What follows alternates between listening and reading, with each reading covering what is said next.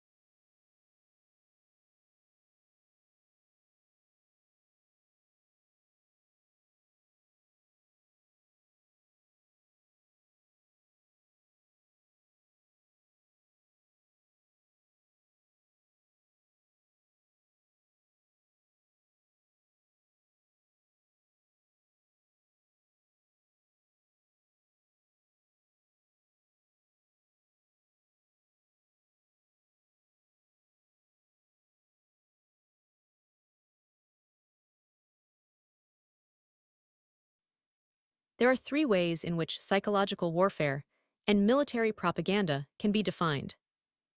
First, by deciding what we are talking about in a given situation, book, conversation, or study course. Second, by determining involved in a given task. Or third, by stating the results which are believed to be accomplishable by the designated means. Plainly, the staff officer needs a different definition from the one used by the combat officer. The political leader would use a broader definition than the one required by soldiers. The fanatic would have his own definition, or more probably two of them, one, such as promoting democracy, or awakening the masses, for his own propaganda, and another, such as spreading lies, corrupting the press, or giving opiates to the people, for antagonistic propaganda. Definition is not something which can be done once and forever for any military term, since military operations change, and since military definitions are critically important for establishing a chain of command. The first method of definition is satisfactory for research purposes. It may help break a politico-military situation down into understandable components. The second method, the organizational, is usable when there exists organization with which to demonstrate the definition, such as, propaganda is what OWI and OSS perform. The third method, the operational or historical, is useful in evaluating situations after the time for action has passed. Thus, one may say, this is what the Germans did when they thought they were conducting propaganda. Since the first lesson of all propaganda is reasoned disbelief, it would be sad and absurd for anyone to believe propaganda about propaganda. The propaganda boys, in every army and government, are experts at building up favorable cases, and they would be unusual men indeed if they failed to work up a fine account of their own performance. Propaganda cannot be given fair measurement by the claims made for it. It requires judicious proportioning to the military operations of which it is, in wartime, normally a part. Broad and narrow definitions. The term propaganda springs from the name of that department of the Vatican, which had the duty of propagating the faith. A multitude of definitions is available. Among Americans, Walter Lippmann, Harold Laswell, and Leonard W. Dube have done some of the most valuable critical, analytical, and historical writing, but a host of other scholars have also made contributions, some of them works of very real importance. For the purposes of explaining what this book is about, propaganda may be defined as follows. Propaganda consists of the planned use of any form of communication designed to affect the minds, emotions, and action of a given group for a specific purpose. This may be called the broad definition, since it would include an appeal to buy antident toothpaste, to believe in the theological principle of complete immersion, to buy flowers for uncles on Uncle's Day, to slap the Japs, to fight fascism at home, or to smell nice under the arms. All of this is propaganda, by the broad definition. Since War and Navy Department usage never put the Corps of Chaplains, the PX system, the safety campaigns, or the anti-VD announcements under the rubric of propaganda, it might be desirable to narrow down the definition to exclude those forms of propaganda designed to affect private or non-political purposes, and make the definition read. Propaganda consists of the planned use of any form of public or mass-produced communication designed to affect the minds and emotions of a given group for a specific public purpose, whether military, economic, or political. This may be termed the everyday definition of propaganda, as it is used in most of the civilian college textbooks. For military purposes, however, it is necessary to trim down the definition in one more direction, applying it strictly against the enemy and making it read. Military propaganda consists of the planned use of any form of communication designed to affect the minds and emotions of a given enemy, neutral or friendly foreign group, for a specific strategic or tactical purpose. Note that if the communication is not planned, it cannot be called propaganda. If a lieutenant stuck his head out of a tank turret and yelled at some Japs in a cave, "Come on out of there, you QRTUP ASD, or will ZXCVB you all to HJKL, you etc." The communication may or may not work. But in the technical sense, it is not propaganda because the lieutenant did not employ that form of communication planned and designed to affect the minds or emotions of the Japanese in the cave. Had the lieutenant given the matter thought, and had he said, in the Japanese language, enemy persons forthwith commanded to cease resistance, otherwise American Army regrets inescapable consequences attendant upon operation of flamethrower, the remark would have been closer to propaganda. Furthermore, propaganda must have a known purpose. This element must be included in the definition. A great deal of communication, both in wartime and in peacetime, arises because of the pleasure which it gives to the utterer, and not because of the result it is supposed to effect in the hearers. Sending the Japanese cartoons of themselves, mocking the German language, calling Italians by familiar but inelegant names, such communications cropped up during the war. The senders got a lot of fun out of the message, but the purpose was unintelligently considered. The actual effect of the messages was to annoy the enemy, stiffening his will to resist. Screams of rage had a place in primitive war. In modern military propaganda, they are too expensive a luxury to be tolerated.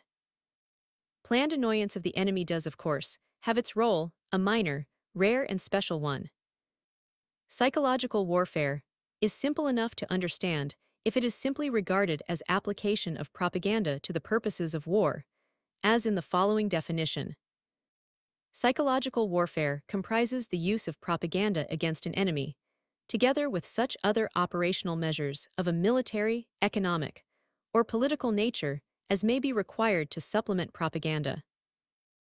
In this sense, psychological warfare is a known operation which was carried on very successfully during World War II under the authority of the Combined and Joint Chiefs of Staff.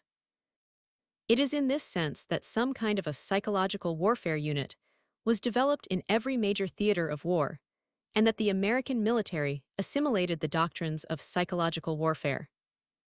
However, this is only one of several ways of using the term psychological warfare. There is, in particular, one other sense in which the term became unpleasantly familiar. During the German conquest of Europe, the sense of warfare psychologically waged. In the American use of the term, psychological warfare was the supplementing of normal military operations by the use of mass communications. In the Nazi sense of the term, it was the calculation and execution of both political and military strategy on studied psychological grounds. For the American uses, it was modification of traditional warfare by the effective, generous use of a new weapon. For the Germans, it involved a transformation of the process of war itself. This is an important enough distinction to warrant separate consideration. Warfare, psychologically waged, various labels were devised to name Hitler's queer, terrifying strategy for the period 1936–1941. One writer, Edmund Taylor, called it the strategy of terror in a book by that name, Boston, 1940, and also the War of Nerves. Other articles and books on the Nazi inventions followed in rapid succession after the excitement had died down. It was found that the novelty of the German war effort lay in two special fields. First, the perfect or perfect seeming synchronizing of political, propaganda, subversive, and military efforts. Second, the use of the findings of modern psychology for the attainment of military goals. The Germans set the pace. In the pre-war and early war period, and United Nations psychological warfare tried to keep up, even though the two efforts were different in scope and character. In conquering Europe, the German staff apparently used opinion analysis. Much of this analysis has turned out to have been superb guesswork. At the time, it looked as though the Nazis might have found some scientific formula for determining just when a nation would cave in. In the conduct of war, the Germans waged a rapid war, which was industrially, psychologically, and militarily sound, as long as it worked. Their diplomacy of dramatic intimidation used the war threat to its full value, with the result that the Czechoslovaks surrendered the Sudetenland without a shot, and then submitted themselves to tyranny half a year later. The Germans wrung every pfennig's worth of advantage out of threatening to start war, and when they did start war, they deliberately tried to make it look as horrible as it was. The psychologists had apparently taught the German political and military intelligence people how to get workable opinion forecasts. German analysis of anti-Nazi counter-propaganda was excellent. Add all this to strategy and field operations, which were incontestably brilliant. The effect was not that of mere war, but of a new kind of war, the psychological war. The formula for the psychological war is not to be found in the books of the psychologists, but in the writings of the constitutional lawyers. The totality of war is a result of dictatorship within government. Total coordination results from total authority. The secret weapon of the Germans lay in the power which the Germans had openly given Hitler, and in his use of that power in a shrewd, ruthless, effective way. The Führer led the experts, not the experts the Führer.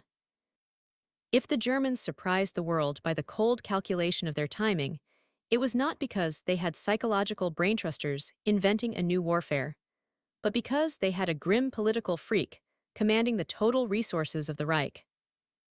Even in wartime, no American president has ever exercised the authority which Hitler used in time of peace.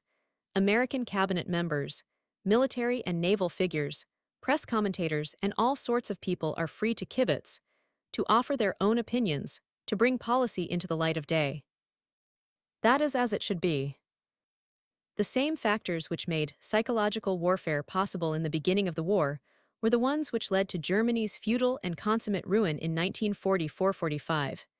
Excessive authority, an uninformed public, centralized propaganda, and secret political planning.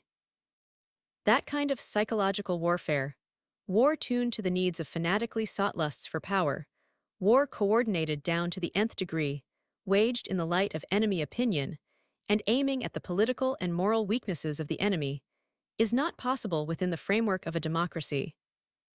Even from within Imperial Japan, Pearl Harbor had to be waged secretly as a purely naval operation. Those Japanese who would have told the Board of Field Marshals and Fleet Admirals that an unannounced attack was the best way to unify all American factions against Japan were obviously not brought into the planning of the Pearl Harbor raid. The Japanese still had too much of their old parliamentary spirit left over, as Ambassador Gru's reports show. The military had to outsmart the home public, along with the foreigners. In the Western dictatorships, the home public is watched by elite troops, secret police, party cells, and is made the subject of psychological warfare along with the victim nations. Hitler could turn the war spirit on and off. The Japanese did not dare do so to any effective extent. Psychological warfare was too dictatorial a measure even for pre-war Japan. It is therefore permanently out of reach of the authorities of the United States. After war starts, we are capable of surprising the enemy with such things as incendiary raids, long-range bombers, and nuclear fission, but we cannot startle with the start of war. The United States is not now capable, and under the spirit of the Constitution, can never be capable of surprising an enemy by the timing of aggression. If the same were true of all other nations, peace would seem much nearer than it does. German psychological warfare, in the broad sense of warfare psychologically waged, depended more on political background than on psychological techniques. Disunity among the prospective victims, the complacence of powers not immediately affected, demonstration of new weapons through frightful applications, use of a dread of war to harness pacifism to appeasement, the lucky geographic position of Germany at the hub of European communications. Such factors made the German war of nerves seem new. Such psychological warfare is not apt to be successful elsewhere, except for aggressions by dictatorships against democracies. Where the democracies are irritable, tough, and alert, it will not work at all. The psychological warfare, which remains as a practical factor in war, is therefore not the Hitlerian war of nerves, but the Anglo-American application of propaganda, means to predecided strategy. Let him who will advocate American use of the war of nerves. He will not get far with commentators publishing his top-secret schedule of timing, with legislators very properly catechizing him on international morality, with members of his own organization publishing their memoirs, or airing their squabbles right in the middle of the operation. He would end up by amusing the enemy whom he started out to scare. Psychological warfare has its place in our military and political system, but its place is a modest one, and its methods are limited by our usages, morality, and law propaganda. Definitions. Propaganda has been defined. Above, page 39, it remains to distinguish some of the other technical and professional terms which apply in this field. In operational terms, propaganda can be distinguished by the consideration of 5 elements: 1 source, including media; 2 times 3 audience; 4 subject; 5 mission. These factors are given in approximate order of importance to the analyst and provide a good working breakdown for propaganda analysis when expert staffs are not available. The 5 factors can be remembered by memorizing the initial letters in order. STASM, the last factor, mission, covers the presumed effect which the enemy seeks by dissemination of the item. Without going into the technique of field propaganda analysis, described below, page 115, it is useful to apply these analysis factors to the definition of some subordinate types of military propaganda. Source is the most important. If the source is open and acknowledged, the government issuing it is putting the propaganda on the record before the world, and must therefore issue the propaganda with a certain amount of dignity and with an eye to the future. If the source is faked, then it is important for the government or army to make sure that the faking is a good job and that the propaganda cannot readily be traced back. 2 very different techniques are employed.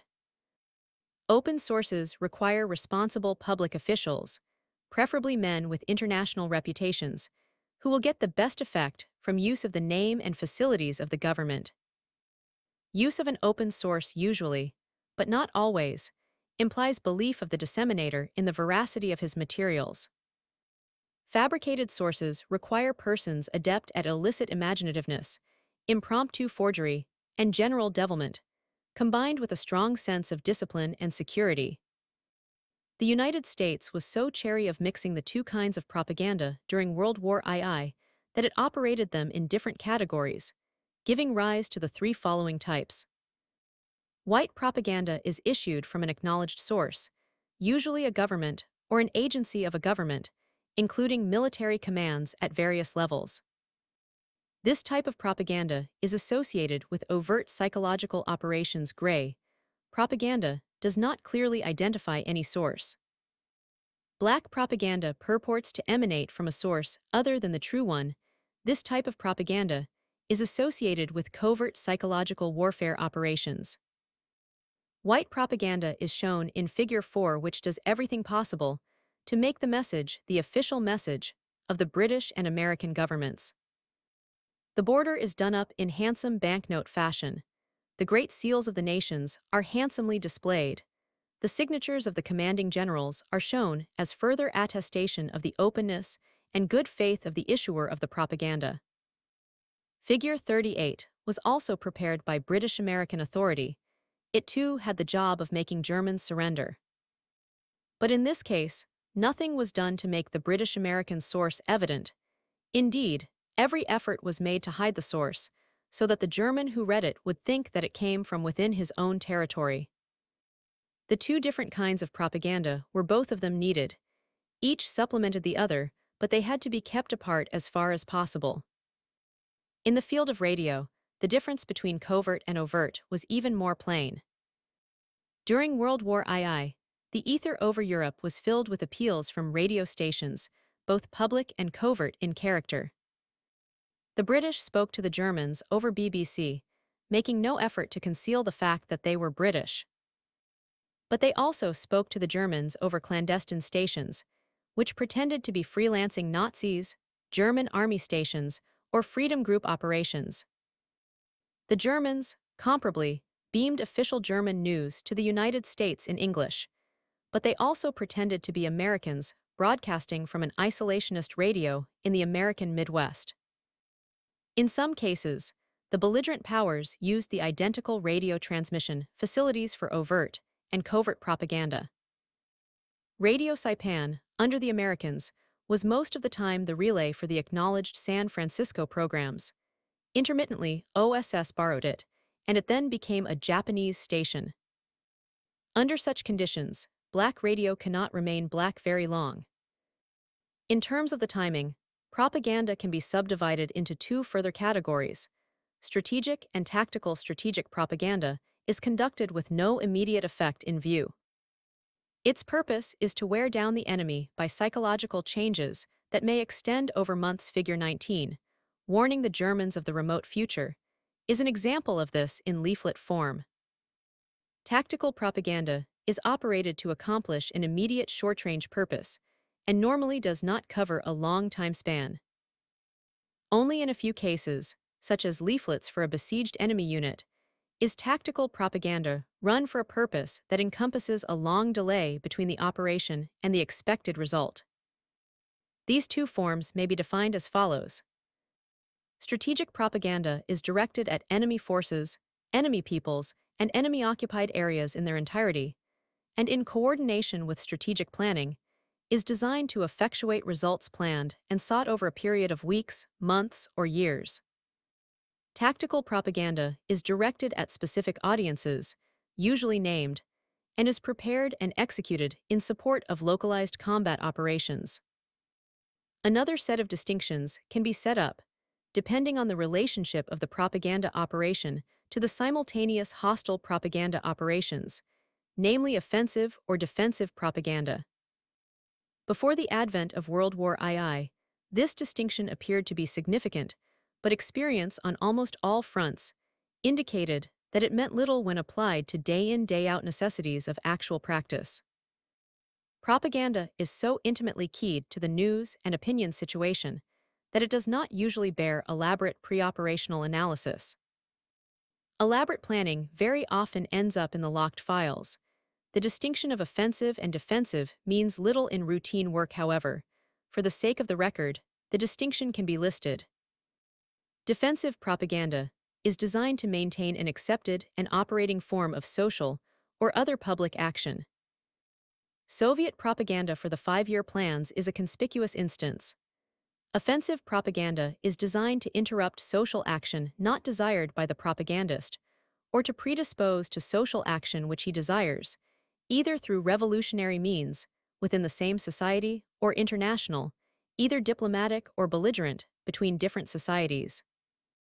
Another set of distinctions arises from the purpose which the propaganda officer or group may have in mind for the people whom he addresses. These distinctions, like offensive-defensive, are theoretical rather than practical, and did not often appear in the actual operations, although all the more hush-hush plans made elaborate references to them. Conversionary propaganda is designed to change the emotional or practical allegiance of individuals from one group to another.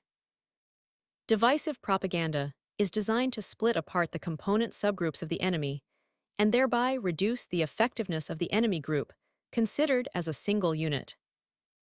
An instance is provided by the Allied effort to make German Catholics think first as Catholics, then as Germans.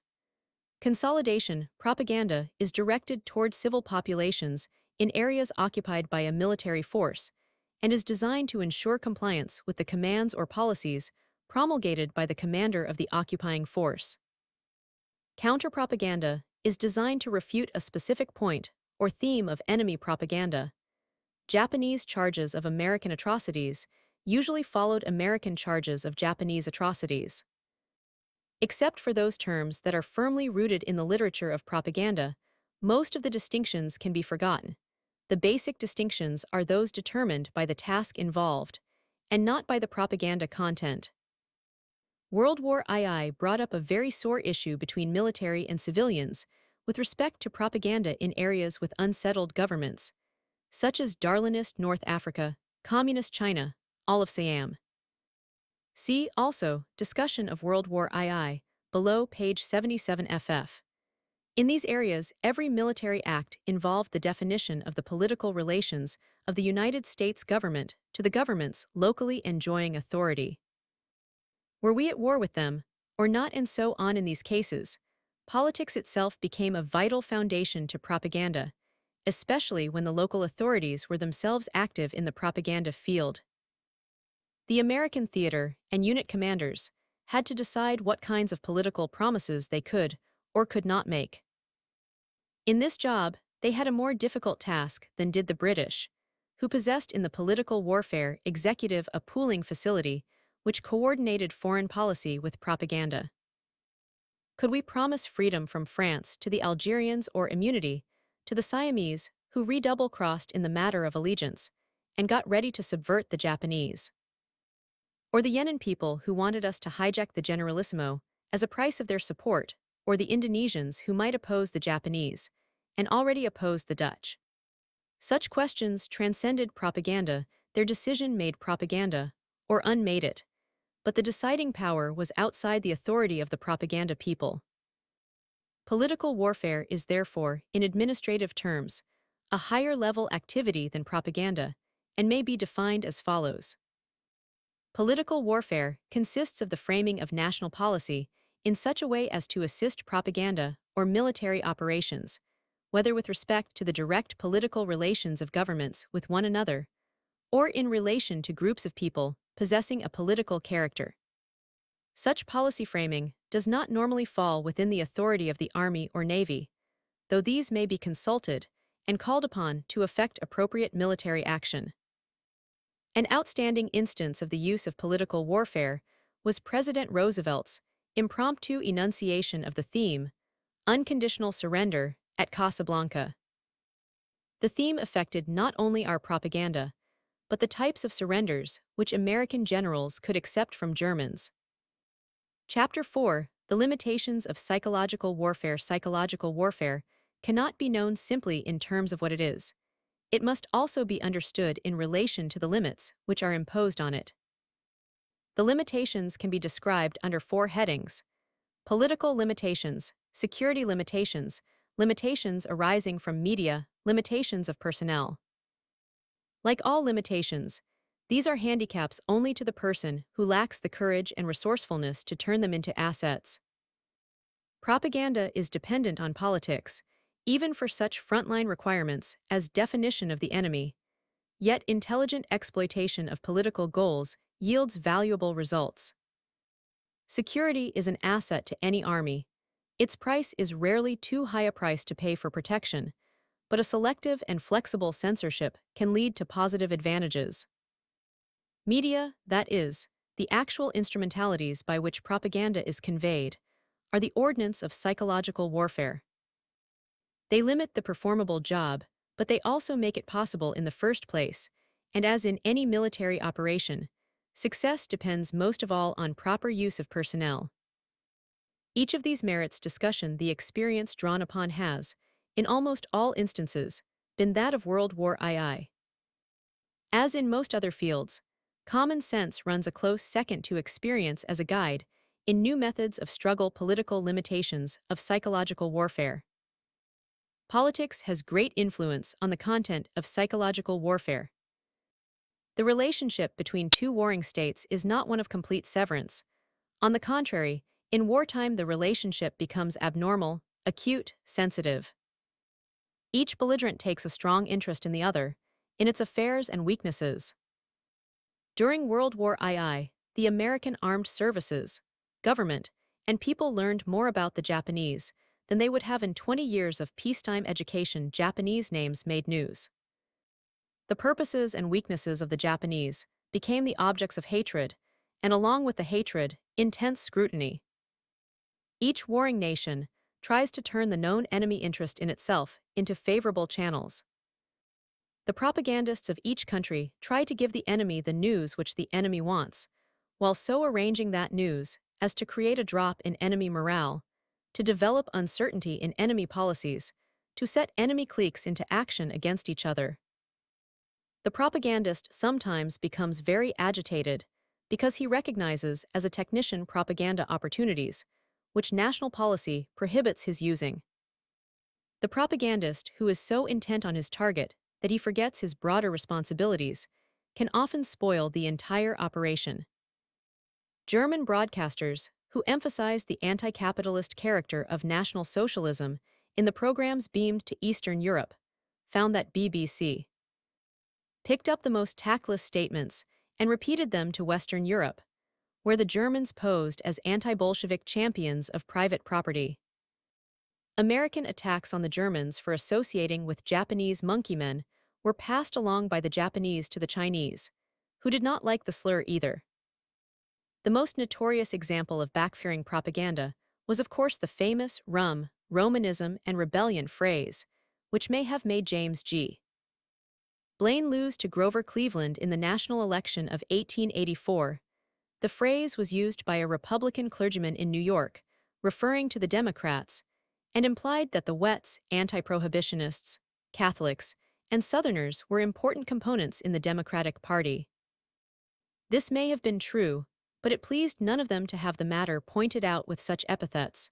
The phrase succeeded in its short-range purpose, that of rousing Republicans, but failed by rousing the enemy even more and offending neutral-minded persons as well. The balance between home front politics and field psychological warfare is difficult to maintain. The closer the psychological warfare officer is to the enemy, the more apt he is to think of the mission in terms of getting the enemy to come on over. Why quibble about a few phrases if the words will save lives, materiel, and time? Unfortunately, the phrase that is successful against the enemy on the battle front may prove to be an irritant to the home public, with the sure consequence that the enemy will pick it up and send it back to do harm. Similarly, home front propaganda can get out to do the theaters of operation harm. Do your utmost, save lard. Sounds silly to men in combat areas. This can be illustrated by the propaganda problem of the Japanese emperor. It would have helped domestic American politics to call the Japanese emperor a monkey, a swine, a lunatic, a witch doctor, or comparable names. Some people did so.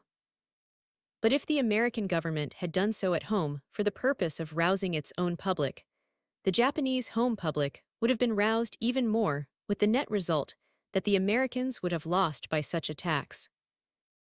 If the Russians promised, as in another instance, they are reported to have done good food and warm clothes to the Germans on the winter fronts, the Nazis passed that promise along to the Russian civilians, who would not think well of Stalin's letting fascist invaders be plump and snug, while they themselves nearly starved. For the enemy audience, it is good to portray excellent care of enemy personnel. For the home audience, it is poor.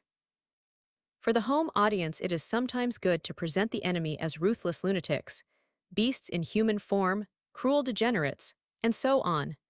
But the same claims, falling into enemy hands, can be used to the disadvantage of the originator by being relayed to the enemy home audience.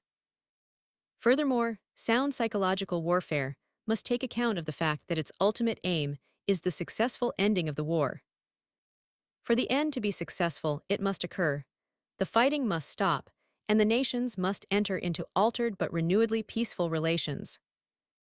Propaganda that promises the enemy too much will alienate both allies and home public, but propaganda that promises bloody vengeance hurts possible peace movements in the enemy camp. None of the great powers in World War II went so far as to promise specific frontiers for the post-war period. They kept their promises vague, knowing that a definite promise would please somebody but alienate everyone else. Furthermore, by not promising, the expectations of the hopeful parties can be kept at a higher pitch. If the French do not know that they will get the Tsar, they will fight so much the harder. But if they are promised the Tsar, they come in a very short while to regard the promise as a settled matter and proceed to ask for something else. Meanwhile, other possible claimants to the Tsar either have a sense of grievance or lose interest in the matter for this reason. Post-war political uncertainty can be a propaganda asset. President Roosevelt, in his conduct of the political world role of the United States, promised Manchuria to the Chinese, Korea in due course to the Koreans, and the integrity of the French colonial empire to the French. Outside of that, he avoided specific promises. In another instance, to put a complicated matter baldly, the British promised Palestine to both the Arabs and to the Jews in World War I, and consequently got themselves into a political mess which 30 years later was still a mess. Definition of the enemy. Another significant connection between politics and propaganda is found in definition of the nature of the enemy. For combat operations, it is easy most of the time to tell who the enemy is. He is the man with the other uniform, the foreign language, the funny color or physique. For psychological operations, it is not that easy. The sound psychological warfare operator will try to get enemy troops to believing that the enemy is not themselves but somebody else, the king, the Führer, the elite troops, the capitalists. He creates a situation in which he can say, "We're not fighting you." This should not be said too soon after extensive use of bombs or mortars. "We are fighting the so-and-sos who are misleading you." Some of the handsomest propaganda of World War II was produced by the Soviet experts along this line. Before the war was over, Soviet propaganda created a whole gallery of heel-clicking reactionary German generals on the Russian side, and made out that the unprofessional guttersnipe Hitler was ruining the wonderful German army in amateurish campaigns. Joseph Stalin's ringing words, "The German state and the German Volk remain," gave the Russians a propaganda loophole by which they implied that Germany was not the enemy, no, not Germany. Just the Nazis. This was superb psychological warfare, since the Russians had already built up the propaganda thesis that the common people, workers and peasants, were automatically, by virtue of their class loyalty, on the side of the workers' country, Russia. That left very few Germans on the other side for psychological warfare purposes. It is useful to define the enemy as 1. The ruler, 2. Or the ruling group, 3. Or unspecified manipulators, 4. Or any definite minority. It is thoroughly unsound to define the enemy too widely. On the other hand, too narrow a definition will leave the enemy the opening for a peace offensive if the ruler dies, or if the ruling group changes part of its composition. It was fear of a peace move by the German generals, plus the desire to maintain the precarious anti-German unity of the occupied countries, which led the United States and Britain to adopt the policy of defining the German Reich, rather than Nazism, as the enemy.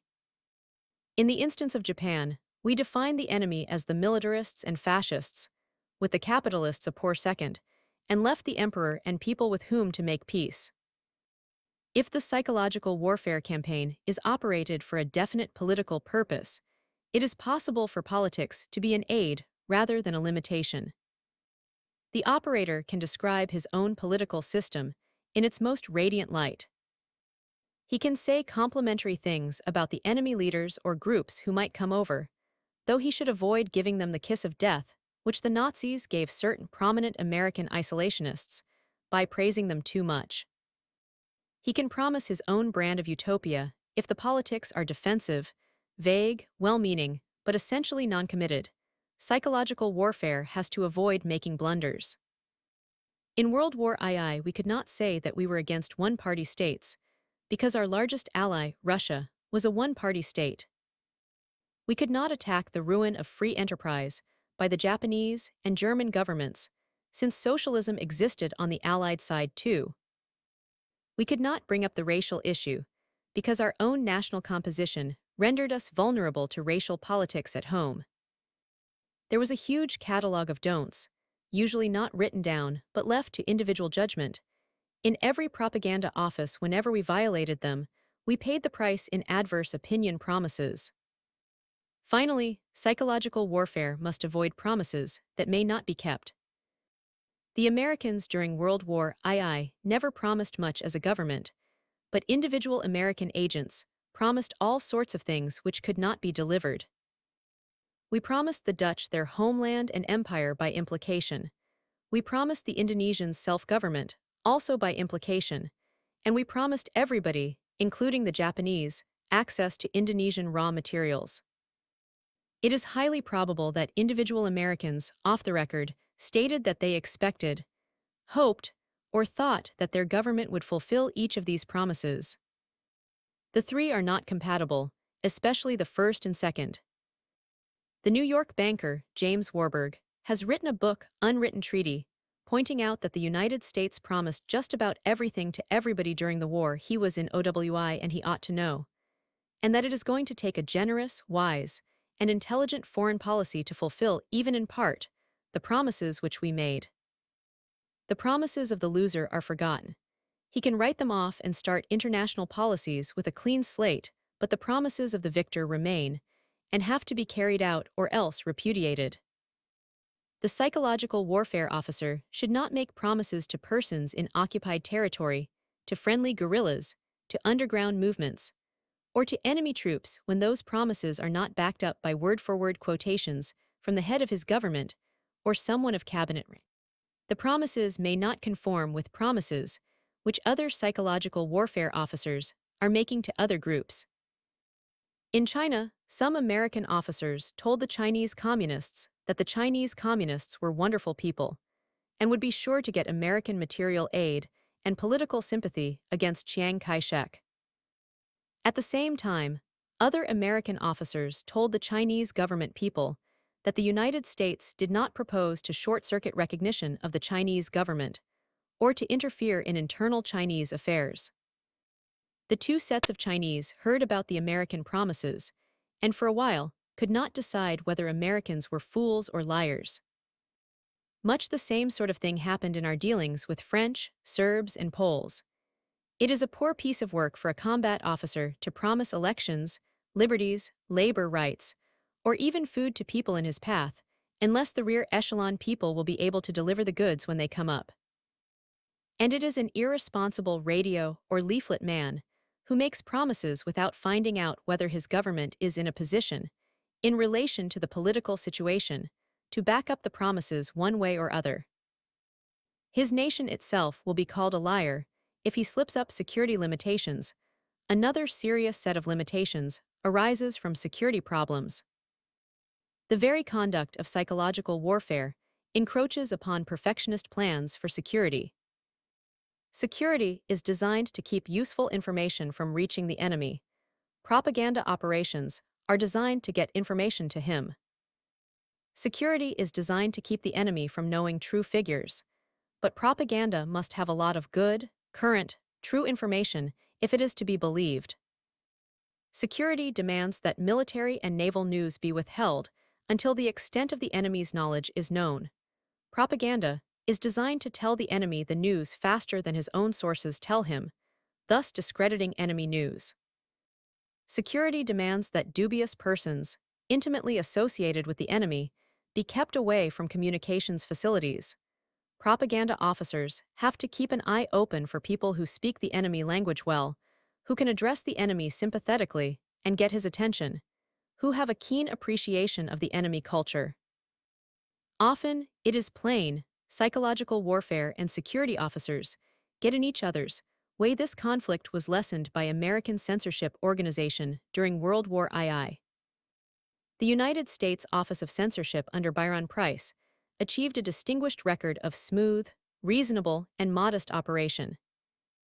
It took an adult view of the intelligence of the American public and permitted bad news to reach the public except when the services or the White House intervened.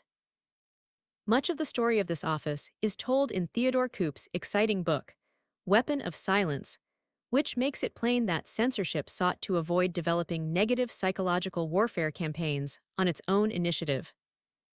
The usual wartime security procedures apply with special force to psychological warfare operations.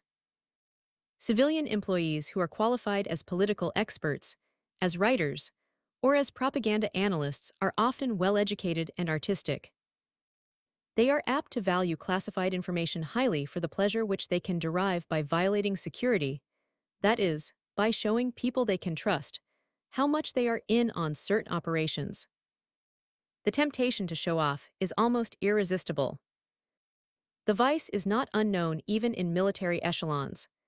An atmosphere of excessive security easily degenerates into melodrama, bringing out in many individuals a silly zest for displaying to others how much top-secret information they possess. Where military and civilian personnel work together, this human weakness is stimulated by rivalry. Even among the Germans in World War II, propaganda groups were easily infected by an atmosphere of gossip and intrigue. Security procedures. Security procedures for psychological warfare involve the usual common-sense precautions which apply to all operations, and which may be summarized in the following rules. 1. Classification should be kept at an absolute minimum. No information should be classified unless there are genuinely strong reasons for supposing that it would benefit the enemy. Classification and declassification should be the responsibility of designated officers trained for the task. In World War II, many American civilians classified information recklessly, with the result that all classification became a subject of disrespect.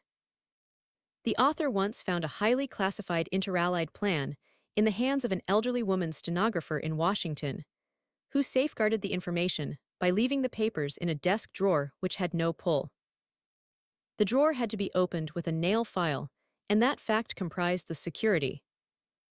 2. Security should apply, generally speaking, to units as a whole, taking working units up to the limit of face-to-face working acquaintance as a base.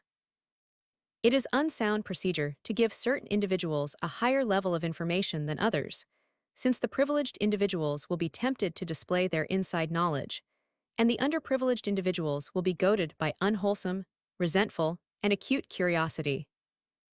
Either the entire unit should be given the information, or denied it. 3. Security should not be applied for editorial purposes. Censorship is a separate function. Improper security procedures, vesting arbitrary powers in stated officers, may tempt the security officer to express his personal literary, artistic, or political preferences under the guise of maintaining security. The inevitable consequence is the breakdown of both security and of procedure. Censorship should be applied in conformity with national or theater censorship policies. Review and estimate of radio or leaflet output is another function. 4. Security for printed materials is easy enough to maintain. The leaflets can be sent to the G2 to check, or wherever else security functions may be vested. Radio security is another problem. Experience in World War II indicates that spot news cannot wait for routine security, but must be processed through two types of control, supplementing one another, are desirable. Security liaison on a 24-hour basis should be available to the radio operatives for the rapid processing of military news. The security duty officer should be indoctrinated with an attitude of cooperativeness, based on an understanding of the value of propaganda, and should conceive it as his mission to explain the needs of radio propaganda to his superiors, rather than taking the attitude of being superior to the radio operatives. There is a sound psychological reason for this. The presence of a sympathetic security officer will increase cooperativeness on the part of the propaganda broadcaster. An unsympathetic one will merely maintain the official dignity of his office, and position. High morale on the part of scriptwriters is more important than high morale of security officers. Security supervision can be exercised by monitoring facilities. That is, the security officers can equip themselves with a good radio receiver and listen to the broadcasts without ever meeting the broadcasters. A critical frame of mind on the part of such security personnel is desirable. Unlike liaison officers, they need not be cooperative. Since their criticism applies after the operation, they can afford to apply rigorous standards. During most of 1942 and 1943, no one in Washington had any idea of what actually went out from San Francisco. The civilians who broadcast to Japan received elaborate orders to do this and to do that, but the Washington policymakers did not know what was going on the air. On one occasion, the civilian propaganda broadcasters told the Army in Washington that the information was too highly classified to be released or circulated. The result was that Army and Navy found out what OWI was doing by receiving reports from listeners in the Pacific. Security liaison can check propaganda output in the process of transmission. Security supervision can check the output after it goes on the air, and can transmit through channels recommendations for punitive or corrective action. The final military connection should exist for an all-military psychological warfare group in the person of a responsible commanding or executive officer. For a civilian group functioning under military control, the military connection should lie in the hands of an officer capable of watching a great deal and of saying little. Attempts by security to act as propagandists have been found to be as disastrous as the efforts of operators to get along without security media limitations. Psychological warfare should not broadcast into areas in which radio sets are unknown. Psychological warfare should not drop books to illiterates. These rules seem obvious, but they have often been violated. Psychological warfare should not assume that an extensive news or morale campaign is going to achieve the desired results, unless there is trustworthy intelligence to the effect that propaganda is getting through. It is ridiculous to broadcast to the masses of a country when the masses are known not to have radio facilities. This was done in the anti-Japanese broadcasts of OWI, at least in the early part of the war, in which mass audience soap operas and popular music were sent to Japan on the shortwave. This despite reports that shortwave sets were almost unknown outside governmental or plutocratic circles. What was known was that the Japanese government itself had listening facilities, and that the content of American broadcasts was relayed through Japanese military and governmental groups. The propaganda to fit the medium, radio, should have been designed to affect the persons actually reached, and not an audience known to be out of reach. The mere fact that enemy counter-propaganda mentions one's own material is nothing more than a professional exchange of compliments.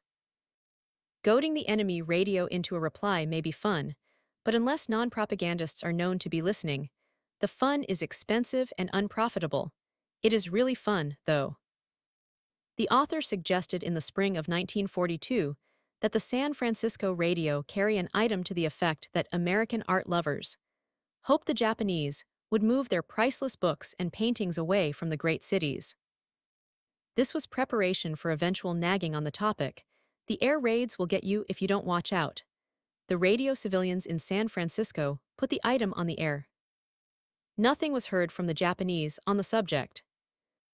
4 days later, Radio Luxembourg, then under Nazi control, of course, broadcast in German to Europe that a spokesman for the beastly American Air Ministry had told the Japanese that the Americans planned to destroy cultural monuments. The Nazi commentator added that this was characteristic of the actions of uncivilized Americans. New York picked up the German broadcast.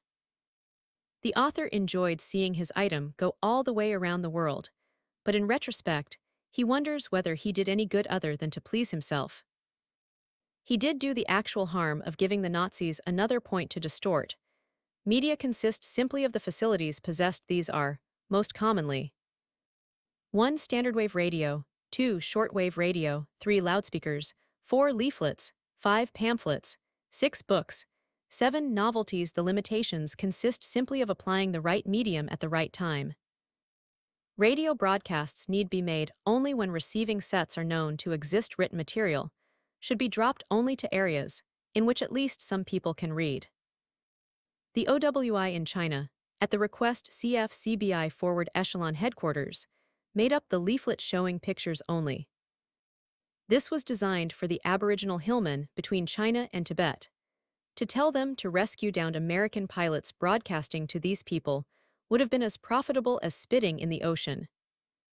None of them could read, much less understand radio.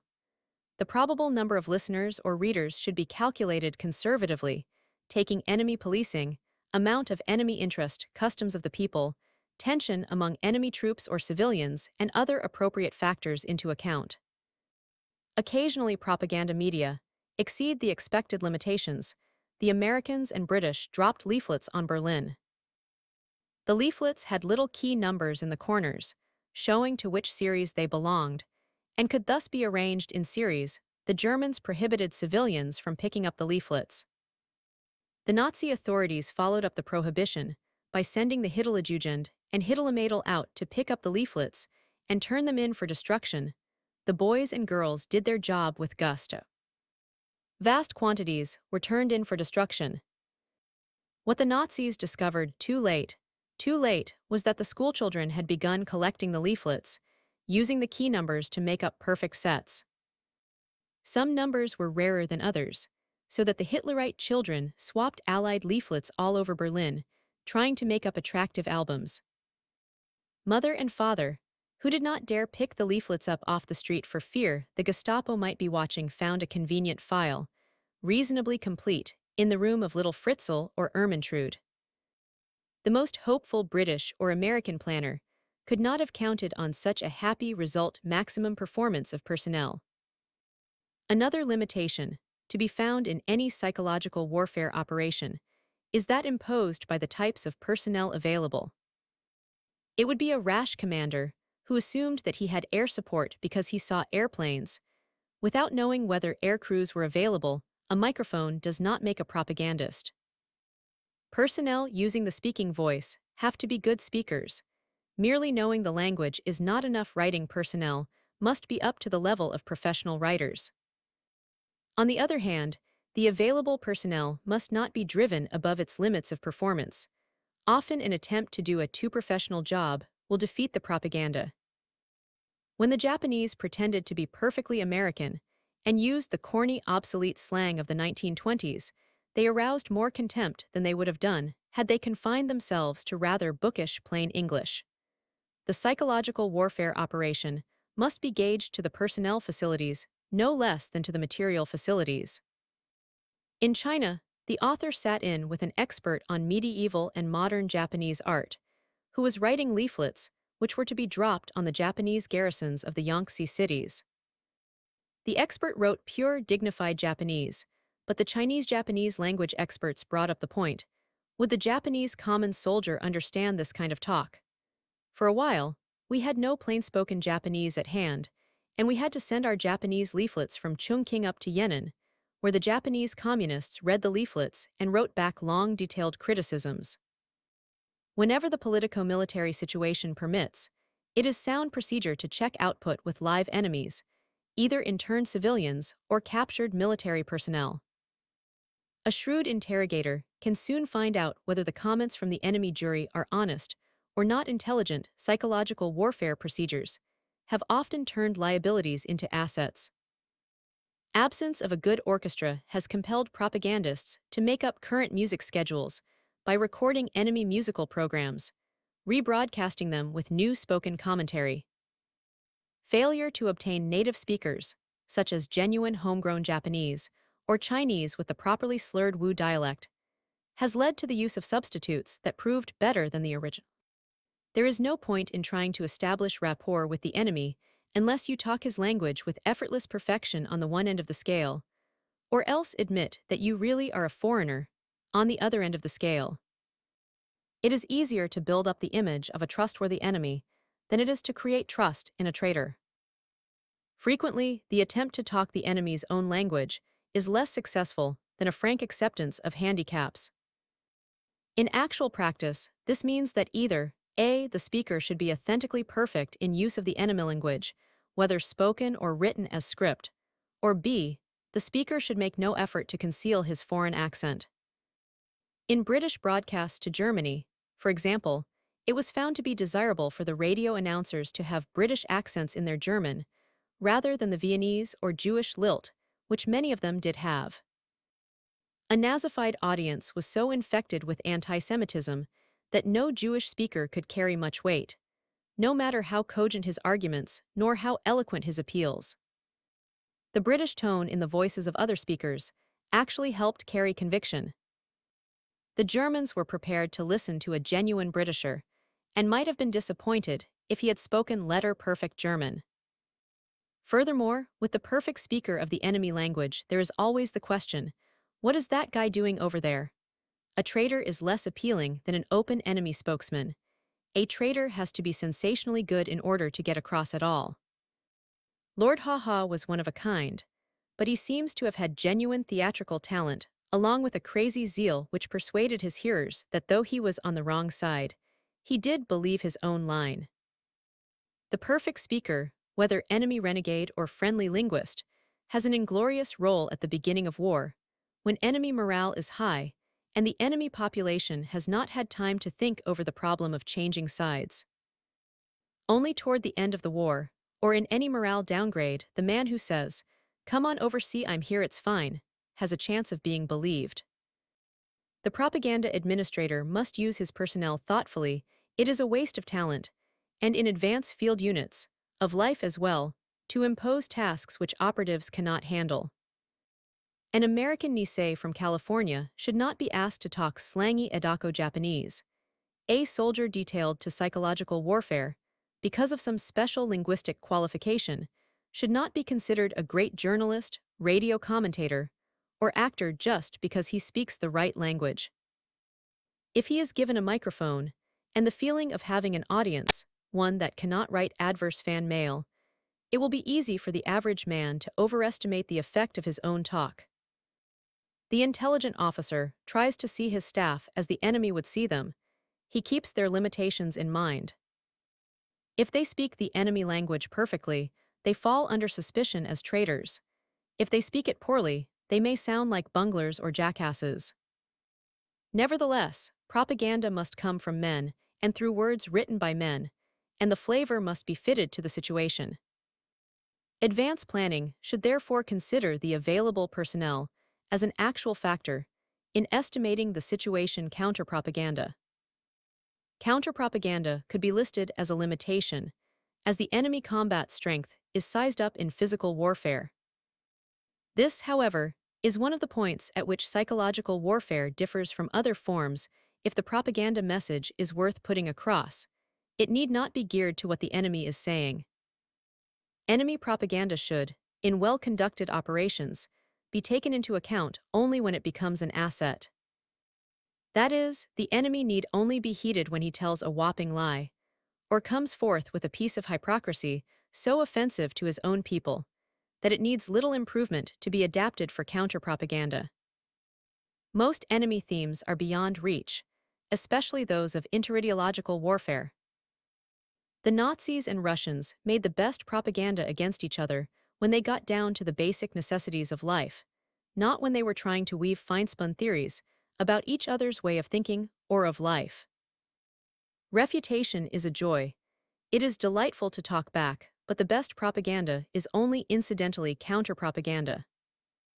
It uses enemy blunders and counteracts enemy success by building up unrelated successes of its own. This does not mean that propaganda analysis is not needed. Somewhere in every psychological warfare unit, there must be an intelligence group servicing the operation. If, for example, the enemy has announced that the candy your aviators are dropping is poisoned, and has proved it by dropping some of your candy, made by his black operations boys and actually poisoned, there is no point in calling him a liar. You may not know for some time whether poisoned candy has been dropped or not.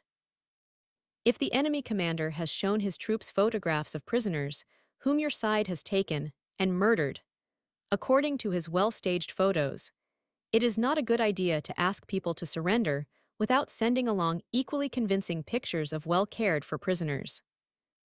If the enemy alleges that you and your allies are rioting in the streets or stealing each other's womenfolk, or that one of you is doing all the fighting while the other sits around in safe staging areas, it may be a good idea to send along some leaflets showing inter-allied cooperation on your side, or to run a few radio shows on the subject.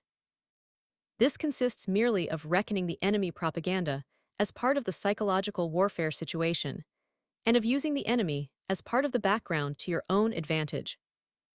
The moment you start letting him take the initiative, your propaganda wags along behind his tell his people something he can't deny. Let him sit up nights, worrying about how he will counteract you. Make him drive his security officers crazy trying to release figures that will please your G2 in order to reassure his home audience. Really good propaganda does not worry about counter-propaganda. It never assumes that the enemy propagandist is a gentleman. He is by definition a liar, your listeners, and you are the only gentleman left on earth. Chapter 5 Psychological Warfare in World War I. World War I saw psychological warfare transformed from an incidental to a major military instrument, and later it was even called the weapon which won the war. The story spread, since the Germans liked to imagine that they had been talked out of winning, and since ex-propagandists among the Allies enjoyed thinking that their own cleverness had been decisive, when even the tremendous violence of trench warfare had produced nothing more than a stalemate. If psychological warfare is considered in the broad sense, it seems plain that it was among the decisive weapons of 1914–1918. The political decency of the Allies, the appeal of President Wilson's 14 points, the patent obsolescence of the Kaiser and what he stood for, the resurgence of Polish, Baltic, Finnish, Czechoslovak, and South Slav nationalisms. All these played a real part in making Germany surrender in 1918. More real than the role of guns, men, ships, planes, tanks, this cannot be answered. It is like asking of a long-distance runner whether his heart, lungs, legs, or head contributed most to his success. Since war is waged by and against all parts of the human personality, physical condition, skills, intelligence, emotions, and so on, it is impossible to distinguish between the performance of one kind of weapon and the other in the attainment of a goal, itself complex governmental surrender. Only a weapon which left no enemy survivors could claim for itself undisputed primacy in victory. Propaganda came to prominence in war because the nations involved had made mass communications part of their civilian lives. The appearance of huge newspapers, systematic advertising, calculated political publicity, and opinion manipulation in other forms made it inevitable that skills which developed in civilian life should be transferred to the military. In general, the psychological warfare efforts of each belligerent were the direct equivalent of his peacetime nonpolitical propaganda facilities. By way of exception, the peculiar genius of the Bolshevik leaders stimulated a propaganda effort disproportionate to the facilities, either of personnel or materiel, to be found in pre-1914 Russia. Nations rarely change their basic character in time of war. When war starts, it is usually too late to re-educate generations already grown up, teach them wholly new skills, or develop administrative or operational procedures unknown in peacetime life. Sometimes, by great effort, a nation can transform a small available cadre into large, new and effective units on the political, military, economic, or social fronts. Even then, the character of the war effort will be colored and influenced by the experience of the men undertaking it. The British had, in 1914, one of the world's finest news systems, a highly sophisticated press, and extensive experience in international communication for technical and commercial purposes, notably the undersea cable system, and they turned these to war use with considerable smoothness. The Germans had a far more regimented press and a more limited network of commercial and technical connections. The British, furthermore, had a diplomatic and consular service of superb quality. Comparable German services included a much higher proportion of bunglers and enthusiasts. From the very beginning, the British had the lead. They nailed German propaganda as propaganda, while circulating their own as news, cultural relations, or literature. The Germans who boasted that they were a cultured people had their naivete rewarded when the British let the German word Kultur become a synonym for boorish pedantic arrogance. The Germans had the awful habit of putting many of their own unattractive emotions into words, and the even more ruinous habit of then printing the words. In many instances, the British simply let the Germans think up braggadocio or vengeful phrases, then circulated the German phrases to the world. The English language was permanently enriched by some of these. Strafe comes from the German plea that God strafe, punish England. The actual hymn of hate was originally a song made up by Germans for Germans. The word Hun was applied to the German army by Kaiser Wilhelm himself, and so on. Furthermore, the Germans created in their press and information services a condition of bureaucratic snafu, which has rarely been excelled in any war. National character certainly worked out its automatic vengeances in World War I. The American psychological warfare effort of 1917–1919 also drew heavily on familiar skills. The American press, second only to that of the British at the time, the church, YMCA, and Chautauqua groups, and the wealth of private clubs which flourish under our liberal system of laws and usages. Other nationalities made efforts similarly in keeping with their peacetime facilities. The Japanese were adroit, but even at that time confused by the mix-up of trying to be a civilized power but simultaneously expansionist. The French showed high professional skill in adapting their military and diplomatic personnel to propaganda tasks. France's position as battleground ensured her of the rage of her own people and the sympathy of neutrals, giving propaganda from Paris a hearing. The Chinese, though undergoing the downfall of the Yuan Shikai dictatorship and lapsing into chaos, maintained an impeccable diplomatic front and played a weak hand for everything it was worth. They had their private quasi-war with the Japanese in 1915. That they did so, while putting the blame for Allied disunity squarely on the Japanese where it belonged, is to their credit. The weight of the propaganda war, as of the material war, fell on its prime contestants, Britain, Germany, and the United States. The private and revolutionary groups which emerged as the revolutionary governments played a vigorous part, because they had few other functions to distract their attention. The Republic of Czechoslovakia got its start in Pittsburgh, Pennsylvania, in 1918, and fought psychological warfare from the instant it took form. Not till later did it assume the weightier and more expensive responsibilities of ruling and warring. The British effort in World War I. The British made most of the mistakes and learned most of the lessons which the Americans were to make and to learn in World War II. The British Foreign Office formed a war propaganda bureau in 1914, but a great deal of the effort was done by private facilities, patriotic associations, or by lower political and military echelons of the government and armed forces, and without coordination. Things became so confused that at the midpoint of the war, the British organized a Department of Information with Colonel John Buchan at its head. Buchan will be remembered by all adventure lovers as author of The 39 Steps, The Courts of the Morning, and other first-class thrillers. He was also made appear under the style Lord Tweedsmuir and became a popular Governor-General of Canada. Buchan did not always get along with the committee which floated above him, telling him how to run his business. The British, like the Germans, had immense organizational difficulties. The British ended up by inventing a distinction of roles. Thus they finished World War I with two separate propaganda agencies. The Ministry of Information, under Lord Beaverbrook, with Colonel Buchan as Director of Intelligence, carried on civilian psychological warfare outside Britain. The National War Aims Committee carried on civilian psychological warfare within Britain. Military psychological warfare was carried on by military and civilian agencies, both.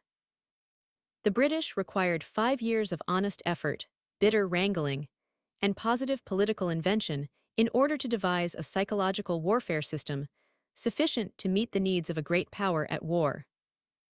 They did not let their administrative difficulties prevent their conduct of correct, poised, and highly moral propaganda, nor impede their use of plentiful funds and high ingenuity in getting their propaganda across.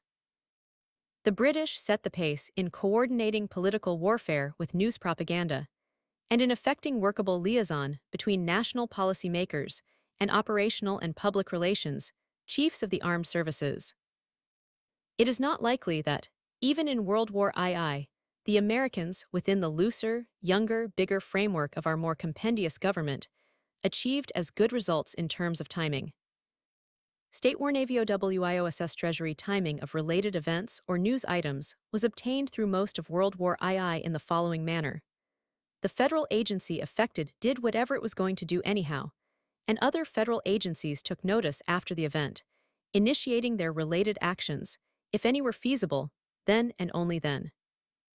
The British sought to get around this in World War I by correlating their policy toward various countries with their policy involving different departments. They were not totally successful, but they learned a lot. The net product of their propaganda was, for most of its purposes, superb. The German failure in propaganda. German writers, after World War I, sometimes attributed the superiority of the British in propaganda to the innate fiendishness of Britishers, as contrasted with the gullible purity of Germans. The psychoneurotic non-com who made himself famous to the world's cost did not make this mistake. In Maine, Kampf Hitler stated categorically that the British had understood the professional touch in propaganda, while the Germans had not. Hitler's contempt for the masses was shown in his explicit statement of their inattentiveness, their poor response to formal logic, their affirmative reaction to simple one-sided reiteration. He said, in England, propaganda was a weapon of the first class, while with us it was a sop to unemployed politicians. German nationalists of whatever stripe found themselves in accord when they blamed their military defeat on the enemy's use of propaganda. They thus succeeded in maintaining the myth, already sedulously inculcated for 2 centuries, that the German army could not be beaten in the field. The extremists and crackpots among them went on to develop the stab-in-the-back theory that an unbeaten Germany was betrayed from within by Jews, socialists, and democratic people. The mutually exclusive alternatives, namely that either Allied propaganda was fiendishly good and the Germans merely innocent victims, or else that Allied propaganda was ineffectual and the anti-war sentiment, a purely German development, did not keep the Hitlerites from exploiting both alibis simultaneously. As for Kaiserist propaganda, it started out with the twin curses of amateurishness and bureaucracy, each of them crippling but deadly when paired. German writers and scholars ran wild in 1914 and 1915 in trying to put the blame on the Allies. Amateurish in public relations, they succeeded in arousing a tremendous amount of antagonism. They were handicapped by the ponderosity of the German imperial government, by the intervention of persons unfamiliar with news or advertising, at that time, the most obvious sources of civilian propaganda personnel, and by a military stodginess which made German press communiques infuriating even to anti-British readers. Overseas propaganda developed through poorly secured clandestine channels and was mixed up with espionage and sabotage personnel inescapable breaks, gave all German agents a bat. George Sylvester Viereck, who has enjoyed the odd distinction of being our most vocal pro-German sympathizer in both wars with Germany, later wrote a naive but revealing account of his operations under the title Spreading Germs of Hate Boston, 1930. No British information officer was guilty, even after the war, of a comparable breach of taste. Viereck praises the British for their sang-froid and skill. Coming from him, the praise is more than deserved. More seriously, German propaganda lacked both organization and moral drive. Lieutenant Colonel Nicolai, the Imperial German General Staff officer responsible, puts part of the blame on the German press and on the press officers of the Army and the Reich. In fact, the enemy remained virtually untouched by any kind of German propaganda. This reproach falls against the press, it would seem, as well as on the responsible officials. Internationally minded papers themselves failed to cooperate. Yet it was precisely these which were circulated and esteemed abroad. Newspapers with other pro-militarist editorial policies, failing to get leadership from the government, could not aim at any unified effect. Instead, the goal of the governmental press leadership remained a thoroughly negative one: to prevent the press from doing harm to national policy. Without developing his theme into systematic doctrine for psychological warfare, the German colonel stated the basic defect of World War I from the German point of view. Writing in 1920, he went on to say, "The enemy alleges simply to have copied our frontline propaganda when he initiated his.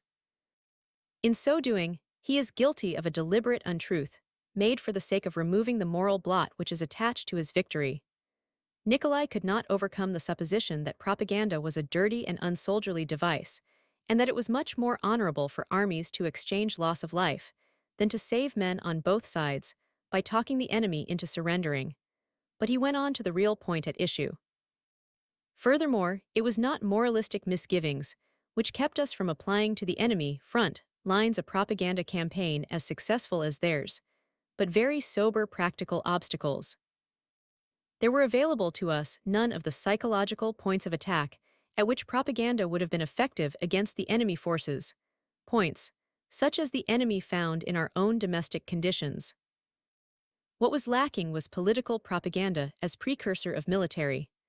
What the Germans failed to learn in World War I, they later learned and applied in World War II.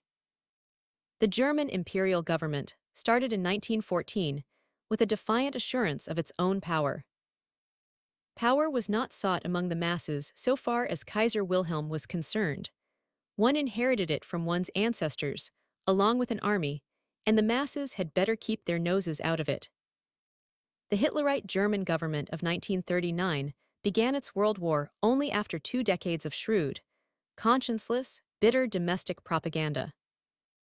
Hitlerism had come to power by first wooing and then bullying the common man, and the Nazi chiefs in their strategy of terror or warfare psychologically waged, subsequently applied the same tactics to the international community.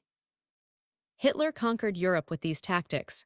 He started with flattery, made scenes, and ended with cold brutality. These were the skills of the urban slum, the Creel Committee. The fabulous American propaganda, of which the Germans expressed such dread, was the work of two agencies. The civilian agency was the Committee on Public Information, universally known as the Creel Committee, after its chairman, Mr. George Creel. The military agency was the Propaganda Section, or Psychologic Section, G2D, General Headquarters, American Expeditionary Forces, under Captain Heber Blankenhorn. The Creel Committee had the superlative advantage of possessing a chief who enjoyed the confidence of the president and whose participation in national policy was on a high enough level to give propaganda coordination to other governmental policies on a basis of equality. Creel himself considered the task to be one of advertising, and he organized his committee with extreme looseness, expanding it rapidly. Although his total gross budget for the war was only a fraction of OWI's budgets in World War II, he systematized most of the publicity activities then available. News services were maintained by means of a news bureau in Washington that fed material to the commercial press and processed other material to publicity missions abroad. Heavy emphasis was placed on the home audience for Creel's mission, covered all phases of propaganda work. Sections were set up for posters, advertising, 4-minute men, volunteer local speakers in all American communities, films, American minority groups and the foreign language press, women's organizations, information bureaus, syndicated features and cartoons. The young but already large American motion picture industry was made a channel whereby American propaganda movies went to both the United States and overseas audiences. In one instance, Creel got the American producers to threaten Swiss exhibitors with a boycott unless they showed American propaganda film along with the features. Missions were sent to France, England, Italy, Switzerland, Holland, Spain, Scandinavia, Mexico, and other Latin American countries, China, and Russia. It was not considered necessary to send American propagandists to Japan in World War I. The Japanese were given the American propaganda file and were asked to use it. They said they would. The Creel Committee was run in simple, almost chaotic fashion. Agencies proliferated whenever a new idea turned up. The basic concept was that of domestic American agitation, as practiced commercially through advertising and socially through the civic clubs. The war propaganda left a rather bad taste in the mouth of many Americans, and the boisterous joviality of the arousers probably produced negative attitudes, which encouraged pacifism and isolationism in the post-war years. The purely technical side of the work was done well, but at the terrible cost of overshooting national commitments. America emerged from the war disappointed at home and discredited abroad, so far as the heated propaganda of making the world safe for democracy was concerned. A more modest, more calculated national propaganda effort would have helped forestall those attitudes which, in turn, made World War II possible. Creel and his fellow workers did not remember that beyond every war there lies a peace, in its own way as grim and difficult as war. They did not understand that no war is the last war, that leeway must be left for propaganda to be effective again. They said that World War I would be the last of all wars. Perhaps they believed it themselves. General Pershing's headquarters, the civilians of the Creel Committee, patronizingly claimed to have helped the G2 men at AEF headquarters run psychological warfare. In the official history of Captain Blankenhorn's group, which centered from the very beginning on leaflet production, there is little reference to outside aid. Radio did not exist as a means of mass communication, and loudspeakers then surpassed an ordinary megaphone very little, if at all. Hence communication with the enemy had to be through print. Leaflets were basic. The Americans at AEF concentrated on morale and surrender leaflets. They did work that was superb from the point of view of common-sense psychology. They used British and French experience in applying techniques of leaflet distribution, making inventions and improvements of their own. Balloons and airplanes were the chief methods for air distribution. The plane-borne leaflet bomb was a development of World War II. Extensive improvements were made in the procedures of leaflet distribution by means of mortars. The morale leaflets used the anti-militarist, pro-democratic sentiments of the world at that time. The autocracy and inefficiency of the German government provided an excellent target. Since propaganda against the upper classes was not yet regarded as a communist monopoly, considerable appeal was introduced for the common German soldier against his generals, nobles, officials, and capitalists. German nationalism was attacked by means of sectional appeals to Lorrainers and Bavarians. The news that America was in fact producing vast weapons, that the American army was truly in Europe, that the German retreats were really serious, these were used in morale form, see below page 212, rather than as spot news leaflets. It was in the primary mission of combat propaganda, the inducement to surrender, that the Americans excelled themselves. They produced limitless appeals, see figure 13, promising the Germans first-class American food when they surrendered. Emphasis was indeed on all surrender themes: good food, human care, privileges under international law, patriotic value of remaining alive, opportunity to return to loved ones, and so forth. But the Americans went over these variously and came back to the topic of food. For an army of hungry men who knew that their homeland starved behind them, the enumeration of things to eat had obsessive value. Haughty and incompetent, the German High Command tried to counteract Allied leaflets, particularly the American leaflets, by the use of appeals to disregard propaganda. While the German armies plainly backed down toward defeat, such German statements preached about the situation. They did not put the common soldier's plight in concrete terms. They did not say, "You will be unemployed, poor, sick, dishonored, lonely, if you surrender. Your wife will be beaten by Frenchmen, your daughters raped by savages, your father and mother starved to death by the food prices." Such tactics had to wait for a later war. In 1918, the German command, senile and fussy, pointed out that enemy leaflets were propaganda, nasty, nasty, and that good German soldiers would remember their duty. For men who probably imagined they could smell white bread baking, bacon frying, and coffee cooking across the lines, such wordage was nonsense. The Germans came on over to surrender. Captain Blankenhorn's unit, without benefit of psychologists, developed a German morale analysis chart. This was made up before scientific polling had become a common technique, and was consequently based on a group of selected known factors given arbitrary weight, and then averaged into a total. It was not number of German prisoners per 100 who express attitudes characterized by doubt, but the U-boat situation, unity in Germany, and other abstracted generalities which were used as controls. The chart was carefully kept, and sought to follow morale from its causative factors, rather than by a percentage count of attitudes discovered in the newspapers or among prisoners. The Bolshevik and Chinese revolutions, the dynamic propaganda development of this period, came about in Russia. The Russian Revolution began as reaction to an adverse military situation, disesteemed leadership, economic hardship, and long overdue reforms.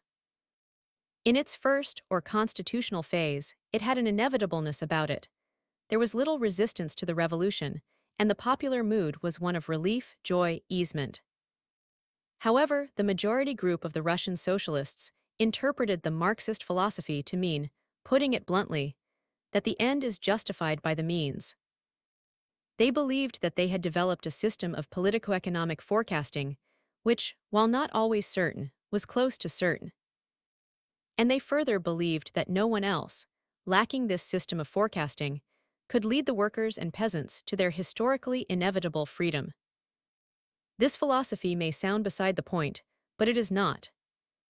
Such abstruse doctrines of Hegelianism and Marxism were used by the majority socialists, known by their Russian name, Bolshevik, to give themselves a sense of unconditional rightness. From the first phase of the revolution on, the Bolsheviks pitilessly sabotaged all other democratic groups. There was no point in helping other groups, when Bolsheviks alone had the inner secrets of history at their command in the geniuses Lenin and Trotsky. The Bolshevik movement found its leadership. Lenin had no use for democracy, as it was known in America.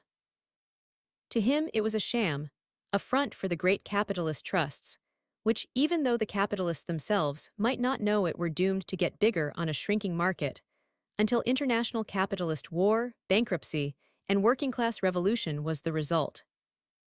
Lenin was as sure that this would happen as he was, that the sun would rise the next morning. The only dispute was the matter of timing. A few Bolshevik pessimists thought that the capitalist world might last into the 1920s. Such a frame of mind led to a very deadly kind of psychological warfare. The Bolsheviks despised their opponents, desiring to liquidate them. This meant breaking down a group and preventing its reforming as a group, but came above all to mean mass murder. They were so antagonistic to the capitalist world that they hated God, patriotism, national history, churches, money, private property, chastity, marriage, and verse that rhymed, all with equal intensity. Moscow became the Mecca for the eccentrics and malcontents of the world, and for some years, Russia was in fact looser in morals than any other civilized country. Hatred for the capitalist world enabled the Bolsheviks to throw Russian czarist patriotism into the discard. They delighted in getting Russian troops to desert at the front. The Germans delighted in this, too. But the Bolsheviks were certain they would have the last laugh, because they knew it was only a matter of weeks or months before the revolution, the inevitable revolution, forecast by Karl Marx's Peculiar Economics, broke out in Germany as well. The Russian devil-may-care attitude toward all established forms of society was perfectly characterized by Trotsky's flip, but deadly answer to the German military negotiators at the Brest-Litovsk negotiations. When the Germans balked at some point, "All right," said Trotsky, "no war and no peace." The Germans insisted that if the Bolsheviks did not sign the dictated peace terms, the German army would make more war. Fine, said Trotsky in effect. He didn't mind go ahead and make war. It wouldn't worry him or his army, they would go somewhere else, and would refuse to play games with capitalists. This stopped the Germans in their tracks. They did not want to send their troops into a starving country that roared with subversive doctrines. They knew that while Trotsky wasted their time quibbling over negotiations, his printing presses worked night and day telling the German troops that the war was over, that capitalism was on its way out, that the workers' revolution was coming, everywhere, for everybody, with food, peace, plenty, atheism, and all the other delights of the good Bolshevik life. The Russians finally signed the surrender treaty, but in point of fact, the German divisions on the Eastern Front were contaminated by Bolshevism, and when they came back across Germany, they brought the message of freedom and peace with them. Germany did have an abortive communist revolution, partly because of Russian operations, though it was stopped by an alliance of the moderate socialists and the dependable remnants of the army. The Russians went on merrily through a living hell for 5 more years. The Bolshevik leaders held their country together with wretched industrial production, poor food, bad weapons. They had amazingly high morale among their own select Bolshevik group, and against the common people they had 2 weapons, propaganda and terror. The terror was symptomatic of the first of the modern totalitarian dictatorships. Its domestic police role is not a part of psychological warfare. The Bolshevik propaganda was probably the finest propaganda effort ever known in history down to that time, down, perhaps, all the way to our own time. The political limit was beyond reach. Anything in the old world was fair game. Things the sober Soviet citizen of 1946 would regard with veneration were open to ridicule in 1919-1922. Patriotism, religion, national sovereignty, international law treaties with or between capitalist states. There flowed from Russia a worldwide stream of propaganda, mostly clandestine, some of it overt. In every nation of the world there was, to a greater or less degree, a Red Scare. The propaganda of the Bolsheviks was regarded as having mystical subversive powers, which no other operation could match. In retrospect, it seems absurd that anyone could have worried about the Americans of the 1920s revolting against their own constitution. But a lot of people, including the Attorney General of the United States, did indeed worry. They had cause for alarm. though not for the reasons they supposed. Much of the magic of Bolshevik propaganda arose from its taking up where British, French, and American propaganda left off. The psychological warfare of the Allies had made the sad mistake of promising a better world to everyone on Earth. When the war ended and conditions went back to normal, many people in the world did not consider normalcy the fulfillment of that better world. The Bolshevik propaganda reaped the harvest which the Allied propagandist had sown, and then left untended. Expectations, whipped up beyond normal, turned to Bolshevism when the Western democracies abandoned both domestic and foreign propaganda operations. The strategic advantage of Bolshevik propaganda was overwhelming. The Allies had gotten the world ready for it, so that the wild utopia of the Leninists temporarily made sense to millions. This does not mean that the Bolshevik propaganda of the 1920s was not good. It was good, technically, psychologically, politically, but good in terms of achieving an immediate scare at the cost of long-range confidence. The eventual cost to the Soviet Union was terrible. The Soviet government isolated itself and declared a condition of open psychological warfare against every other government on Earth, including the United States. This so exasperated Presidents Wilson, Harding, Coolidge, and Hoover that they refused to recognize the Soviet Union. The Bolshevik propaganda was carried by Russian government channels, Communist Party channels, the Communists not really being a political party anywhere, but using the name party to designate the hierarchy of a dogmatic, ruthless, and fanatical political religion. Trade unions, individual subversive operators, cover organizations, trade, consular, and other official missions, leaflets in the mails, posters, books, and other literature, films, radio. The theme throughout was plain. The world revolution is coming, by inescapable economic laws discovered by our theory. The world revolution, which will come, will remove the owning classes from control of the productive capital, and will put all capital in the hands of the workers. The expropriators will be expropriated. Thereupon the economic laws we have found in Marx's books will cease their bad influence and will guarantee world peace, world prosperity, happiness, human freedom. This is not an appeal, they said. This is science, this is objective, we know. Listen, the communists harped on these basic themes, they waged political warfare, along with the psychological. Every attempt of the non-communist countries to discuss the situation was termed conspiracies of the warmongers. The word democratic was reserved to the communists or to non-communists who were certain to cause communism no trouble.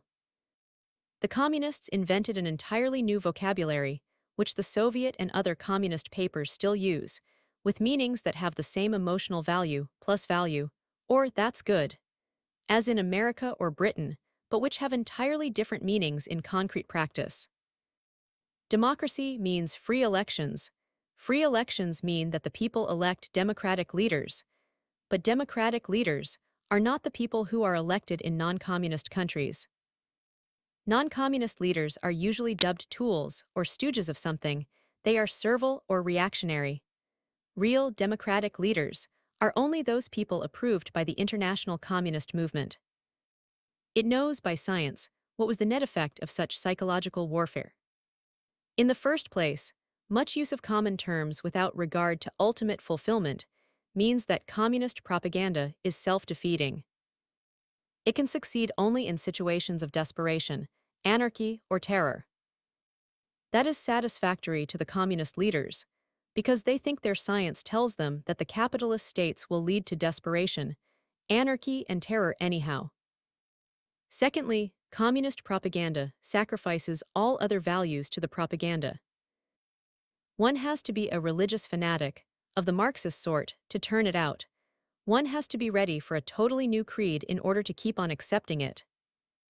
International understanding, patriotism, truthfulness, freedom of action, artistic conscience, all these are sacrificed to propaganda in the end. Everything is propaganda to the communist. Nothing which hurts communism can be true. They have their science. If you would like to look at this fabulous science, read the Communist Manifesto, V.I. Lenin's The Teachings of Karl Marx, and Stalin's latest current compilation of speeches. You will be impressed by the crazy logic, the genuine but ill-informed zeal. Third, and most important, communist psychological warfare is continuous. The themes may change, sometimes provocative, sometimes almost conciliatory, but the machinery, the operation, does not. Communist propaganda is therefore seasoned and professional, dependent on a powerful police state at home, and on uneducated or emotionally ill fanatics abroad, except for those few countries where communism is so stable as to attract hard-headed or practical idealistic men. This Bolshevik success, rather than the splendid but short-lasting accomplishments of the Allies in World War I, kept psychological warfare on the map. Modern communism is permanent psychological warfare. In action, the communist leaders unwittingly made a tremendous mistake between 1922 and 1927. They invited the military and political staff of the Chinese nationalists, Kuomintang, to cooperate with them. Filled with their own communist sense of certainty, it never occurred to them that anyone else could outsmart them. The Chinese did. Their military chief of mission in Moscow learned everything that the communists had to teach about irregular fighting, subversive propaganda, revolutionary situations, mass agitation. He then went home and got more communist aid to carry out the military phase of the nationalist revolution, which started underway in the summer of 1922. The old warlord armies were helpless in the face of agents, agitators, poster crews, student strikes, press propaganda, and indoctrinated troops. The most sensational war in modern Asia involved relatively little combat. The nationalist leader used all the communist psychological warfare techniques and added a few more of his own. His name was Chiang Kai-shek. In 1927, the communists began a debate in Moscow as to whether they had used the nationalists enough or not. One group said they might as well liquidate the nationalists, Sun Yat-senism. Chiang Kai-shek and all the others said they should use the nationalists a little longer to carry on the struggle against American, Japanese, and British imperialism.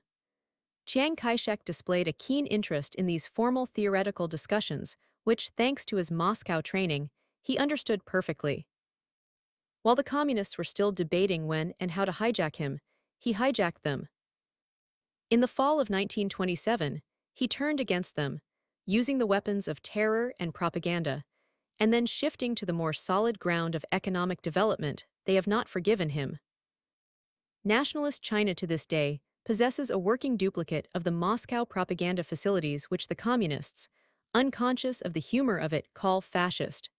What is anti-communist for whatever cause is fascist, they say. The Russian Revolution of 1917–1922 and the Chinese Revolution of 1922–1927 represent the situations created by communist psychological warfare. Since that time, except for Spain, communist psychological warfare has failed in every single attempt to come to power outside Russia. Following World War II, communist psychological warfare proved itself capable of holding countries only after the military force had occupied or won them. The magic has gone out of communist propaganda.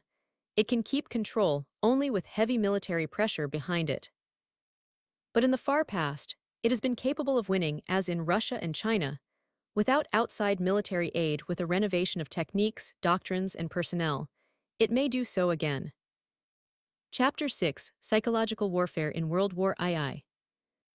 Bolshevik accomplishments in psychological warfare were often regarded as part of the peculiar mischief of Marxism, not as techniques which could be learned and used by other people. Similarly, the history-making sweep of the Chinese nationalist armies northward in 1922–1927 was considered to be specially and incomprehensibly Chinese. Possible lessons, which might have been learned from Chinese communist psychological warfare, were left unheeded by officials and students in the West. Meanwhile, Germany, the greatest power of Europe, had been fighting bitter internal psychological warfare battles which looked like heated internal politics. Not until Adolf Hitler assumed the Reich's chancellorship and began using his brown shirt methods for foreign affairs did other people wake up to the existence and application of the new weapon. The War College files, for example, show that not one single officer was assigned full-time to study of these problems during 1925–1935. For the entire period, 1919–1929, there are listed only 2 war college research papers on the subject, yet the American Army was far from negligent. It was an excellent army.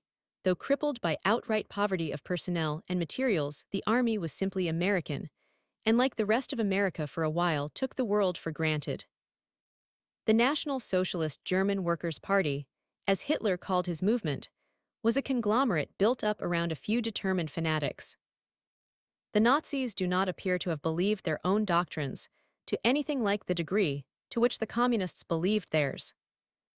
From the first, the Nazis regarded propaganda very consciously as a new, fierce instrument, which led to the accomplishment of modern power. The communists had proclaimed that democracy was a fake. The Nazis agreed.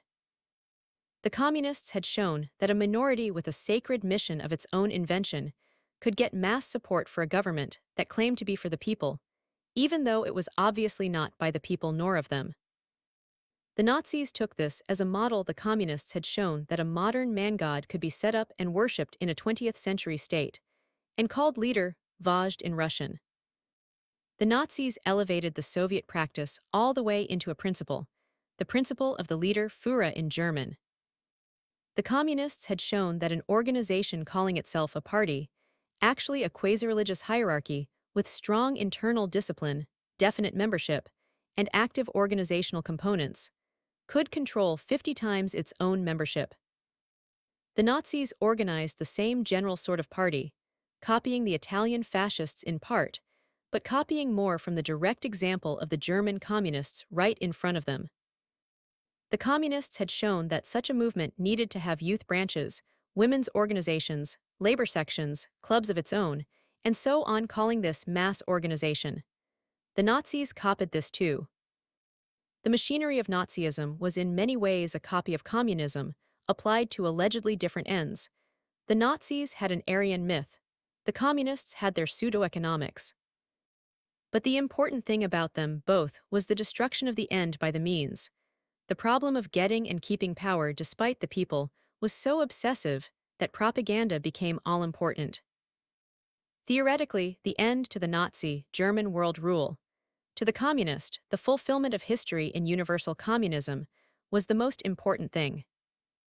But since any means at any time which led to that end was good, and since the party bosses were the sole ones who could determine whether a particular action led to the very remote end or not, the outcome in both Russia and Germany became the conscienceless seeking of power for its own sake. The new psychological warfare, a cause as well as a means of World War II, arose from the subjection of other considerations to propaganda. The propaganda addict takes everything with a ton of salt. What he does believe is lost in what he doesn't believe. The ordinary controls of civilized life, regard for truth, regard for law, respect for neighbors, obedience to good manners, love of God, cease to operate effectively, because the propagandizing man sees in everything its propaganda content and nothing else. Everything, from a girl dancing on a stage to an ecclesiastic officiating in a cathedral, is either for him or against him. Nothing is innocent, nothing is pleasurable, everything is connected with his diseased apprehension of power. Before he gets power, he hates the people who have power. He does not trust their intelligence, esteem their personalities, believe in their goodwill, or credit their motives. They must be scum, because they hold power when he, the propaganda-infatuated man, is a member of the group that should hold it. Yet, when such a man comes to power, he hates his colleagues and comrades. Remembering the cold, cynical way in which he himself sought power, knowing that his brother fanatics have the same ruthless arrogance, the propaganda-using party man cannot trust anyone. Blood purges, mass trials, liquidations, removal of families, concealment of crimes, all these result from the establishment of propaganda in an overdeveloped role. It is against such people that we ordinary folk, Americans, dared wage psychological warfare during World War II. Propaganda had grown into ideology. The world was convulsed with monstrous new religions. For instance, the greatest journalist of the Soviet Union, Karl Radek, was placed on trial for treason. He was asked by the prosecutor, Vyshinsky, "These actions of yours were deliberate." Radek answered, Apart from sleeping, I have never in my life committed any undeliberate actions. This answer sums up the mood of the totalitarian who is obsessed by propaganda. He comes to believe that all activity, whether his own or of other people, has meaning. He had developed the sense of responsibility that made him violate tenets which Americans, in a free society, regard as fundamental to human nature. Things like self-respect, kindliness, love of family, pity for the unfortunate. This kind of mentality was found chiefly in the National Socialist and Communist states, and to a lesser degree in dictatorships such as Italy. By contrast, reactionary Japan was almost democratic. This mentality makes it possible for the ruler to control his own people enough to undertake warfare psychologically waged. Without domestic fanaticism and domestic terror, governments have to fall back on psychological warfare. That is, the mere supplementing of politics and military operations by propaganda. It is vain to expect a free people in a free country to submit to such humiliating control, even for the purpose of winning a war. What made the psychological warfare of World War II peculiar was the fact that our enemies fought one kind of war, warfare psychologically waged, or total war, and we fought them back with another. Theoretically, it is possible to argue that we had no business succeeding, but we did succeed the pre-belligerent stages. The propaganda-conscious Axis states had first to control their own people enough to wage aggressive war. They then had to split their possible enemies, to make piecemeal victory possible. They had to stay on good terms with the Soviet Union, Hitler, till 1941. Japan till the last week of war.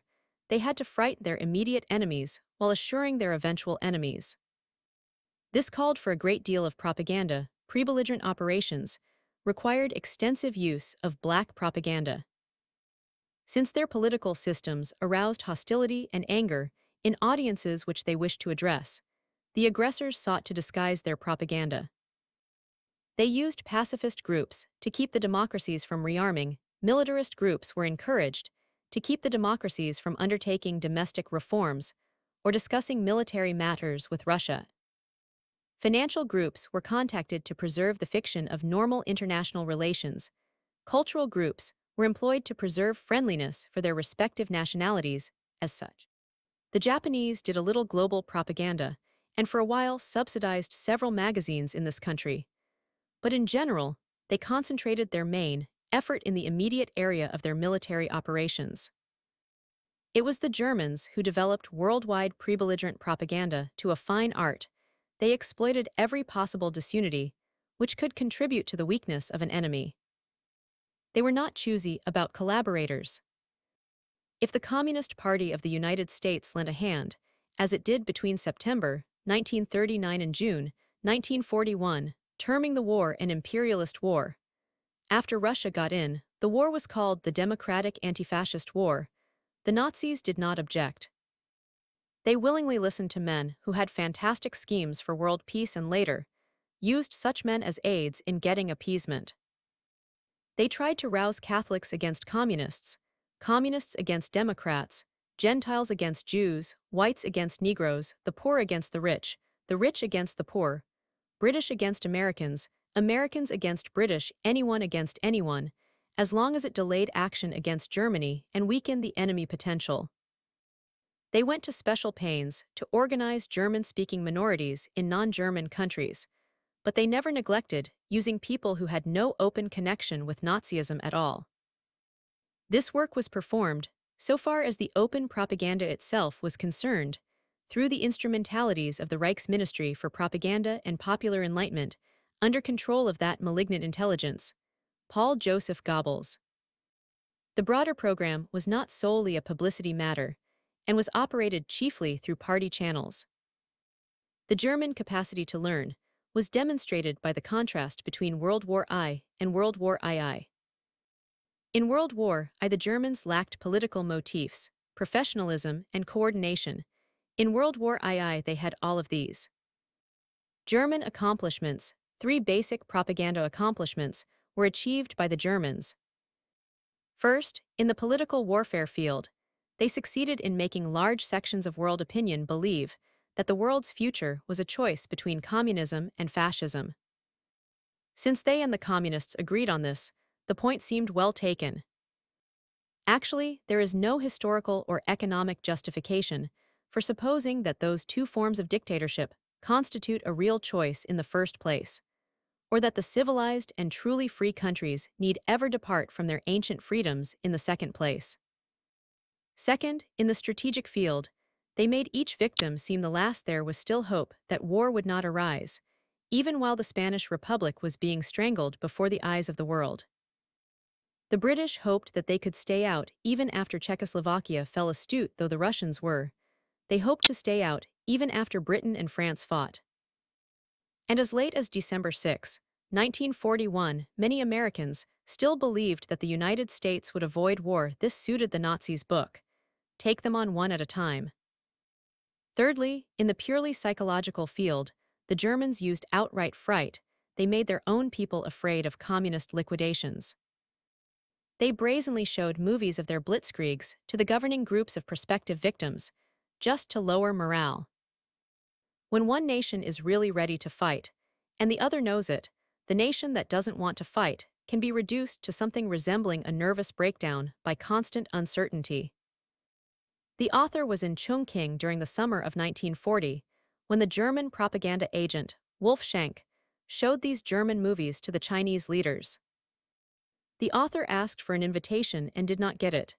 It was for Chinese only, said Schenk, but the Chinese were not awed or made fearful of the power of Japan's ally. They simply said, "Nice movie." That's the kind of thing we used to do in the Qin dynasty, and let it go at that.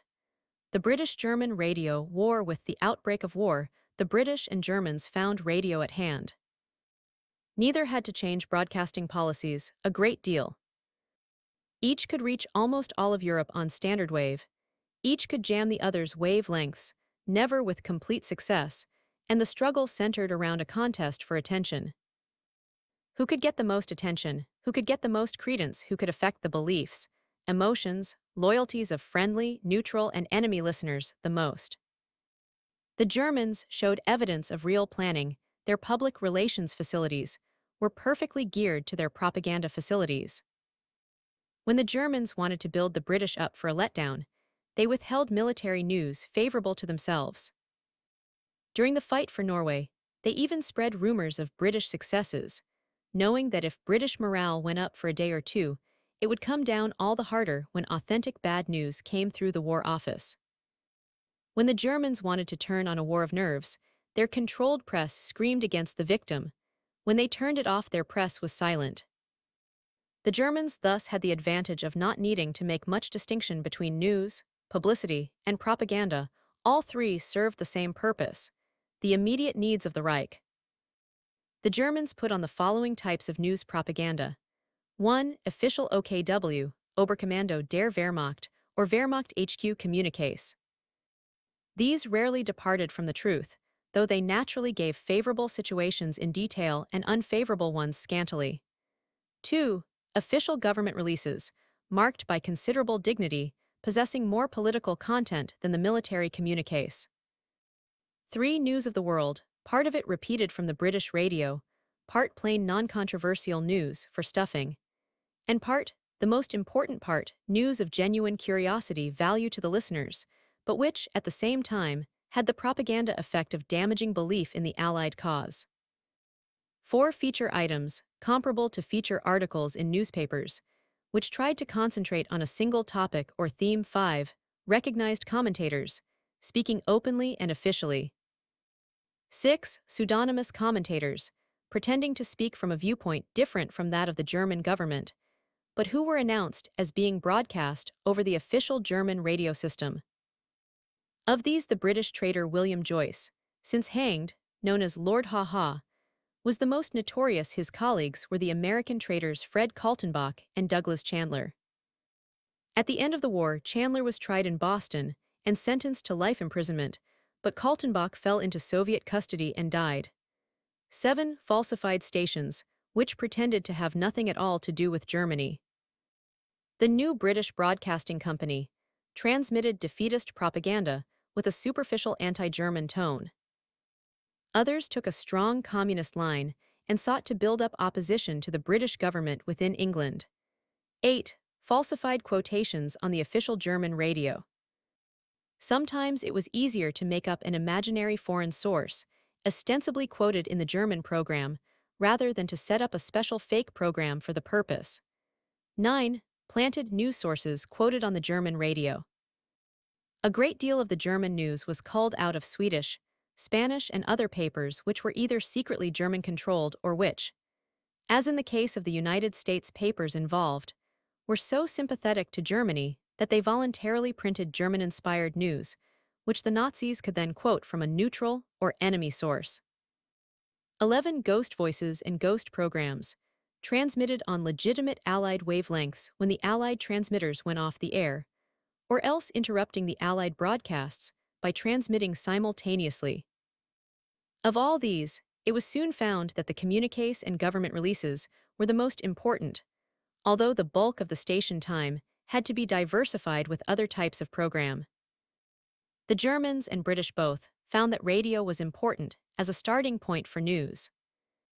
It was more valuable to have the press, as in England, or rumor, as in Germany, pass along an item than it was to rely on the direct listeners.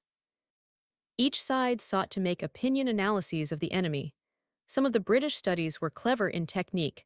The radio propagandists had to ask themselves why they made propaganda. It is simple to make mischief, spreading rumors, or putting practical jokes into circulation. Such antics do not necessarily advance a military political cause.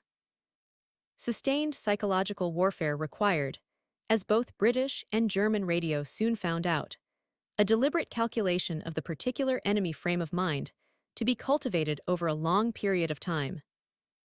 When radio stations had to broadcast day after day whether anything happened or not, it became difficult to continue to circulate news without faking it and losing the confidence of enemy listeners. On the German side, the German radio had the forced attention of the entire world. As long as the Germans had the strategic initiative for field warfare, they were in a position to make news scoops whenever it suited them. The security policies of the Allies often gave the Germans a monopoly of news on a given operation. There was never any danger that the Germans were not listened in on. The danger the Nazi operators had to worry about was disbelief. Hence the Germans tried to keep a moderate tone in their news, tried to prepare between crises for the news that would become sensational during crises. The Germans soon learned a basic principle of war radio. They learned not to permit radio to run ahead of their military capacities. At first, when their spokesman promised attainment of a given goal by a given time, and the army failed to live up to the schedule, the British radio picked up the unfulfilled promise and dangled it before the world as proof that the Germans were weakening.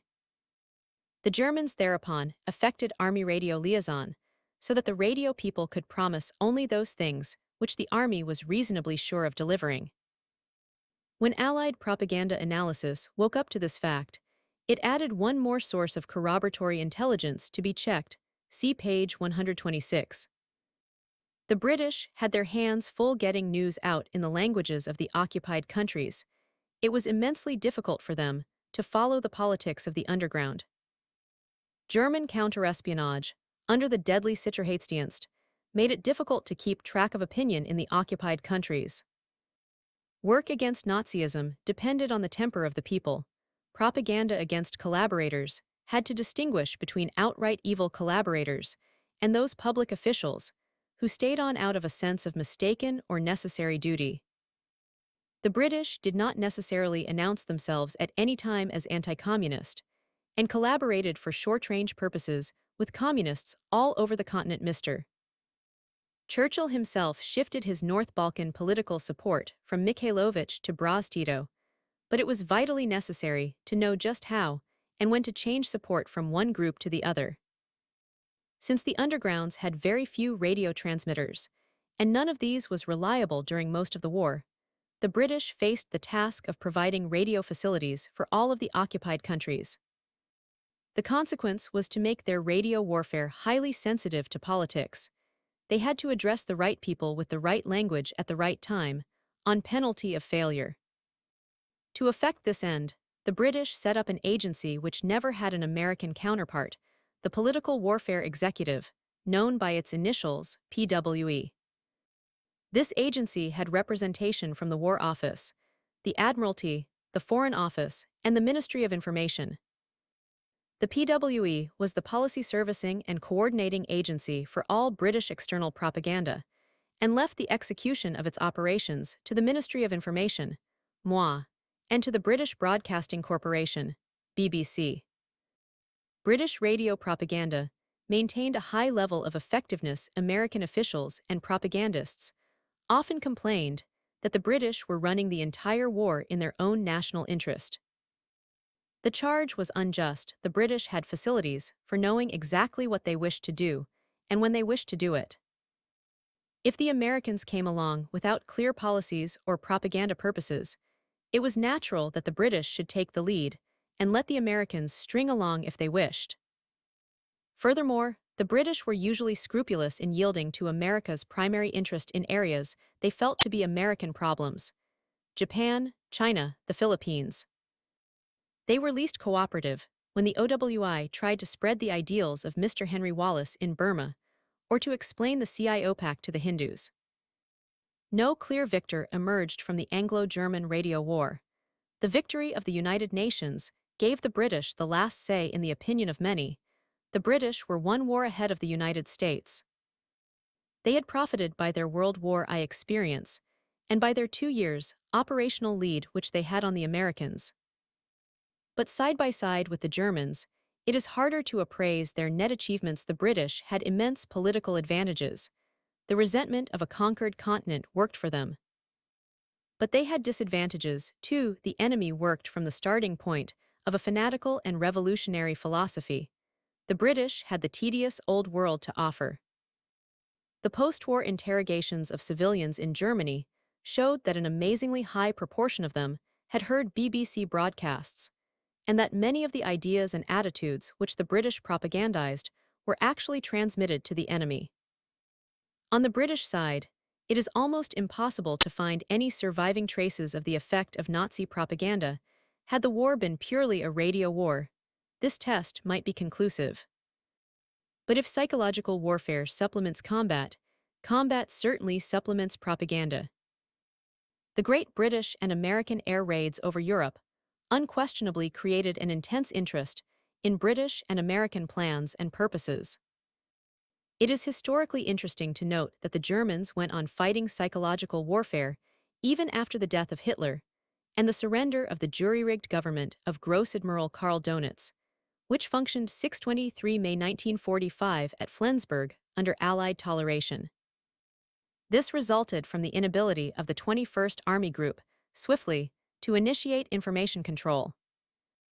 The Flensburg radio, still under Nazi direction, emphasized Anglo-American differences with the Soviet Union in every possible way short of direct appeals. German naval radio also carried on propaganda for a while, using topics such as the sportsmanship of the German surrender, the hatred of the German Navy for atrocities committed by the Nazis, and the usefulness of the phantom government to the Western Allies. Black propaganda subversive operations formed a major part of the Nazi pre-belligerent effort. The Germans planted or converted quislings wherever they could, and when they failed to have time to prearrange stooges, they converted them rapidly after arrival. A major cause of the German defeat is to be found in the fantastic political policies followed in the Ukraine and neighboring Soviet socialist republics. In these areas, despite the Soviet boast that Russia had no fifth columnists within her borders, the Germans found thousands of helpers. The Nazis organized a large army, General Vlasov's Russian Army of Liberation, out of Soviet prisoners, and these troops were usable and docile. But in the political warfare field, the Germans were too cocksure. They let their men go wild in orgies of cruelty against the local population. The economic system went entirely to pieces. The natives then became convinced that the worst possible conditions of Sovietism were infinitely better than the best that Nazism could offer. These subversive groups were formed by political means. Propaganda aid was offered to such an extent that it was often difficult to tell how much of the quisling movement was spontaneously native, and how much mere cover for a purely German operation. In the latter phase of the European War, the Russian communists followed the German Nazi example of having tame natives ready to take over the government of occupied areas. In Poland, the so-called Lublin Committee took over the government from the constitutional Polish government in exile at London. In Yugoslavia, the Russian-trained propagandist, Tito, seized the leadership from the recognized Minister of War, Draja Mihailovich, after the British and American governments had shifted their support to him. Later Mihailovich was put to death. The Russian army brought along to Germany a considerable number of German communists. In Czechoslovakia, the strength of the constitutional regime was such as to compel the pro-Russians to allow the pre-war leadership a precarious toehold in the new government. The same cadres of sympathetic persons who had been useful as propaganda sources for psychological warfare during the period of hostilities became useful instruments of domination after hostilities ended. The British and Americans, with their belief that government should spring from the liberated and defeated peoples, did not prepare and equip comparable groups to rival the communist candidates. Only in Italy and Greece did the friends of the Western Allies stay in power, and then only because they were the nearest equivalent of de jure authorities. In the Scandinavian and Low Countries, the national leadership re-emerged without prodding or interference by the Western Allies. They passed from the sphere of psychological warfare, that is, of being someone's cover, to that of world politics. Specific black propaganda operations were of considerable value, however. Black propaganda is more difficult to appraise than overt propaganda. Analytical and historical studies, gauging the results obtained by black operations in relation to their cost, are not yet available. Certain particular operations are described later in this book, pages 208 and 237. American operations, OWI and OSS. Long after the outbreak of war in the Far East, and even after the coming of full war in Europe, neither the civilian nor military portions of the American government possessed propaganda facilities. This is not as serious as it may sound, for the United States is lucky in possessing a people well agreed on most fundamentals. The commercial press, radio, magazine, and book publishing facilities of the country, for the most part, expressed a national point of view without being prodded. The isolationist issue never brought in the question of America's basic character. Before the war, and even after the government entered the field, private American news and publishing continued to engage in operations which had the effect, if not the intention, of propaganda. OWI, at its most vigorous, could scarcely have reached the audience that had been built up by the Time Life Fortune Group, not to mention the Reader's Digest, both of which became truly global in coverage during the war years. American movies already had a worldwide audience. The propaganda turned out unwittingly by such agencies may not have had the gloss and political smoothness of Dr. Paul Joseph Goebbels' best productions, but it had something no government propaganda had: the possession of a readership, all of which was unmistakably voluntary, obtained by the appeal of authentic interest and entertainment, and proved by an ability to charm money out of people's pockets. The American problem of propaganda was thus not a simple one. Total psychological warfare was out of reach if we were to remain a free people. Otherwise, the simple-seeming thing to have done would have been to put a government supervisor in every newspaper, radio station, and magazine in the country, and coordinate the whole bunch of them together in the national interest. Simple-seeming. Actually, such an attempt would have been utter madness, touching off a furious political fight within the country, and meeting legal obstacles which would have remained insurmountable as long as there was a constitution with courts to enforce it. The simplest official action which the United States could take was therefore hedged about by the presence of private competitors who would watch it enviously, jealous of their established rights and privileges, and by the operational interference which vigorous private media would have on public media. The then Mr.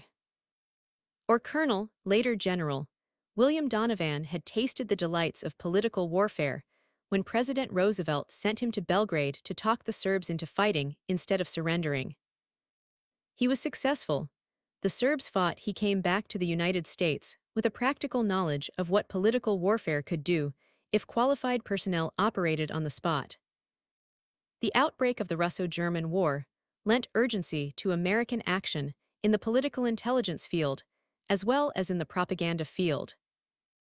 On 11 July 1941, President Roosevelt issued an order appointing Colonel Donovan as Coordinator of Information.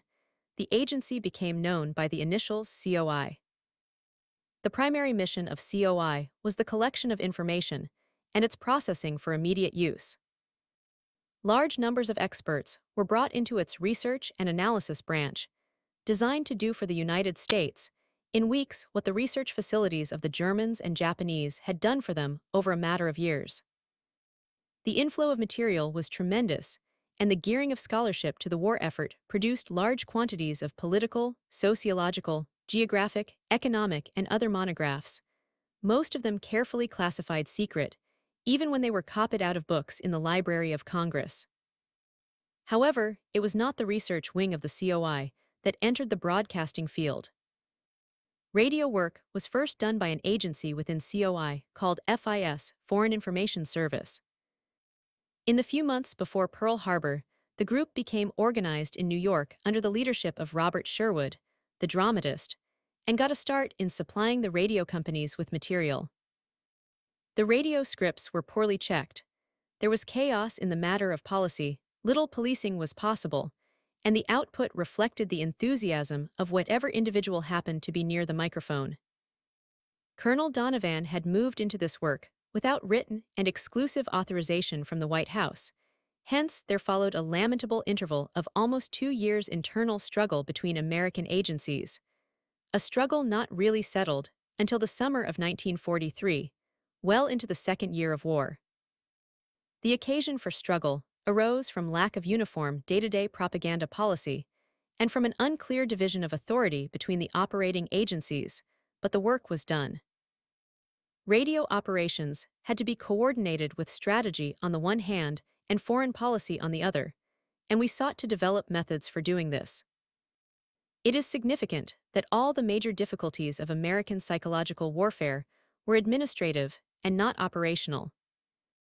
There was never any serious trouble about getting the facilities, the writers, the translators, the telecommunications technicians. What caused trouble were problems of personality and personal power, resulting chiefly from the lack of any consensus on the method or organization of propaganda administration. Military Intelligence Division had created an extremely secret psychological warfare office at about the time that the COI was established.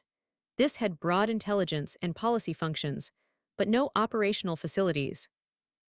It was headed by Lieutenant Colonel Percy Black, who began auspiciously by putting Dr. Edwin Guthrie in office as his senior psychological advisor. This ultra-quiet office was called Special Study Group. It and the COI developed very loose cooperative relations, consisting chiefly of SSG making suggestions to COI which COI might or might not use as it saw fit. Meanwhile, the Rockefeller office was conducting independent broadcasts to Latin America. The Office of Facts and Figures was dispensing domestic information, and at the height of the psychological warfare campaigning, there were at least 9 unrelated agencies in Washington, all directly connected with psychological warfare, and none actually subject to the control of any of the others. Chart I source, the author's observations. A year of wrangling produced the solution, after a joint psychological warfare committee had been set up under the Joint Chiefs of Staff and had failed to fulfill an effective policy supervising function.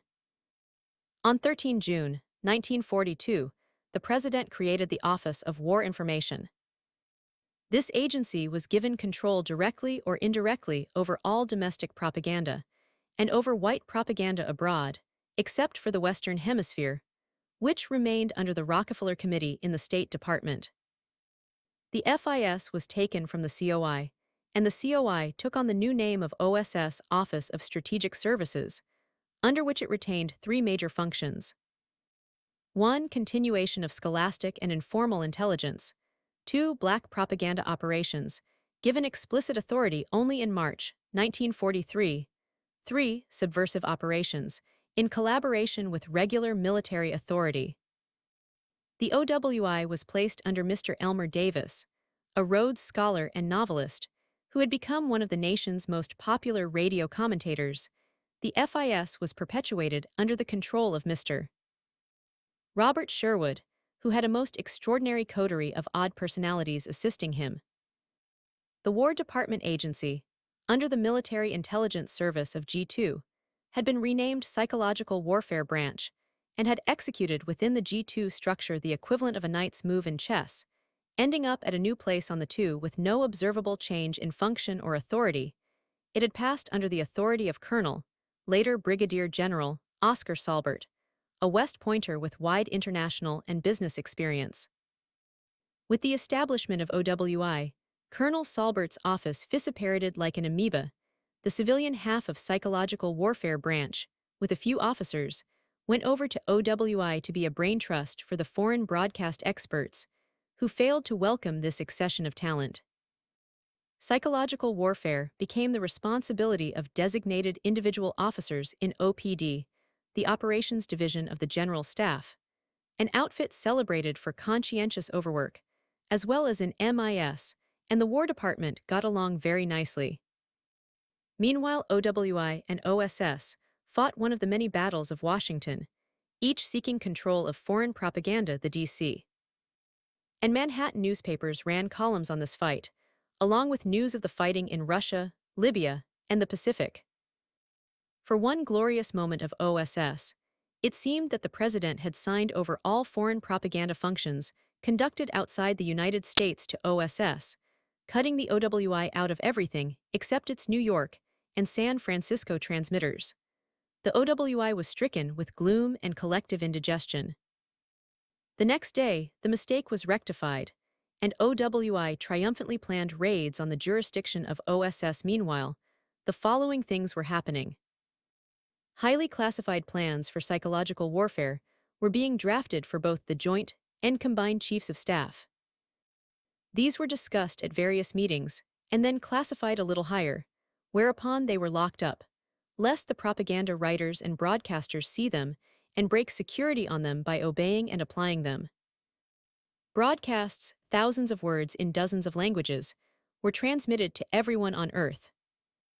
They were written by persons who had little if any contact with federal policy, and none with the military establishment, except for formal security.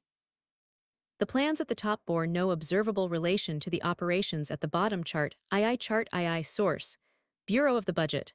The United States at War, Washington, 1947, p. 225.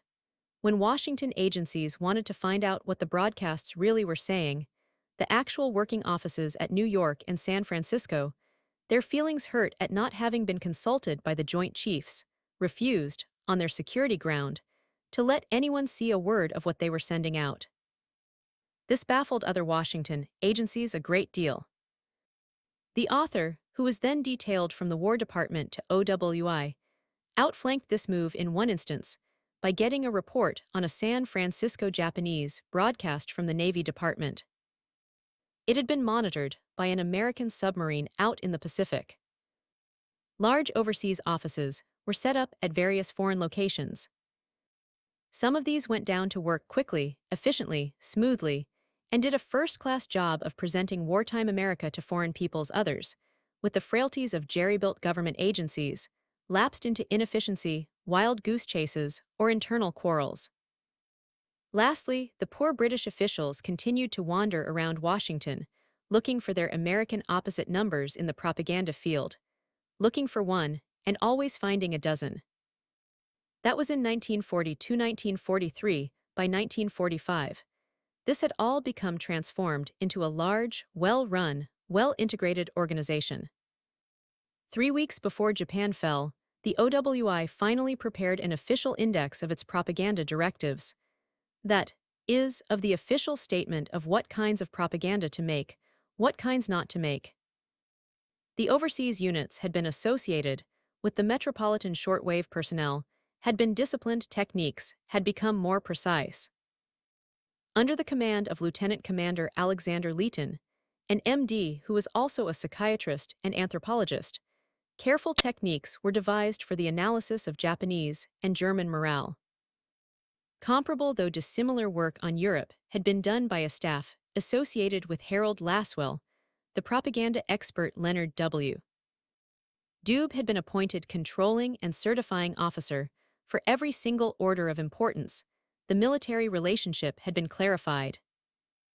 The War Department, acting through G2, had re-established a psychological warfare office under the new name of Propaganda Branch, under the successive commands of Lieutenant Colonel John B. Stanley, Lieutenant Colonel Bruce Buttles, and Colonel Dana W. Johnston. The new branch undertook no operations whatever, but connected War Department with OWI and OSS for policy and liaison, and represented one half of the Joint Chiefs of Staff, an appropriate naval officer from a comparable office representing the other half, at the weekly policy meetings of OWI. Military needs in psychological warfare had been settled by regarding the theaters in this respect as autonomous, and leaving to the respective theater commanders the definition of their relationships with OWI and OSS, and their use of each. OSS and OWI had passed the stage of rival growth and consulted one another enough to prevent operational interference. Each had sufficient military or naval supervision to prevent interference with cryptographic security, communication and deception operations. The lessons. The major job of psychological warfare passed to the theaters. In some theaters, this was kept by the commander directly under his own immediate supervision, and OWI was used simply as a propaganda service of supply in others. OWI was an almost independent agent. In some places, OWI worked with OSS as in the European theater, in others independently, as in the China-Burma-India theater. In one, it worked completely without OSS, SWPA, since General MacArthur did not let OSS into his theater at all. OSS got in the general area anyhow, with Navy permission. It turned up blithely, highly nautical on Saipan. These theater establishments were the ones that set up local standard wave programs which the enemy could hear in volume. They provided the loudspeaker units, which were taken right into combat. They serviced the ground and air combat echelons, with leaflets as needed. They moved along behind the advances, opening up information booths and explaining to liberated natives why each did not get the 4 freedoms, the 3 meals a day, and the new pair of shoes he thought he had been promised by the American radio. These military establishments are better described under operations, since it was their functioning which defined down to the limit of present-day experience American military doctrine concerning the conduct of psychological warfare in theaters of war. In concluding the historical summary of psychological warfare, it is interesting to look at 3 major points which emerge plainly from the experience of World War II points, which either were not discovered in World War I, or else failed to make an impact on the minds of the responsible officials and informed citizens. The first of these is simple. It became almost a litany with Colonel Oscar Salbert when he sought to indoctrinate civilian geniuses with military proprieties. Psychological warfare is a function of command. If command chooses to exercise it, it will succeed. If command neglects it, or if it is operated independently of military command, it will either interfere with the conduct of war proper, or it will be wasted. It took us 2 bitter years to learn this lesson. Political warfare cannot be waged without direct access to the White House and the Department of State. Field operations cannot be conducted unless they meet at some common staff point with field command. No one can succeed in improvising alleged policy and presenting that policy as United States policy and get away with it sooner or later actual policy catches up with him. In the field, no civilian can write leaflets for air or ground distribution unless he has some idea of when, where, why, and how they will be used. The second lesson of World War II, set forth by Colonel Salbert and Dr. Edwin Guthrie, was simply this: atrocity propaganda begets atrocity. Everyone knows that war is cruel, sad, shameful to the soul of man. Everyone knows that it hurts, degrades, injures the human body, everyone knows that it is not pleasant to undergo, nor even to look at. If any particular war is worth fighting, it is worth fighting for some reason other than the crazily obvious one, the fact that it is already war. It is a poor statesman or general who cannot give his troops and people an inspiring statement of their own side in war. Atrocity propaganda reacts against war in general. Meanwhile, it goads the enemy into committing more atrocities. The anti-atrocity rule was not lifted in World War II, save for one or two notable exceptions, such as President Roosevelt's delayed announcement of the Japanese having executed the Doolittle flyers, except for the specific purpose of preventing some atrocity that seemed about to occur in a known situation from actually occurring. Atrocity propaganda heats up the imagination of troops, makes them more liable to nervous or psychoneurotic strain. It increases the chances of one's own side committing atrocities in revenge for the ones alleged or reported. Furthermore, atrocity propaganda scares the enemy out of surrendering and gives the enemy command an easier responsibility in persuading their troops to fight with last-ditch desperation.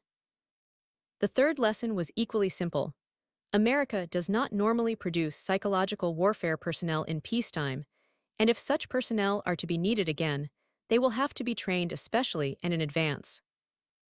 Qualifications for psychological warfare. Effective psychological warfare requires the combination of four skills in a single individual.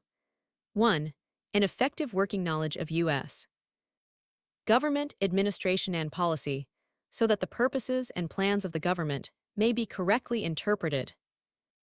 2. An effective knowledge of correct military and naval procedure and of staff operations, together with enough understanding of the arts of warfare, whether naval or military, to adjust propaganda utterance to military situations and to practical propaganda operations in forms which will dovetail. 3. Professional knowledge of the media of information, or of at least one of them: book publishing, magazines, newspapers, radio, advertising in its various branches, or of some closely related field, practical political canvassing, visual or adult education, etc. 4. Intimate, professional-level understanding of a given area: Italy, Japan, New Guinea, Kwangtung, Algeria, based on first-hand acquaintance, knowledge of the language, traditions, history, practical politics, and customs. On top of these, there may be a possible fifth skill to make the individual perfect. 5. Professional scientific understanding of psychology, anthropology, sociology, history, political science, or a comparable field. The man who steps up and says that he meets all 5 of these qualifications is a liar, a genius, or both. There is no perfect psychological warrior. However, and the qualification is important, each psychological warfare team represents a composite of these skills. Some members have 2 or 3 to start with, the others virtually none. But all of the personnel, except for men with peculiarly specialized jobs, ordnance experts, cryptographers, translators, calligraphers, end up with a professionalism that blends these together. They may not meet professional standards as officials, officers, journalists, Japanologists, psychoanalysts when they return from psychological warfare operations against the Japanese, but they have met men who are one or more of these, and have picked up the rudiments of each skill, enough, at least, to suspect what they do not know.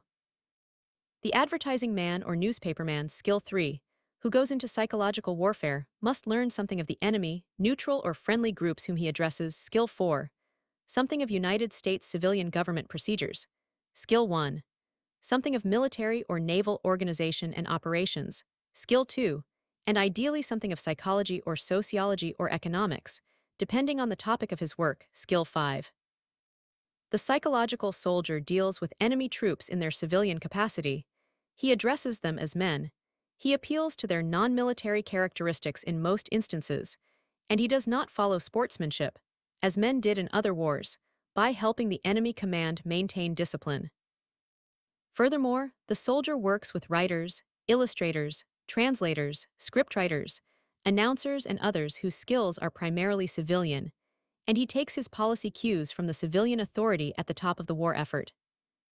An infantry colonel does not have to worry about what the Secretary of State is saying if the colonel is on the field of battle. But an officer detailed to psychological warfare must remain attuned to civilian life, even if he has seen no one out of khaki for 2 months straight. Personnel was probably the biggest field problem of the entire war, should psychological warfare be needed again. It will take careful culling of personnel to obtain the necessary staff and operators. The continuation of psychological warfare techniques, in part at least, by both civilian and military agencies in time of peace will, it may be hoped, provide the U.S. with a cadre for the next time. Very little of the living experience of the Creel Committee was carried over into OWI. Walter Lippmann, who had worked with both Creel and Blankenhorn, was not a participant. Carl Crow, the advertising man and writer from Shanghai, worked on China for the Creel Committee in World War I, and on China again for OWI in World War II. He was exceptional and took no major part in setting up indoctrination. One of the OWI executives in 1946, shortly after his return to civilian life, read James Mock and Cedric Larson's account of the Creel Committee, Words That Won the War, Princeton, 1939. His interest was avid. When he finished, he said, "Good Lord, those people made the same mistakes we made." He had forgotten that the Creel Committee record had been available all the way through. Effects of American operations. The net effects of the work of civilian-operated propaganda are hard to appraise because the radio broadcasts and leaflets for civilians were designed to have a long-range effect on the enemy. Statistical computations come to nothing. It would appear likely that some parts of our psychological warfare actually lengthened the war and made it more difficult to win. The unconditional surrender formula, the publicity given to proposals for the pastoralization of Germany, the emphasis on Japanese savagery with its implied threat of counter-savagery were not overlooked by the enemy authorities. It is certain that other parts of our psychological warfare speeded up the end of the war, saved lives, increased the war effort, which was enormous when measured in terms of the expenditure of manpower, materiel, and time involved. One operation alone probably repaid the entire cost of OWI. Throughout the war. The Japanese offered to surrender, but with conditions we responded, rejecting the conditions. The Japanese government pondered its reply, but while it pondered, B-29s carried leaflets to all parts of Japan, giving the text of the Japanese official offer to surrender. This act alone would have made it almost impossibly difficult for the Japanese government to whip its people back into frenzy for suicidal prolongation of war. The Japanese texts were checked between Washington and Hawaii by radio photograph and cryptotelephone. The plates were put into the presses at Saipan. The big planes took off, leaflets properly loaded in the right kind of leaflet bombs. It took Americans 3.5 years to reach that point, but we reached it. Nowhere else in history can there be found an instance of so many people being given so decisive a message, all at the same time, at the very dead point between war and peace. The Japanese had done their best against us, but their best was not enough. We got in the last word and made sure it was the last. Soviet experience, Soviet psychological warfare, used Communist Party facilities during World War II, turning them on and off as needed. But Soviet psychological war efforts were not characterized by blind reliance on past experience. They showed a very real inventiveness, and the political policies behind them were both far-sighted and far-reaching. The Soviet government was the one government in the world which could be even more totalitarian than Nazi Germany. Many Americans may consider this a moral disadvantage, but in psychological warfare, it has very heavy compensating advantages. The Soviet people were propaganda conscious to an intense degree, but the authorities took no chances. Revolutionary communist themes were brilliantly intermingled with patriotic Russian items. Army officers were given extraordinary privileges. Everyone was given epaulets. The Communist Revolutionary Song, the famous Internationale, was discarded in favor of a new Soviet hymn. History was rewritten. The czars were honored again. The church was asked to pray for victory. The Soviet officials were able to tailor their social system to fit the propaganda. They did so, even to the name of the war. They call it the Great Patriotic War. Outsiders may murmur, what war is not? but the Russian people liked it, and the regime used traditionalism and nationalism to cinch communism in the Soviet Union. In their combat propaganda, the Russians were equally ruthless and realistic. They appealed to the memory of Frederick the Great of Prussia. They reminded the Germans of Bismarck's warning not to commit their forces in the East. They appealed to the German Junker caste against the unprofessional Nazi scum who were ruining the German army. And they used every propaganda trick that had ever been heard. They turned prisoners into a real military asset by employing them in propaganda, and talked a whole staff of Nazi generals into the Free Germany movement. Only in radio did the Russians retain some of their old revolutionary fire with its irritating qualities for non-communist peoples. This was explicable in terms of the audience. The Russians could keep their domestic propaganda half-secret by imposing a censorship ban on those parts of it, or those comments on it, which they did not wish known to communists abroad. The censorship was a permanent institution, in war and out, and therefore did not impose special difficulty. They could keep their frontline propaganda quiet, since they did not allow their allies to send military observers up front, and the Nazis could be counted on not to tell the world about effective anti-Nazi propaganda. But their radio propaganda had to be audible to everyone, hence, the radio propaganda was the least ingenious in using reactionary themes effectively. The Russians and Germans both used black radio, but since each policed the home audience rigorously against the other, it is possible that the efforts canceled out Japanese developments. The Japanese invented little in psychological warfare. They made excellent and judicious use of news to the American audience. They actually got much more official Japanese news into the American press during the war years than they had succeeded in placing during peacetime, when they had offices in American cities. They did so by maintaining the regular Domai news service in English language, Morse wireless for the American press, ready edited for the newspaper offices. They put belines on the stories, and it is said they sometimes even told the American newspapers, "Please hold until 9 a.m. Eastern Wartime, thank you." Domai, in dealing with Asiatic audiences, special Japanese Butai did a great deal of black propaganda along with subversive operations, but they displayed little initiative as to the use of basic techniques. Their chief merits were industry, patience, and the delivery of a first-class news service Chinese uses. The Chinese Communist forces broke all records for certain specialized aspects of combat propaganda. Japanese prisoners were given cordial welcome, better food than they had in the army, the company of maidens, rich gifts, and political indoctrination about the freedom of Japan. These soldiers then went with the Chinese communists back to the front lines and talked Japanese sentries out of their strong points. The Yan'an forces went to great pains with this propaganda, and even elected a Japanese prisoner to the City Council of Yan'an. The author talked with the political director of the Chinese Communist Authority at Yan'an and with some of the Japanese in Communist China. There was evidence of a real understanding of the problems of the Japanese common soldier and of real sympathy with him, which the Japanese enlisted men were quick to feel. The communists went so far as to throw gift packages into the Japanese lines, not booby traps, just nice gifts with the polite request for a reply. They learned the names of Japanese field telephone operators, and then spliced into the line and argued politics with them in a rough and jolly way. When they had enough prisoners, they kept the most promising converts for political training.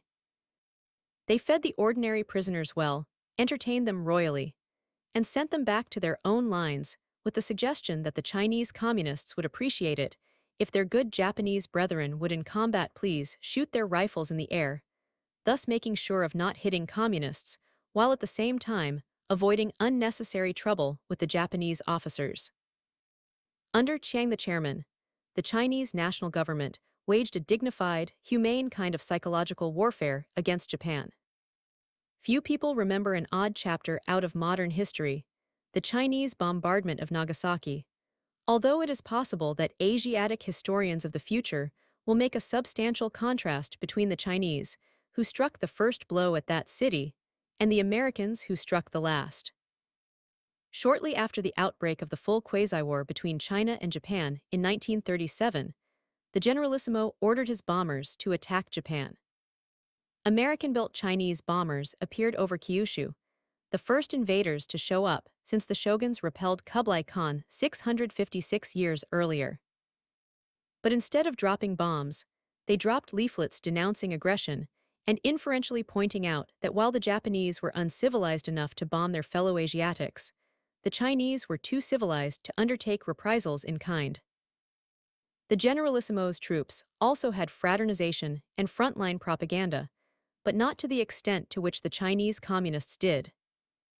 The Generalissimo himself followed a very liberal, not in the leftist, but the true sense, political line toward Japan. He uttered no threat of vengeance. He was the first leader of a great nation to say that the Japanese emperor question was to be settled by letting the Japanese themselves choose their own form of government after the war was all over. He had Japanese on his political staffs, democratic persons whom his officials encouraged, and regular Japanese broadcasts were kept up throughout the war on the Chungking radio. Part 2 Analysis, Intelligence and Estimate of the Situation Chapter 7 Propaganda Analysis. Opinion analysis pertains to what people think. Propaganda analysis deals with what somebody is trying to make them think.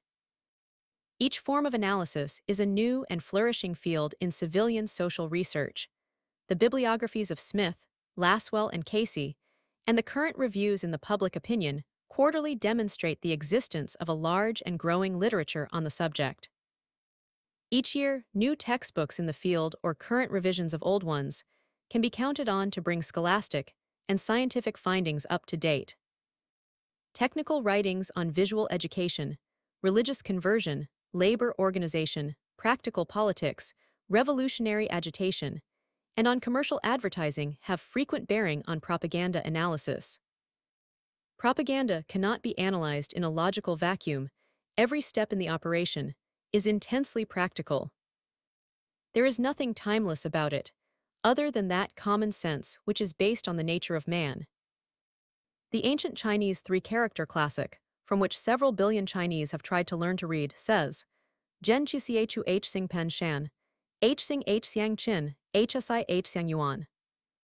Freely translated, this means, when people are born, they all start good, but even though they all start out about the same, you ought to see them after they have had time to become different from one another by picking up habits here and there. The common nature of man may be at the basis of all propaganda and politics, but incentives to action are found in the stimuli of varied everyday environments. Certain very elementary appeals can be made almost without reference to the personal everyday background, cultural historical milieu, of the person addressed. Yet in a matter as simple as staying alive or not staying alive, in which it might be supposed that all human beings would have the same basic response, the difference between Japanese and Americans was found to be basic when it came to surrender. To Japanese soldiers, the verbal distinction between surrender and cease honorable resistance was as important as the difference between life and death. The Japanese would not survive at the cost of their honor, but if their honor were satisfied, they willingly gave up. Propaganda is directed to the subtle niceties of thought, by which people maintain their personal orientation in an unstable interpersonal world. Propaganda must use the language of the mother, the schoolteacher, the lover, the bully, the policeman, the actor, the ecclesiastic, the buddy, the newspaperman, all of them in turn. And propaganda analysis, in weighing and evaluating propaganda, must be even more discriminating in determining whether the propaganda is apt to hit its mark or not monitoring. The first requisite of propaganda analysis is materials to be analyzed. In time of peace, it is usually enough to send a subscription to the newspaper, magazine, or pamphlet series, and to buy the books as they come out. Poster propaganda is more difficult to obtain and frequently requires on-the-spot contacts. Dr. David Rowe brought back from occupied China, in the early days of the Sino-Japanese War, a spectacularly well-done and interesting series of Japanese and Quisling posters. They were not hard to come by once he was there, but he had to go about 20,000 miles to get them and return. In obtaining printed propaganda, better results will be achieved if the same sources are followed consistently over a period of time than if one triumphant raid is carried through. The choice may look like this, see chart III. If, in this instance, the propaganda analysis is to be a one-man enterprise in a small country or area in time of peace, the one man can collect all the different kinds of samples in March and can then spend several months trying to see how they add up. By the time his analysis is ready, it will be badly dated and will necessarily be less interesting to the recipients than would a report which was up to the week.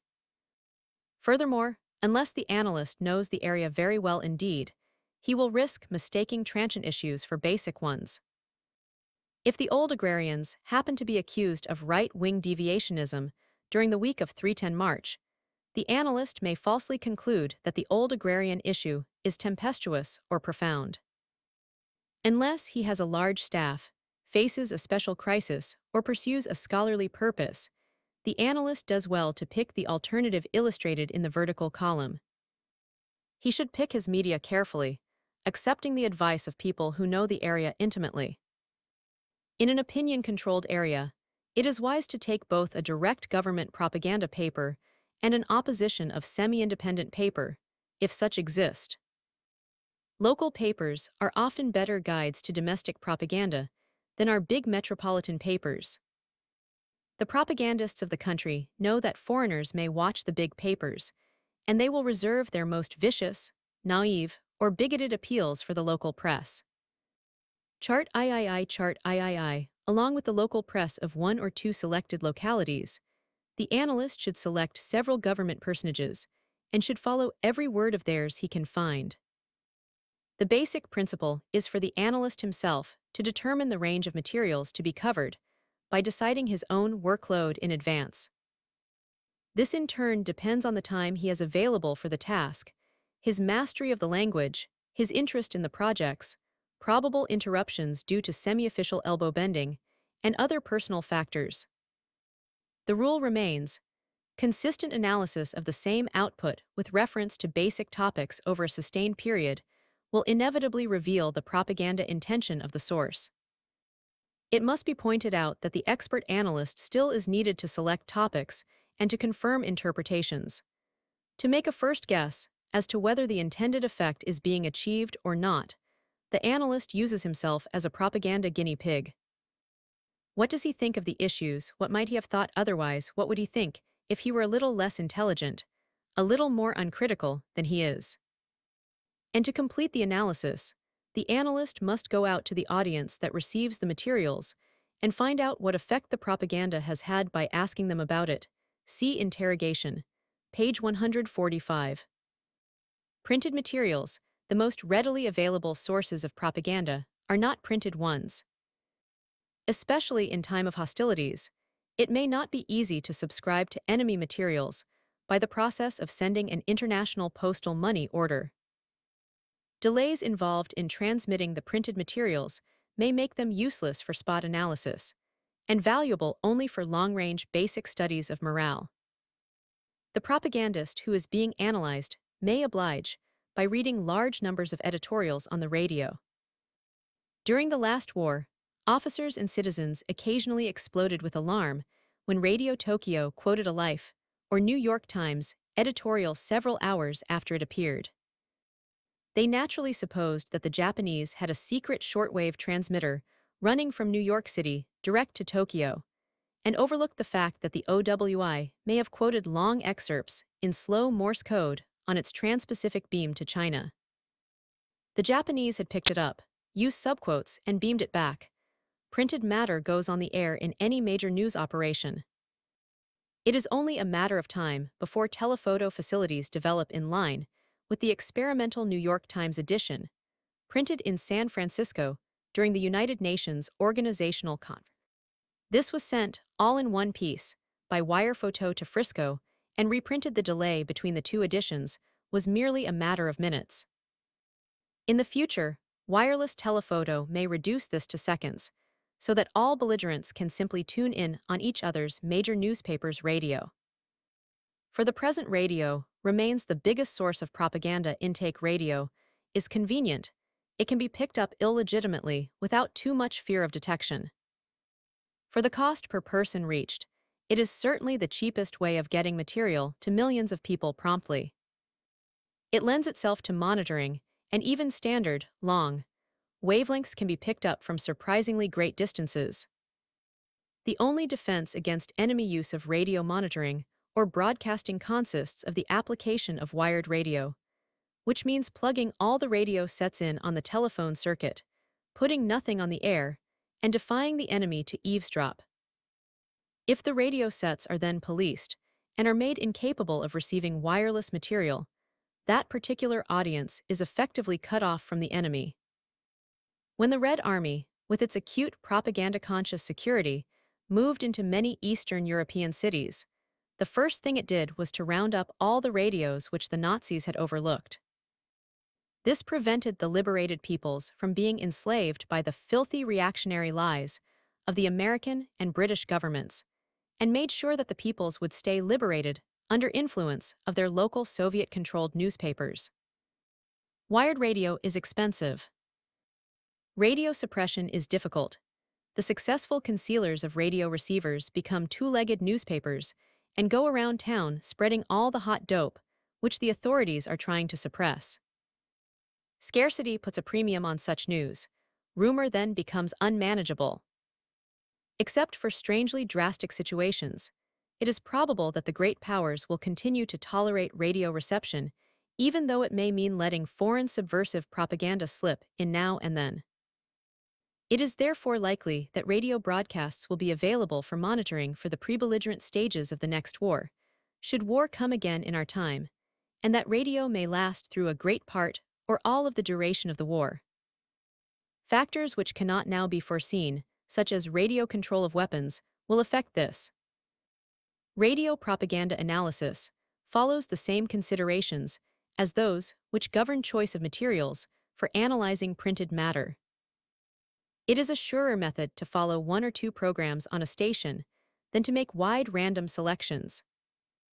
A standard wave transmitter to the home audience comes closer to revealing the domestic scene than would a global rebroadcast of ostensibly identical material radio has a further advantage over print. Few nations print out separate propaganda for each foreign language area, while almost every large and medium-sized country has international facilities for broadcast. Since the programs are beamed to different language groups, the senders automatically make up propaganda lines for each audience. Attentive monitoring can provide material for distinguishing the various lines, which any given nation is sending out to its friends, neighbors, or rivals. Frequently, the differences between these lines make good counter-propaganda. If you hear the Germans telling the Danes that all Nordics are supermen and all non-Nordics scum, while telling the Japanese that the National Socialist idea of the world transcends Pluto-democratic race prejudice, put the two quotations together and send them back to the Danes and the Japanese both. Radio, unlike print, cannot be held for the analyst's convenience. It is physically unhandy to try to file actual recordings of enemy broadcasts for preservation and reference. When the analysis center is large, as it would be if near the headquarters of a government or a theater of war, the difficulties of monitoring involve problems of stenographic and language help. The monitors themselves can then be stenographers. Taking verbatim dictation, they write down the enemy broadcast word for word, either right off the air or from records. The editor then selects the most important parts of the day's intake for mimeographic or other circulation. Important material can be put in a daily radio summary of enemy propaganda for the area monitored. The rest of it can be sent along by mail, put in files and classified, lest the enemy government find out what its own propagandists really were saying, preserved on the recording or destroyed. During World War II, these basic verbatim reports played a very important part. The Foreign Broadcast Intelligence Service did the job for the United States, operating through the war years under the Federal Communications Commission. It has since been shifted from FCC to the War Department, and from the War Department to the Central Intelligence Group. Its materials sometimes are unclassified, although during most of the war they were marked restricted, and they are not available to the public except through microfilm copies of the Library of Congress file. These FBIS daily reports skimmed the cream off the enemy news broadcasts and included editorial or feature material which might have intelligence or policy interest. Monitoring by a single individual, where monitoring must be done by a single individual or a very small staff. It is desirable to find a basic news broadcast and to take it down verbatim where possible. This gives the analyst the chance of a second look at his materials and keeps him from having to make snap judgments of what is important and what is not, right during the course of the broadcast.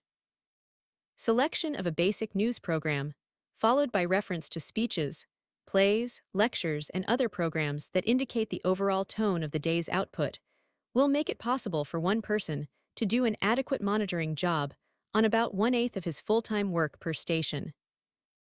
This does not leave him time to do much fancy analysis or to prepare graphs, but he can pass along the general psychological warfare situation so far as that particular beam on that particular transmitter is concerned. The most likely situation for the isolated consul, businessman, officer, missionary, or amateur is one in which he can get a certain amount of stenographic help in taking down the broadcast material. The radio for monitoring varies in accordance with general reception conditions, practically all the U.S. Army Signal Corps receivers will perform satisfactorily for local monitoring. So too will ordinary private sets, including the larger portables. An automobile radio can often be driven away from interference, and from a hilltop or the edge of a lake, can pick up a standard wave station that cannot be distinguished on a much larger house set in the city. For transoceanic or worldwide reception, a short-wave receiver is of course necessary. It is unwise to pick a sample that involves too much rapid speech, such as a foreign soap opera. The best reception is almost always the Morse code transmission of news, or the slow dictation speed reading of news from one central station to outlying news offices or substations. Selection of a program which usually comes in, arrangement for a verbatim copy of the program, daily checking of the news under standard analysis procedures. This gives a very fair cross-section. One man sitting at Hankow could find out just what both the Generalissimo and the Chinese communists were trying to tell the French understanding and the Dutch understanding listeners in the Far East. Another with pipe and slippers in Brussels could keep tab on the basic Russian lines to the Spanish-speaking world. Such monitoring obviously comes in handy for newspapers, commercial firms, governments, military establishments, speculators, and research institutions' identification. Propaganda versus truth. The point will invariably arise. This tells me how to listen to a foreign radio. Okay, I'll get the news, the lectures, the plays, all the rest of it, but so what? How am I going to know what's the truth and what's propaganda? How can I tell them apart? Tell me that. The answer is simple. If you agree with it, it's truth. If you don't agree, it's propaganda. Pretend that it is all propaganda. See what happens on your analysis reports. Propaganda was defined, at the beginning of this book, as follows. Propaganda consists of the planned use of any form of communication designed to affect the minds and emotions of a given group for a specific purpose. Taking a lesson from communist theory, we can say that any form of mass communication is operated for propaganda purposes if no other motive for running it is evident. Human beings talk. They like to talk. Much private talk is idle. But only an imbecile would talk over a radio network just for the pleasure of hearing himself talking. Propaganda is presentation for a purpose. It is the purpose that makes it propaganda, and not the truthfulness or untruthfulness of it. The collected news of any modern country contains more truth each day than any one man could read in a lifetime. The reporters, editors, writers, announcers who collect truth not only collect it, they select it. They have to. Why do they select it? That is the propaganda question. If they select it to affect the minds and emotions of a given group for a specific purpose, it is propaganda.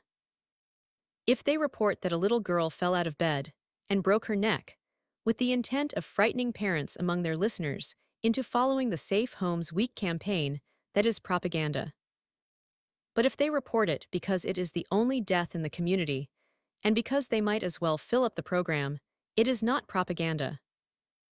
If you put the statement on the air, an American Negro workman in Greensboro, NC, got 80 cents for a hard day's work last week, that can be presented and interpreted as A. Simple news, if there is something more to the story, about what the man said, or how he spent the 80 cents on cornmeal to feed his pet tarantula.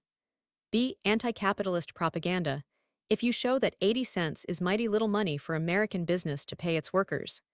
C. Pro-capitalist propaganda, if you show that the 80 cents will buy more than 2 weeks' wages of a worker in the city of Riga, when it comes to consumer goods.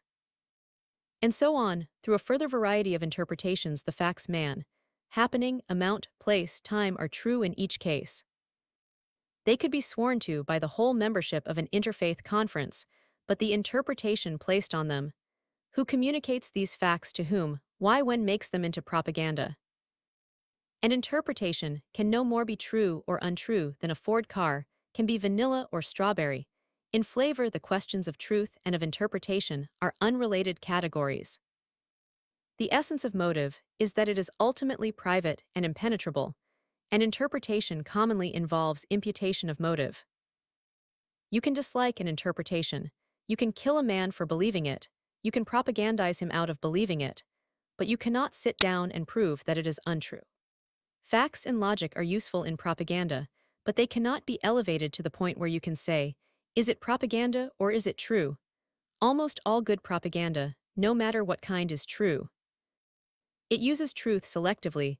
There is no secret formula, which, once applied, provides an unfailing test for propaganda. It is not possible for a person unfamiliar with the part of the world affected, with the topic discussed, with the interested parties, and with the immediate politics involved to put his finger on an item and say, this rightist charge is propaganda, and then to turn and say, but that rightist statement is not propaganda. It is fact. Untruthful statements are made at times for other than propaganda purposes. Truthful statements may be propaganda, or not. The analyst must himself be an interested party. He must determine ahead of time what he will regard as propaganda, and what not, and he must do so by delimiting the field of his analysis before he starts. No one person or staff of people could ever trace all the motives behind a single statement. Even to attempt that, he would have to be a novelist of the school of Marcel Proust. And he would end up feeling like James Joyce, Gertrude Stein, or Franz Kafka. The analyst looks in the direction in which the message is going. He defines the propaganda presentation of the people who get the message in terms of all the public information to which the persons addressed have access. If he does not know the purpose of the message, he may divine it from the character of the audience, and from the effect he presumes the message may reasonably be expected to have upon the audience. If he does not know the audience, he can at least follow the physical transit of the message. In what language does it move, whence, whither, when? The Stasm formula, the formula given earlier, page 44, was found useful in the spot analysis of German broadcasts, both open and clandestine, and Japanese materials, during the last months of the war. The formula reads, source including media, time, audience, subject, mission. The neologism, Stasm, may serve a mnemonic purpose. The formula works best in the treatment of monitored materials, of which the source is known. First point to note is the character of the source. There are several choices on this: the true source who really got it out, and the ostensible source whose name is signed to it. Also, the first use source who used it the first time, and the second use source who claims merely to be using it as a quotation. Take the statement, Harry said to me, he said, I never told anybody that Al's wife was a retired stripteaser. Mind you, I don't pretend to believe Harry, but that's what he said, all right. What are the possible true sources for the statement of fact or libel concerning Al's unnamed wife? What are the alternatives on ostensible sources, first use, second use? The common sense needed to analyze this statement is of the same order as the process involved in analyzing the statement. Reliable sources in Paris state that the visit of the American labor delegation has produced sensational repercussions in Moscow, and that Moscow, upon the basis of the American attitude, is determined to press for unification of the entire German labor movement. It is soon evident that the mere attribution of source is a job of high magnitude. A systematic breakdown of the SDASM formula produces the following analysis outline, applicable to any single propaganda item, civil or military, in war or peace, spoken, visual, or printed. There are many other possible arrangements. The one given below is not represented as having official sanction or mysterious powers of its own, it has simply worked well for the author. Figure 25a. Black use of enemy information materials. The Nazis used this leaflet on the Western Front. The real source was a German propaganda unit. The ostensible source was U.S. Army facilities. Note that the leaflet has nothing to do with stopping VD among troops, which is what the originals sought. Instead, its effect is to depress American troop morale. Figure 25b. Block use of enemy information materials. Compare this with the preceding leaflet. The real source in both cases is enemy. The ostensible source in both cases is the U.S. Army. The ostensible mission in both cases is the prevention of VD, but the mission is entirely different in the second leaflet. The first was addressed to troops, Americans, designed to make them feel bad. The second was dropped on civilians, Filipinos, whom the Japanese thus tried to stir up against the Americans, Leyte campaign courtesy of Mr. Robert Clayman. Complete breakdown of a single propaganda item. Source 1. True source. Where does it really come from? A. Release channel. How did it come out? If different from true source without concealing true source, B. Person or institution in whose name material originates. C. Transmitting channel. Who got it to us? Person or institution effecting known transmission omitting. Of course, analysts own procurement facilities. 2. Ostensible source. Where does it pretend to come from? A. Release channel. Who is supposed to be passing it along? Time 1. Time of events or utterance to which subject matter refers. 2. Time of transmission, publishing, broadcasting, etc. 3. Timing of repetitions. 4. Reasons, if any are evident, for peculiarities of timing. Audience 1. Intended direct audience, in English to North America, a paper for New York restaurant operators. 2. Intended indirect audience program beamed in English to North America, but actually reaching Hong Kong and Singapore by deliberate plan of the sender. A paper for New York restaurant operators, being faked and sent to Southeast Europe in fact. 3. Unintended audience, a Guadalcanal native studying Esquire, your aunt reading the infantry journal. Subject, what does it say? 1. Content listed under any convenient heading, as though it were straight news or intelligence. 2. Content, epitomized as demonstrating new propaganda technique, such as, now they're trying to get us out of Tynson by appeals to our isolationists. Mission 1. Nation, group, or person attacked. 2. Relation to previous items with the same or related missions. 3. Particular psychological approach used in this instance, such as wedge driving between groups, or between people and leaders, or between armed services, or demoralization of audience in general. In most cases, it would suffice to state the item briefly for reference and study in the order of the entries. When poorly trained help is available, it is of course necessary to print or mimeograph a form to be used. It is as vain to prescribe a propaganda analysis procedure without knowing the user as to prescribe an office filing system, while knowing neither the nature of the office nor the kind of files kept. In time of war, subordinate commanders in operational areas will need to keep files at a minimum, while rear echelon or national facilities may be able to keep files of enormous range and thoroughness. In the recording of a large number of propaganda items, however, the material becomes hopelessly unmanageable unless there is some standardized system for organizing it. Mere alphabetization leads inevitably to the question, alphabetization of what? And the analysis function can be exercised more readily in terms of the sources of propaganda than in terms of its incidental topics. Identification of enemy plans and situations. Propaganda has its inevitable mirror image, which gradually becomes plain to the analyst. If the analyst is careful, using shrewd judgment in appraising specific missions, he will gradually see forming in his files a record of the immediate and long-range aims of the propaganda originators. This becomes possible only when enough material is available, over a period of time, to make up a complete list of the probable enemy propaganda, objectives for the period covered.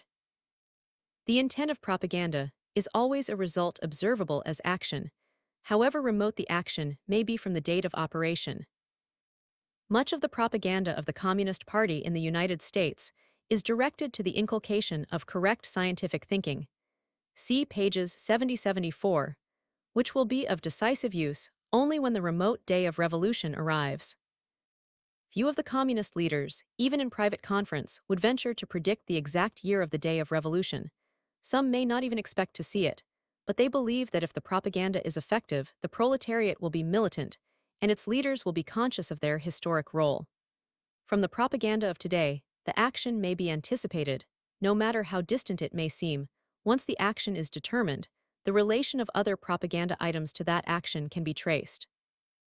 In war, the action sought is something militarily harmful to the enemy strikes against his production, panic in his population, complaint from his consumers, mistrust from his newspaper readers and radio listeners, resulting in eventual subversive or negative action on their part, surrender of his troops, disunity of his political leadership to be expressed in deadlocks, and so on.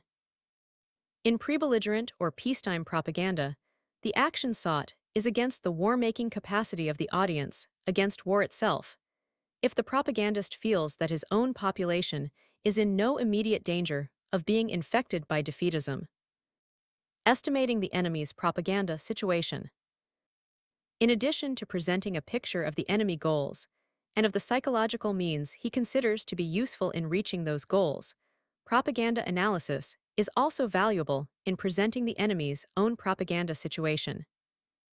He avoids certain topics because he talks about others, because circumstances force him to do so. For example, if the Germans stop talking about rations for Jews in the World War II situation, it may be that their own people, filled with anti-Semitic poison, have been protesting the issuance of rations. Alternatively, it may mean that the Nazi authorities have just canceled Jewish rations and are letting the Jews starve or are murdering them overtly. If the Germans follow this up with an item on the poor barley crop, it may be that they are preparing the sentimental and humane listeners in their own audience for the announcement of Jewish starvation. If they run parasquizzling accounts of Jewish hoarding and of Jews concealing large quantities of food, it means that they are almost certain to be under pressure to explain their Jewish policies, and that therefore, two factors face the German propagandist. First, he must get ready to announce the attack on the Jews. Out of a silence, no further news on rations, a domestic item, poor barley crop, and a foreign item, Paris Jews allegedly hoarding, it is possible to reconstruct a whole situation. The reconstruction may fall if other interpretations arise, but it provides a starting guess. The situation of enemy morale is often reportable through propaganda analysis, long before it can be described by eyewitnesses.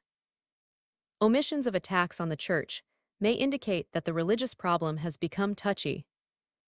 Failure to attack communism may mean that the government is seeking a diplomatic deal with a communist state. Mention of children may refer to the fact that parents complain of cold schools, bad food, absent doctors. Good morale is shown by a quiet tone in propaganda. Bad morale is shown by extremes, whether of silence or of great vehemence. It is useful to know what the enemy propagandist thinks he is doing, what he considers the obstacles to his propaganda. Such considerations inevitably get to be embodied in the propaganda itself. A tone of extreme defiance, poor international cooperation, war bluster, and so on may often spring from the desire to divert a hungry or discontented home public from its real worries at home to imaginary worries abroad. Propanol as a source of military intelligence. Propaganda analysis, or propanol for short, can serve as a very useful adjunct to military intelligence, even if when not directly connected with counter-propaganda operations. In the first place, the enemy must give news, comment, opinion, entertainment. In order to get attention, the incidental content and makeup of this propaganda is itself useful study material. If his ink is bad, his paper poor, his language incorrect, it shows shortages of supply and personnel. If he boasts about his victories, he usually gives his version of place names and aids cartographic reporting in mentioning the names of heroes. He may supply order of battle. In making a good story out of his economic situation, he fills in missing statistics. Even if the figures are falsified, they must be falsified for a purpose and can be used in conjunction with others in making up an estimate. Nothing is as smart as a human being, except another human being. What any one man can try to achieve in the way of deceit, another man can try to figure out. The bulk of propaganda, short of peremptory tactical leaflets, is filled with information about the enemy's personnel, his opinion of himself, his opinion of you, his state of mind, his order of battle, his economic system, and all the rest. The Japanese government, throughout the war, kept the United States informed in English of the changes of ministers and other high officials in the Japanese government. This gave us good political background. There was no use there trying to hide it over a long period of time, and presumably Joho Kyoku, the Imperial Japanese Board of Information, figured that the help it gave the Americans, in filling out their political intelligence files for them, would be more than counterbalanced by the fact that such news would make American newspapermen, officials, officers, and others read the propaganda in order to get the facts. Over and above the direct contribution to straight news or intelligence, enemy propaganda, in times of war or crisis, affords a clue to enemy strategy. If the coordination is not present, the propaganda may do the enemy himself harm. But the moment coordination is present, and one end of the coordinate is handed over to us, we can start figuring what the coordination is for. Sometimes propaganda is sacrificed for weightier considerations of security. German propaganda gave little advance warning of a war with the USSR, and Soviet propaganda gave none. In other instances, the coordination does give the show away. In 1941-1942, the Japanese radio began to show an unwholesome interest in Christmas Island in its broadcasts to Japanese at home and abroad. Christmas Island, below Sumatra, was pointed out as a really important place and tremendously significant in naval strategy. Subsequently, the Japanese armed forces went to and took Christmas Island. The home public was delighted that this vital spot had been secured. Of course, Christmas Island was not as important as the Japanese radio said it was, but the significant thing was that the radio talked about it ahead of time.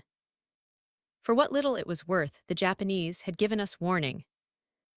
Enemy realization of an impending defeat may be preceded by disparagement of the importance of the area in which the defeat is to take place, or by description to the home audience of the enormous strength which enemy forces face at that particular place. Enemy action, when the enemy is security-minded, may be anticipated from his complete silence on something which he would normally talk about. It must have seemed odd that the Americans stopped talking about nuclear fission altogether, when pre-war years had seen a certain number of news items on the subject in the New York press each month. A nation getting ready to strike a la Pearl Harbor may prepare by alleging American aggression.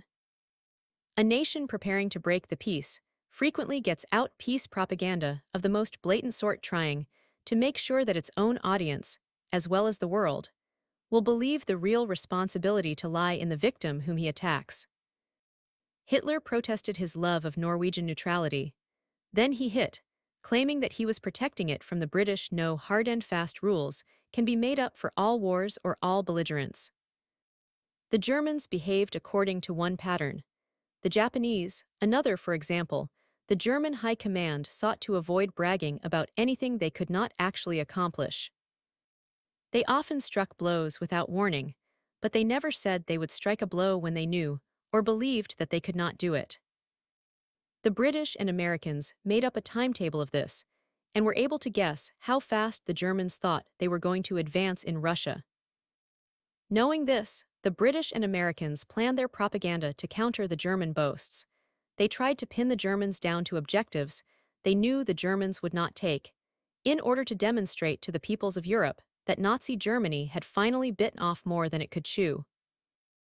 Later, the Allies remembered this German habit, when the Nazis on the radio began talking about their own secret weapons.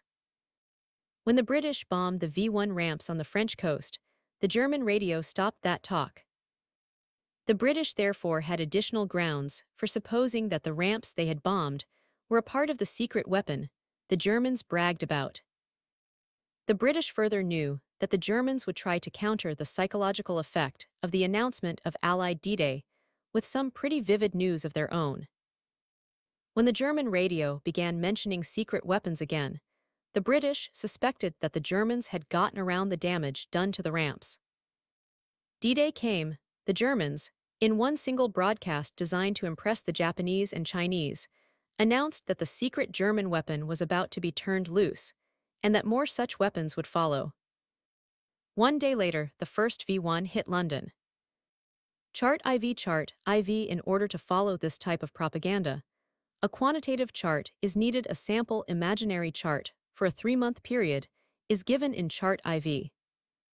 This chart reveals at a glance the fact that the enemy kept mentioning food supply and naval warfare until the middle of March, because he presumably thought his blockade runners would bring in more food. After March, food drops in emphasis, but naval warfare continues to be stressed. In May, following enemy admission to himself of the hopeless naval situation, naval warfare drops almost altogether out of sight. Foodstuffs continue to be modestly mentioned as the enemy explained away minor difficulties, but the use of secret weapons propaganda shows that the enemy propagandists had to have something sensational to keep up the courage of the home audience. Whether the enemy really had a secret weapon or not depends on the national character, past records, and so forth. The Germans and Japanese both said they had world-shaking secret weapons. The Germans delivered, the Japanese did not. Such quantity records will also be useful in showing the enemy's propaganda statistically, with reference to number of words uttered on each of his major subjects, number of inches of newspaper columns for specified kinds of news, and so on. Percentage charts show which major shifts his propaganda performs. Audience charts, that is, how much time he spends addressing workers, pacifists, mothers, minorities, etc., show which groups he is really trying to reach.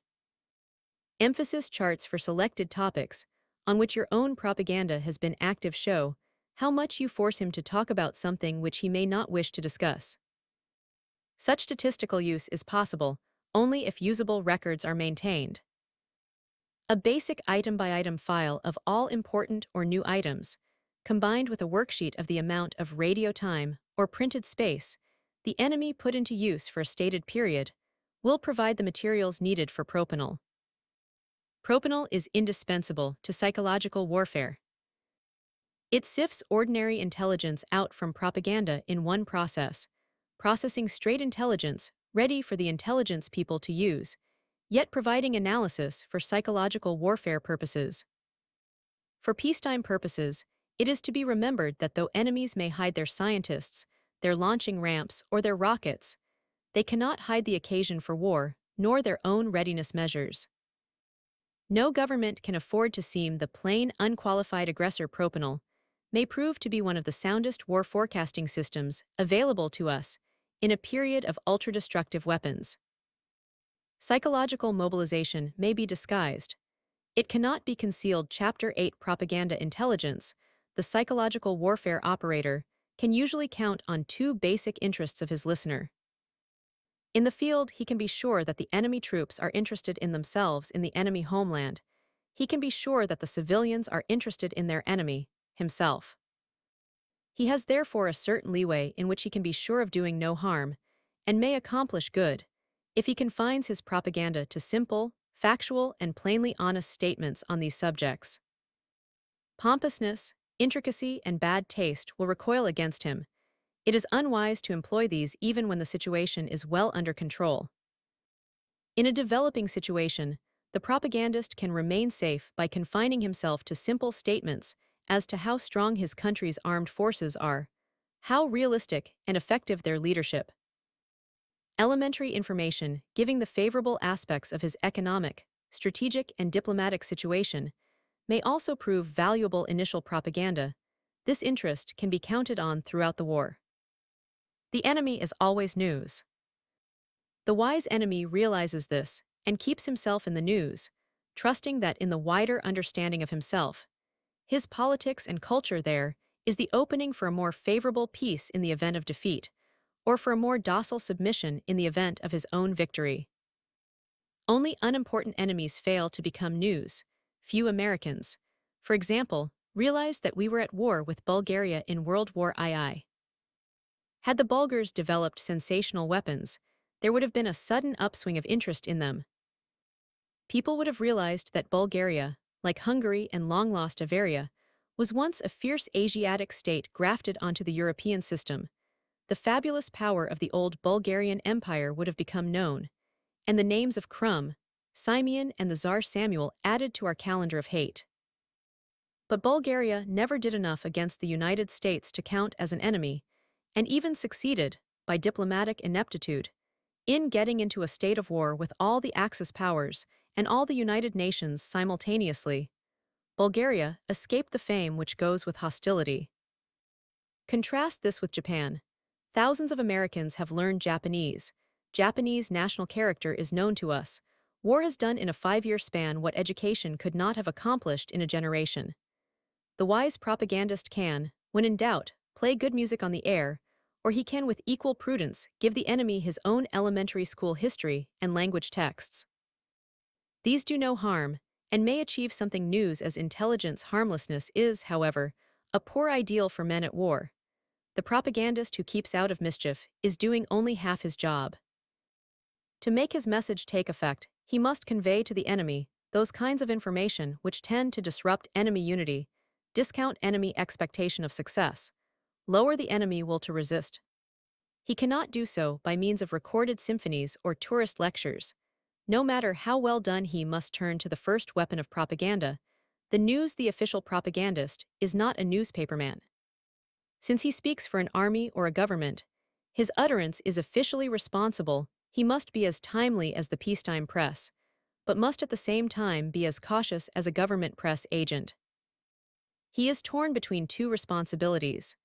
His responsibility to the job of propaganda, which requires him to get interesting information and get it out to the enemy quickly, and his responsibility to the official policies of his own government, which requires him to release nothing unconfirmed, nothing that could do harm, or that might embarrass or hurt the government.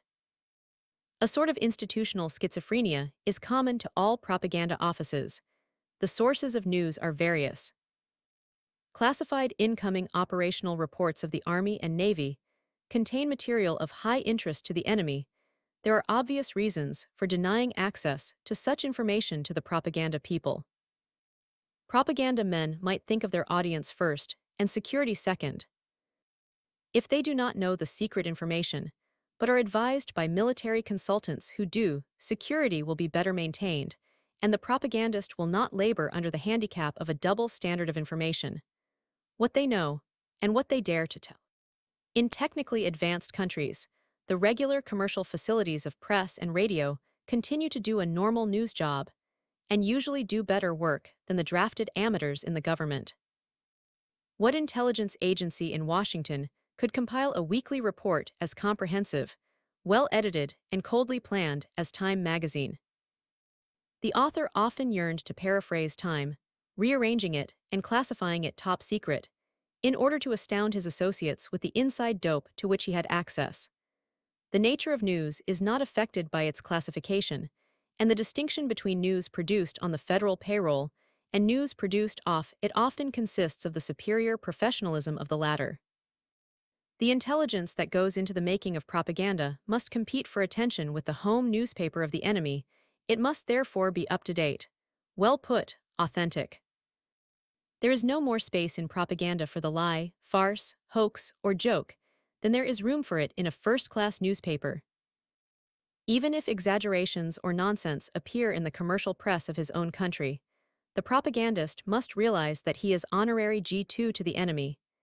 A G2 whose function consists of transmitting news, the ultimate effect of which should be bad, but which should go forth with each separate item newsworthy and palatable.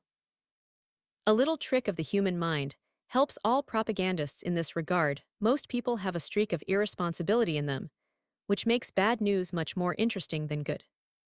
There is a yearning for bad news and a genuine willingness to pass it along. Bad news increases the tension upon the individual and tickles his sense of the importance of things. Good news relieves the tension, and to that extent has the effect of a letdown. The palatability of news is not concerned so much with its content as with its trustworthiness to the enemy, its seeming to deal with straight fact, its non-editorialized presentation. One of the reasons why Soviet communist propaganda, after all these years, is still relatively unsuccessful, lies in the incapacity of the communists to get out a newspaper with news in it. They put their editorial slant in all their news articles. Man bites dog would not make the front page in Russia unless the dog were Stalinist and the man reactionary. The Japanese, who obediently hated the Americans when it was their duty to do so nevertheless, could not help looking at maps that showed where the Americans actually were. Nazis, who despised us and everything we stood for nevertheless, studied the photographs of our new light bombers. The appeal of credible fact is universal. Propaganda does not consist of doctoring the fact with moralistic blather, but of selecting that fact which is correct, interesting, and bad for the enemy to know. On the friendly side of the battle lines, the procurement of our own news is a budgetary matter. The propaganda office can subscribe to the news tickers, newspapers, telegraph services, and so on. How much is a matter of administrative housekeeping? In the field, the communications officer can frequently steal news from the news agencies of his own country or allied countries by the process of picking it out of the air. It would be highly unpatriotic of the news agency to send him a bill in the zone of operations, and he can classify his record copies of his material restricted so that the owners of the material would have no legitimate business acquiring copies that could later be taken into court to support a claim. Americans would not do this, of course. The reference is to Byzantines, the need for timeliness. Some white propaganda and all black propaganda needs to be written so as to fit in with what the enemy is reading, listening to, or talking about in his home country. The use of antiquated slang, an old joke, reference to a famous man as living when he died some time ago, lack of understanding of the new wartime conditions under which the listener lives and worries, such things sour a radio program quickly. In radio, the propagandist must be living in the same time as his listeners. Since the propagandist cannot shuttle between the enemy country and his own radio office, unless he is a braver and more elusive man than governments ever call for, he must try to get the up-to-the-minute touch by other means. Without it, he is lost. He will be talking about something that happened a long time ago, not the situation which he is trying to affect. This need may be called timeliness. It can be served by obtaining all the most recent enemy publications that may be available, by listening attentively to enemy prisoners and captured civilians, and by carefully analyzing the enemy's current broadcasts to his own people. The Nazis made the unnecessary mistake of assuming that isolationism used the same old language after Pearl Harbor. They were right in assuming that there was considerable anti-internationalist and anti-Roosevelt sentiment left in the United States, but they were hopelessly wrong in using the isolationist language of mid-1941 as late as mid-1942. Pearl Harbor had dated all that, and the isolationist-interventionist argument had shifted to other ground. When the Nazis went on using the old language, they were as conspicuous as last year's hat at a women's club. Instead of making friends and influencing people, they made themselves sound ignorant and look silly. They lacked the element of timeliness. They could have gotten it by procuring representative American publications in Lisbon and studying them. Propaganda is like a newspaper. It has to be timeless or brand new. In between, it has no value. Opinion analysis in a favorable intelligence situation. Espionage can succeed in running a Gallup poll along the enemy's main street. When this is done, the active propaganda operator has some very definite issues at hand on which he can begin work. When it is not possible to send the cloak and dagger boys walking up and down the boulevard of the martyrs of the 11th of July, propanol, properly handled, can produce almost the same result. The opinion of the enemy can be figured out in terms of what enemy propaganda is trying to do to be useful. Opinion analysis must be systematic. For a while, the author had the interesting job of interviewing all the latest arrivals from Tokyo at a certain headquarters. The travelers would usually be pumped up with a sense of their own smartness in having evaded the Japanese and arrived at Allied territory. You could almost hear them thinking, "Oh boy, if Gendarmerie Chief Bakyama could only see me now." They were ready, in army parlance, to spill their guts. The only item on which most of them maintained one-man security was the question, "Why, chum, did you yourself go to Tokyo in the first place?" Outside of that, they were eager to talk. Some of them had frightfully good reasons to be eager. The adverb is literal. With such sources of information,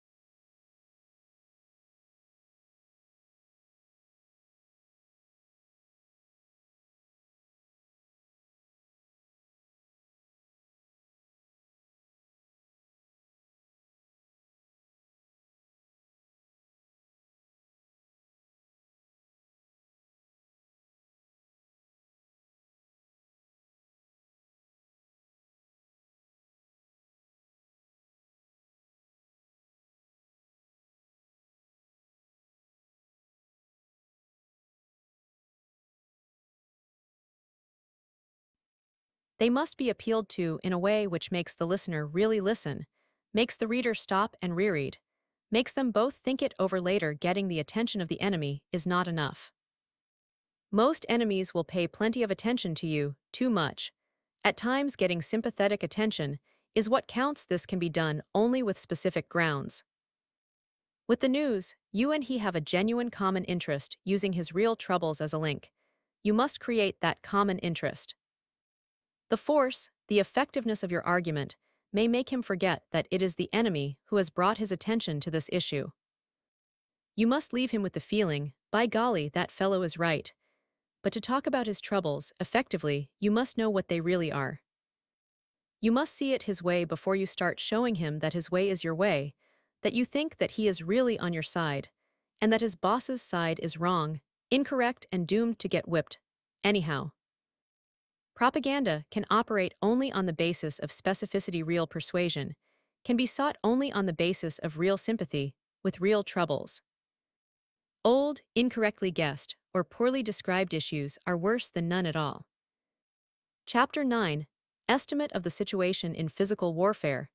The inherent instability of every situation is concealed by the apparent definiteness of the operation.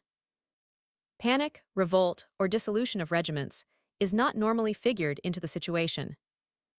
The assumption is made, and for professional military purposes must be made, that all identical units are of equal quality unless proved otherwise, that all men in a unit will respond with psychological uniformity unless they are reported out physically by medical reports, that the unit will be capable of doing tomorrow what it did yesterday.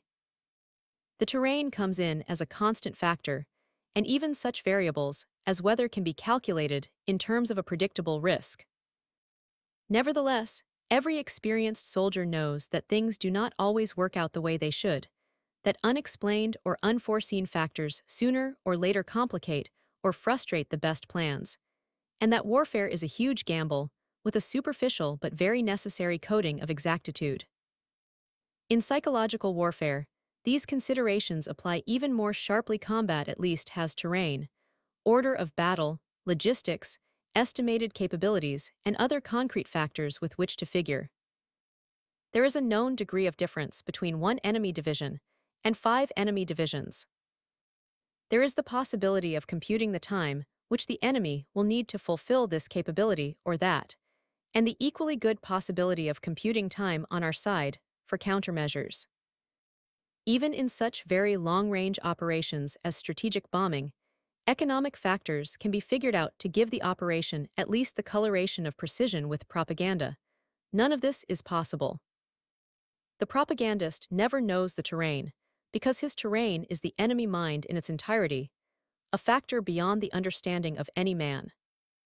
The enemy can have strongholds of faith to be shaken, but the propagandist can never say, "This factor is finished." Therefore we proceed to the next. There is neither victory nor defeat, only the endless seesaw of probable accomplishments or probable blunders. The honest psychological warfare operative will admit that he does not know where he is at any given moment, how far from his start, how near to his goal. Even with surrender of the enemy, propaganda cannot be judged to have met with complete failure or complete success, because propaganda is an interminable stream going on into international affairs and carrying over to the next war. Psychological warfare can be given apparent certainty only by the creation of assumptions on the part of the planner.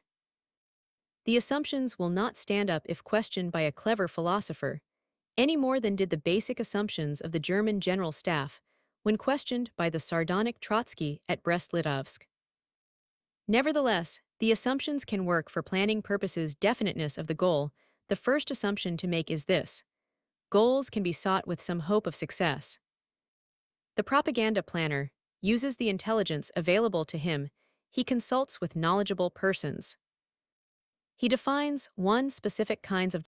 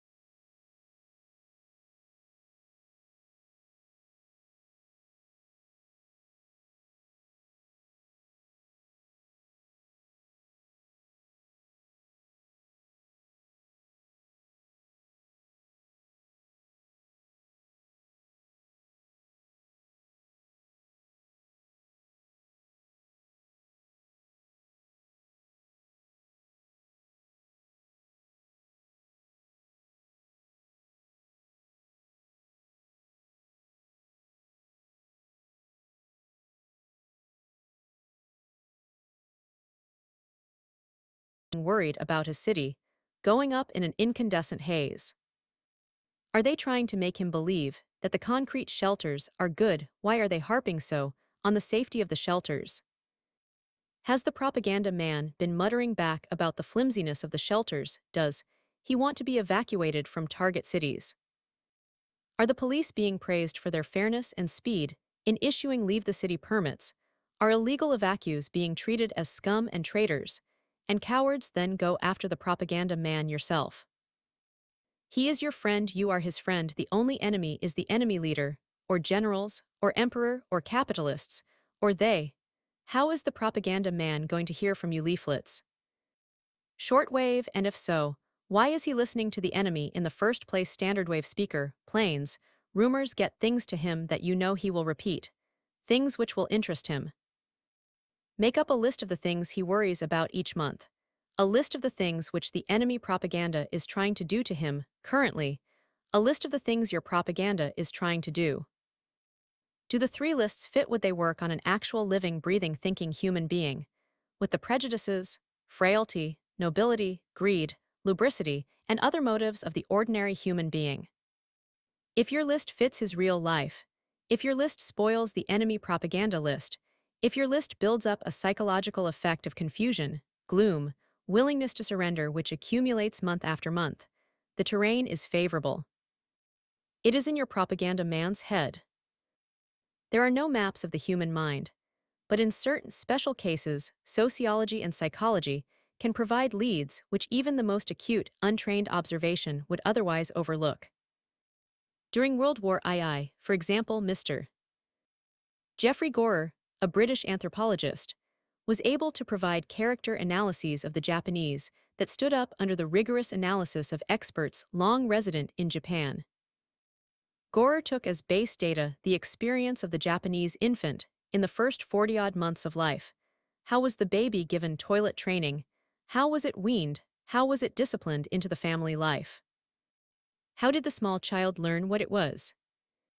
Gorer found that Japanese domestic life started the child out with a mixture of uncertainty and defiance, that the infant soon learned he was in a definite position in the human queue, where all above him had to be respected on the threat of immediate and condign reprisal, while all below him could be mistreated almost with impunity, that the Japanese had sad dirty little private thoughts about himself to a degree unknown to ourselves or the Chinese.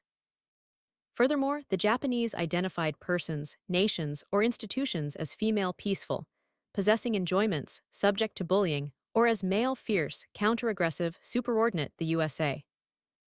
Of Admiral Perry seemed male, that of Cordell Hull female. These findings, applied to propaganda, gave British-American operations an audience unlike the Japanese, whom missionaries, soldiers, diplomats, businessmen, and journalists had portrayed in such varied and inconsistent terms. This Japanese propaganda man, analyzed at a distance, since Gorer had never been nearer Japan than Indochina, became a believable person. It was uncanny to see Japanese propaganda movies after reading the Gorer analyses, and to find the Japanese government propagandists, by hunch and instinct, appealing to the same propaganda man whom Gorer, by bold but permissible extrapolations, had revealed to Allied propaganda planners. The attribution of motive, one of the least factual elements in human life, is motive. Motive is hard to discern, even in one's own life, and it is difficult if not impossible to prove. It must frequently be attributed. Motive is therefore easily interpreted. Falsification is almost impossible because no matter how much probable motive is twisted, it still might fit the case. Motive is therefore excellent material for psychological warfare. Those propaganda veterans, the communists, have a formula for showing that the motive of every person opposed to them is unprogressive, illiberal, and greedy, even if the person himself does not know it. Their own motives are always pure because they are objectively and historically correct, according to science, that is, according to the historical rigmaroles of Karl Marx. The formula is a poor science, but a superb propaganda weapon. War eases the motive-switching operation because the leaders and people on each side derive moral exhilaration from the common effort. Ostensibly, politicians become statesmen, All higher-ranking officers become strategists. Ordinary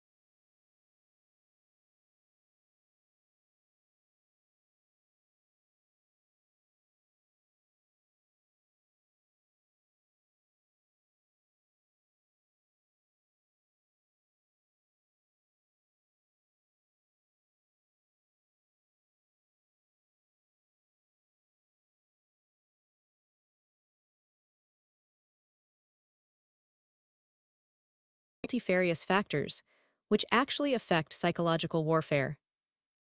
In most American psychological warfare facilities, especially in the theaters, the estimate of the situation consisted of a brief resume of home propaganda by the enemy, taken directly from propaganda analysis, comment on the audience by appropriate representatives from the State Department or other federal agencies, and discussion of the audience by some kind of psychological warfare operations planning and intelligence board. Some of the most valuable suggestions came from persons not concerned with propaganda, such as target intelligence people who could anticipate enemy civilian or military shortages, or economic warfare people who suggested vexations which the enemy listener was probably experiencing. The question of choice and estimate of a combat situation is something like a diagnosis and prognosis in medicine. The estimate sets forth the situation, presenting the difficulties to be faced and the general range of pertinent fact, all in orderly array, like a systematic diagnosis. The plans are then drawn up in the light of the estimate. They are limited by the harsh, immediate facts of the situation. They resemble a doctor's prognosis, which may have room for several choices, but which does not open the way to speculative, creative action. Psychological warfare situations are usually fluid, save at times of specific tactical emergency. The appeal to an enemy unit, when it is surrounded, to surrender, pre-invasion propaganda for specific points. Therefore, the psychological estimate should not be presented as a propaganda versus propaganda analysis. If it does, it will end as an unproductive and meaningless duel between the propagandists on the two sides. Nor should the estimate pretend to present choices with the pretense that these choices are definitely prescribed by the situation itself in any field. An expert can hoax or befuddle a layman. A psychological warfare officer should present choices for what they really are, options open to him and his staff as creative writers. Policy issues, in specific cases, can be answered yes or no. This is not true of propaganda as a whole. The task of the propagandist is to create something which will arouse attention, will induce attitudes, and will eventually lead to action. It is a task of permanent offense. Its variations are as infinitely diverse as the imaginations of mankind can make them. Choice is perpetually before the psychological warfare propagandist. But it is the wide choice of what he can think up, not the narrow choice dictated by fixed terrain, by specific enemy capabilities, by concrete physical necessities. Adolf Hitler himself, in the near delirium of his last days of life, recognized this. He told his followers to hold out. German propaganda might still provoke the inevitable American-Soviet clash, which would save Germany. He said he would choose one side or the other. He didn't much care which. Thus, at the end, the range of propaganda possibilities deceived even the arch-propagandist, despite the bold shrewdness he had shown in the past. He knew, as his generals did not, that in the realm of the psychological, the factor of the unexpected is always a large one, and hoped to the last to turn it to his ends. His premises were right. Even though his conclusion was fatal for him, Allied operations estimates become more complex when several nations fight on the same side. In a particular type of instance, estimates of the antagonist's propaganda capacity form a part of normal military operations. This occurs in the instance of Allied operation, when the outside ally fears that the local ally may be subverted.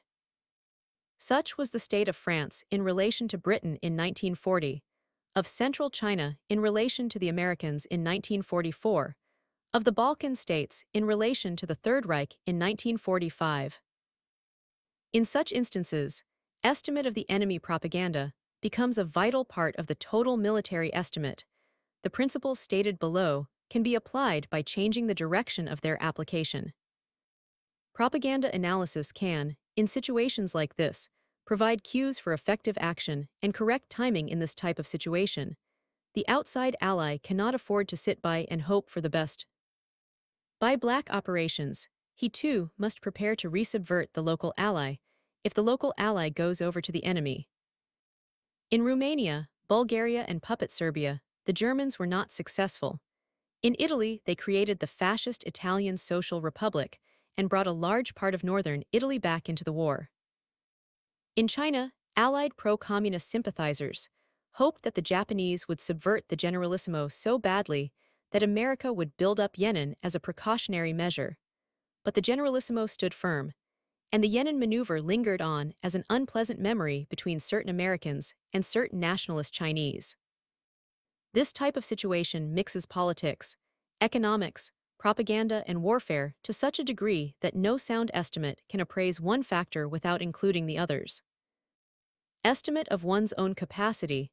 In preparing a routine estimate of one's own capacity, militarily speaking, the measurable factors of space and time provide guides for projecting plans into the future. It is possible to plan. At 18:30 hours D-Day plus 8, the Smith force will have arrived at Tennytown, meaning that 8 days after the start, this result can be expected. Psychological warfare can be estimated in a loosely comparable way, provided the terms of reference are different. Naturally, no sane theater commander would rely on psychological warfare alone for the accomplishment of a military result. It is possible, nevertheless, to allow for planned good luck, which one has created with many months of hard work. When psychological warfare is used in conjunction with invasion, its planned use, to judge by the results found in World War II, might often justify commanders in using minimum rather than maximum allocations of troops for the protection of lines of communications against guerrilla or civilian attack. If the Nazis had chased the Soviet peasants through the woods with soup kitchens, free movies, and mittens for the babies, they would not have had so many furious partisans sniping at them. Psychological warfare can be relied upon to a considerable degree to step up enemy panic in the application of a rapid forward movement. The Japanese in China panicked whole regiments of local volunteers plumb out of existence by the use of fast-marching Chinese-speaking plainclothes troops, some of whom may have been airdropped. In the Nazi establishment of the first salient through to Abbeville, the psychological aspects of the Blitzkrieg helped prevent the British and French from reforming a continuous line and led eventually to the pocketing of the British at Dunkirk. Psychological warfare can also be counted on, tactically, to speed up the reduction of isolated enemy positions when these positions are clearly beyond hope of rescue. All the psychological warfare people need to do is to go in with map leaflets, surrender leaflets, loudspeakers, and a nearby radio. The unit may not give in instantly, but the unit would be superhuman if it fought as well in the face of persuasion as it would have fought without psychological attack. In the mopping up of Japanese in the Pacific Island fighting, psychological warfare teams and techniques undoubtedly eased and speeded the process. These references are to tactical estimates. Strategic propaganda is beyond estimate. All it can do is to weight the probabilities a little more favorably than would be the case without it. If the United States had not dropped the Japanese surrender proposal in Japanese all over Japan, the Japanese government leaders might have been more inclined to resist surrendering. If the Germans had not softened up the French before the Great Western Blitz of 1940, they might have needed more time, days or weeks more to reduce France, and thus might have faced a united French overseas empire even after France and Europe fell. The success of a strategic propaganda operation cannot be guaranteed in any plan. It would be foolhardy optimism to think that psychology can assume a major portion of responsibility for direct military results. It would appear that the Soviet Red Army, despite its propaganda-conscious communist background, never passed the whole buck to psychological warfare. The Russians never appeared to leave the artillery at home in order to take the loudspeakers or leaflet mortars along.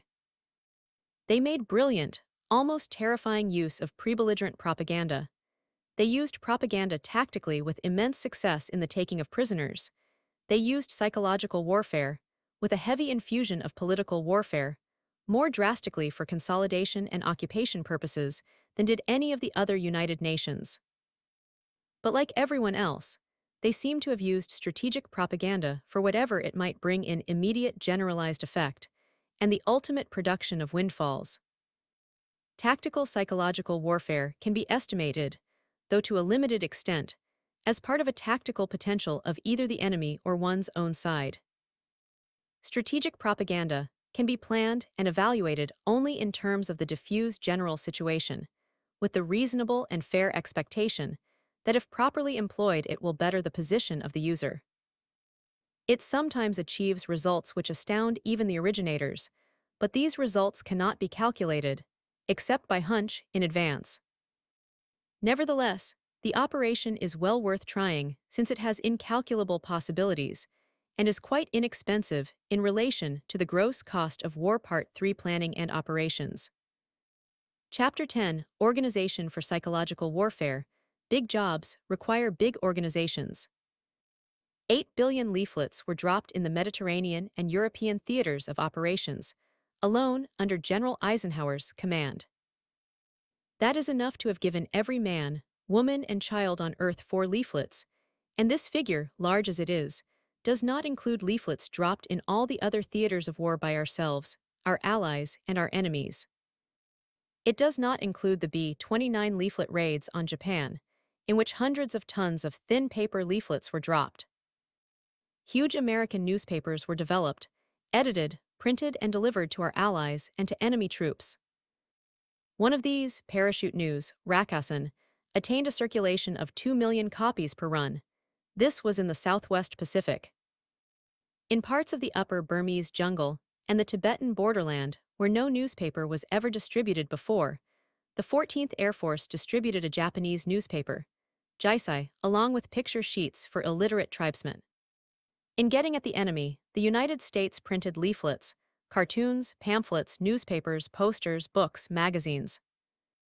In black operations, enough fabrications were perpetrated to keep the FBI busy for 1,000 years. Movies in all forms, commercial, amateur, all known widths, sound and silent, even lantern slides, went out all over the world. Radio talked on all waves in almost every language and code loudspeakers, souvenirs, candy, matches, nylon stockings, pistols you could hide in your mouth, sewing thread, salt, phonograph records, and baby pictures streamed out over the world. Much of this was necessarily waste in the larger waste of war. It appears almost frugal when taken in relation to the results thought to have been achieved. Every American theater commander, given the choice of using psychological warfare or not, as he chose, did choose to use it. Every major government engaged in the war used psychological warfare, along with a number of assorted private characters, some of whom later founded governments. The sacred government of the Dalai Lama, in Forbidden Lhasa, undertook a neat little maneuver in limited overt propaganda when it printed a brand new set of stamps for presentation to President Roosevelt. The Inner Mongols were propagandized by the Outer Mongols. The Grand Duchy of Luxembourg broadcast against the Reich. Psychological warfare proliferated so much as to change the tone, if not the character of war. General Eisenhower wrote, at the end of the European operations, that psychological warfare had developed as a specific and effective weapon of war. The organization of psychological warfare was as much a problem as the operation. It overlapped military, naval, diplomatic, press, entertainment, public relations, police power, espionage, commercial, educational, and subversive operations. Almost every nation involved had extreme difficulty in fitting these new powers and unknown processes into the accepted frame of government, and almost every national solution was different. The British and the Japanese achieved a considerable degree of unification. The Americans, Nazis, and Russians were hampered by the number of competing agencies. The French were burdened through most of the war by an excess of governments. The Chinese did things in their own formal but offhand manner. The Nationalist Party carried on information functions for the Chinese government, while the communist guerrilla authorities carried on functions for the Communist Party. The lower down the echelon, the nearer the armies of the world came to standardizing psychological warfare organization. They did this for the same reason that they all organize into regiments, instead of centuries, cohorts, or tribes. Modern war is a self-standardizing process if the enemy experience is to be copied, enemy techniques improved, Allied assistance accepted, and military practice kept up to world standards. Psychological warfare units needed printing and radio sections.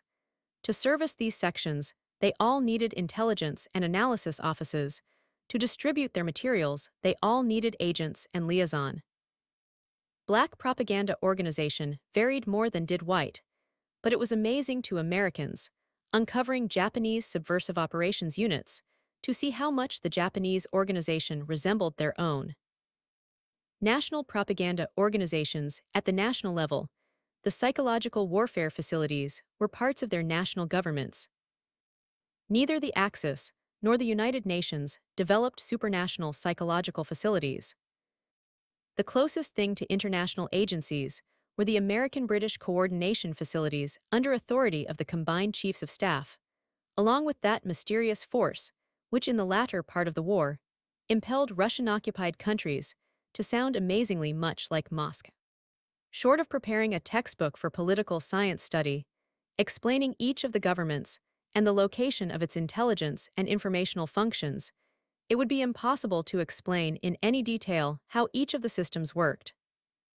Even between governments having the same general political orientation, the improvised war agencies were different, and in the same government, the practices of World War I were not carried over into World War II. Some description of the American psychological warfare may be warranted, chiefly as a means of showing how a simple task can be accomplished even with intricate and confused organizations. And the Japanese system, on paper, the best of them all, though weak in field operations and control, may be outlined for the sake of contrast. American psychological warfare agencies. The American Army failed to establish its authority and leadership in the field of psychological warfare, despite its creation of the Psychological Warfare Branch under G2. In large part, this was a matter of practical politics and of personalities. The United States government as a whole, in the successive administrations of President Roosevelt, acquired tremendous administrative vitality, but at the same time permitted the older constitutional agencies to lose ground to their newly founded rivals. Had an administrative purist and traditionalist been in the White House, instead of a bold governmental experimenter, the logical creation of a psychological warfare facility would have paralleled the later creation of SWNCC, State War Navy Coordinating Committee. From the purely theoretical standpoint, it would have been far sounder to put national policy formulation, White House and Congress, foreign policy formulation, state, strategic propaganda, state, war, navy, into a single administrative entity than to create a new federal agency with improvised procedures, improvised security, and an improvised staff. However, the state, war, and navy departments, at the very opening of our war, were overworked and understaffed. Many of the senior personnel regarded psychological warfare with downright suspicion, and propaganda was regarded as a dirty name for a dirty and ineffectual job. Hence, the old line agencies let pass the opportunity for establishing initial control. Subsequent experience suggests that the use of existing facilities and existing agencies wherever possible instead of new ones imparts stability, discipline, and morale, and lowers the organizational friction common to all new political agencies, especially to instrumentalities in so controversial a field as propaganda. On the chart shown, for instance, it would not have mattered whether the psychological warfare facility, whatever its name, were put for housekeeping purposes under the State, War, Navy Department, or the Office for Emergency Management. The essential requirement would have been to use State Department men for jobs that involved determining foreign policy, military men for tasks of a military nature, and naval for navy work, and to recruit only after cadres had been established. The sponsorship of psychological warfare by any one of the old-line departments might have slowed down the feverish tempo of reorganizations, quarrels, cabals, internal struggles for power, and clashes with other federal agencies, which were so characteristic of OWI and its colleague organizations. The actual conduct of psychological warfare was shown in Chart I. No official authority exists for such a chart. The author bases it on his own observation and experience. Only agencies themselves originating psychological warfare materials are shown. Relationships between state, war, and navy were stable, but were frequently bypassed. For example, the Zacharias broadcasts, which were our biggest political warfare experiment, did not go to the State Department until after they had started. Relationships between OSS and other agencies were erratic and cloaked in extraordinary but irregular security. The OWI ran for most purposes as an autonomous group, with occasional reference to state, navy, and war departments. The president, in his individually official capacity, was apt to improvise psychological warfare operations of high importance, without warning his subordinates of what was coming: paper knife made of human Japanese bone. The unconditional surrender formula. The White House staff sometimes worked through channels, sometimes not.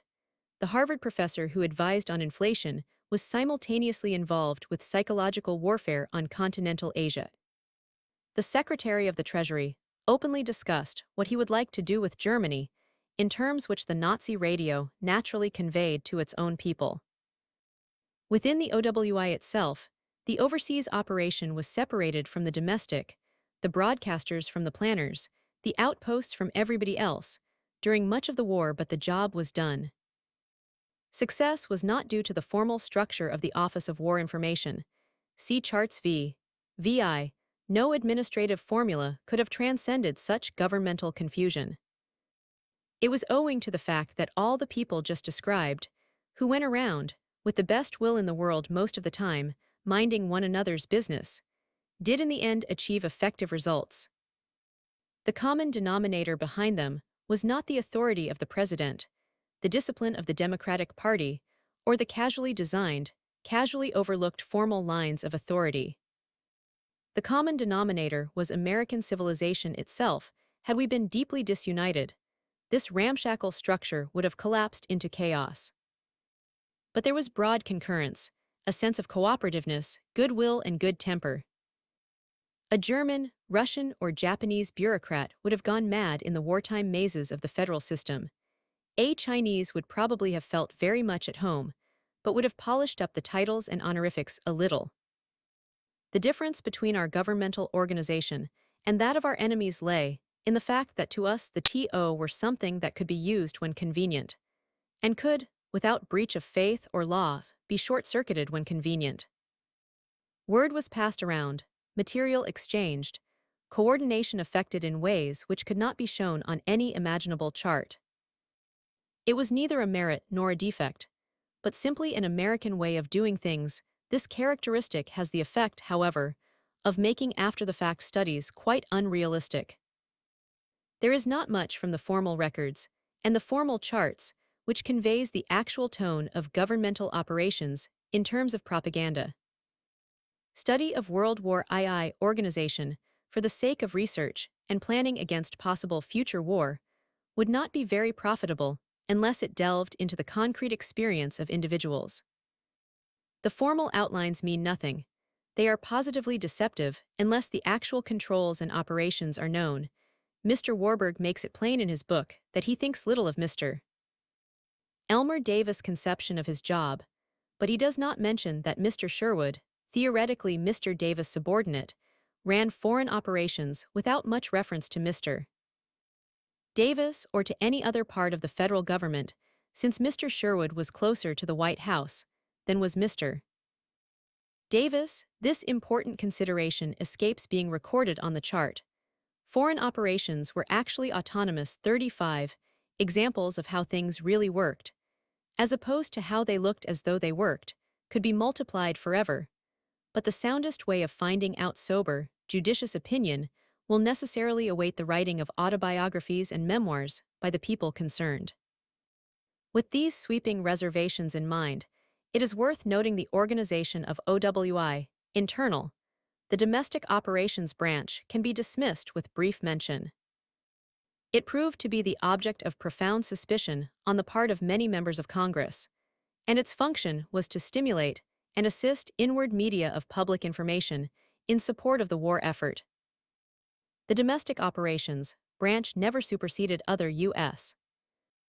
government informational services, state, agriculture, treasury, war, and so on. so that it was the wartime supplement to the governmental supplement to the regular news and information system, which remained private. This precluded intimate coordination of domestic and overseas propaganda, and rendered illusory any hope that domestic propaganda, as eavesdropped by our enemies, could be used as an instrument of war. The Overseas Operations Branch had two basic missions within the United States. It was the operating and controlling agency for government-owned or government-leased worldwide shortwave. For actual overseas purposes, it was the rear echelon of both the Navy and Army theater facilities and of its own OWI outposts.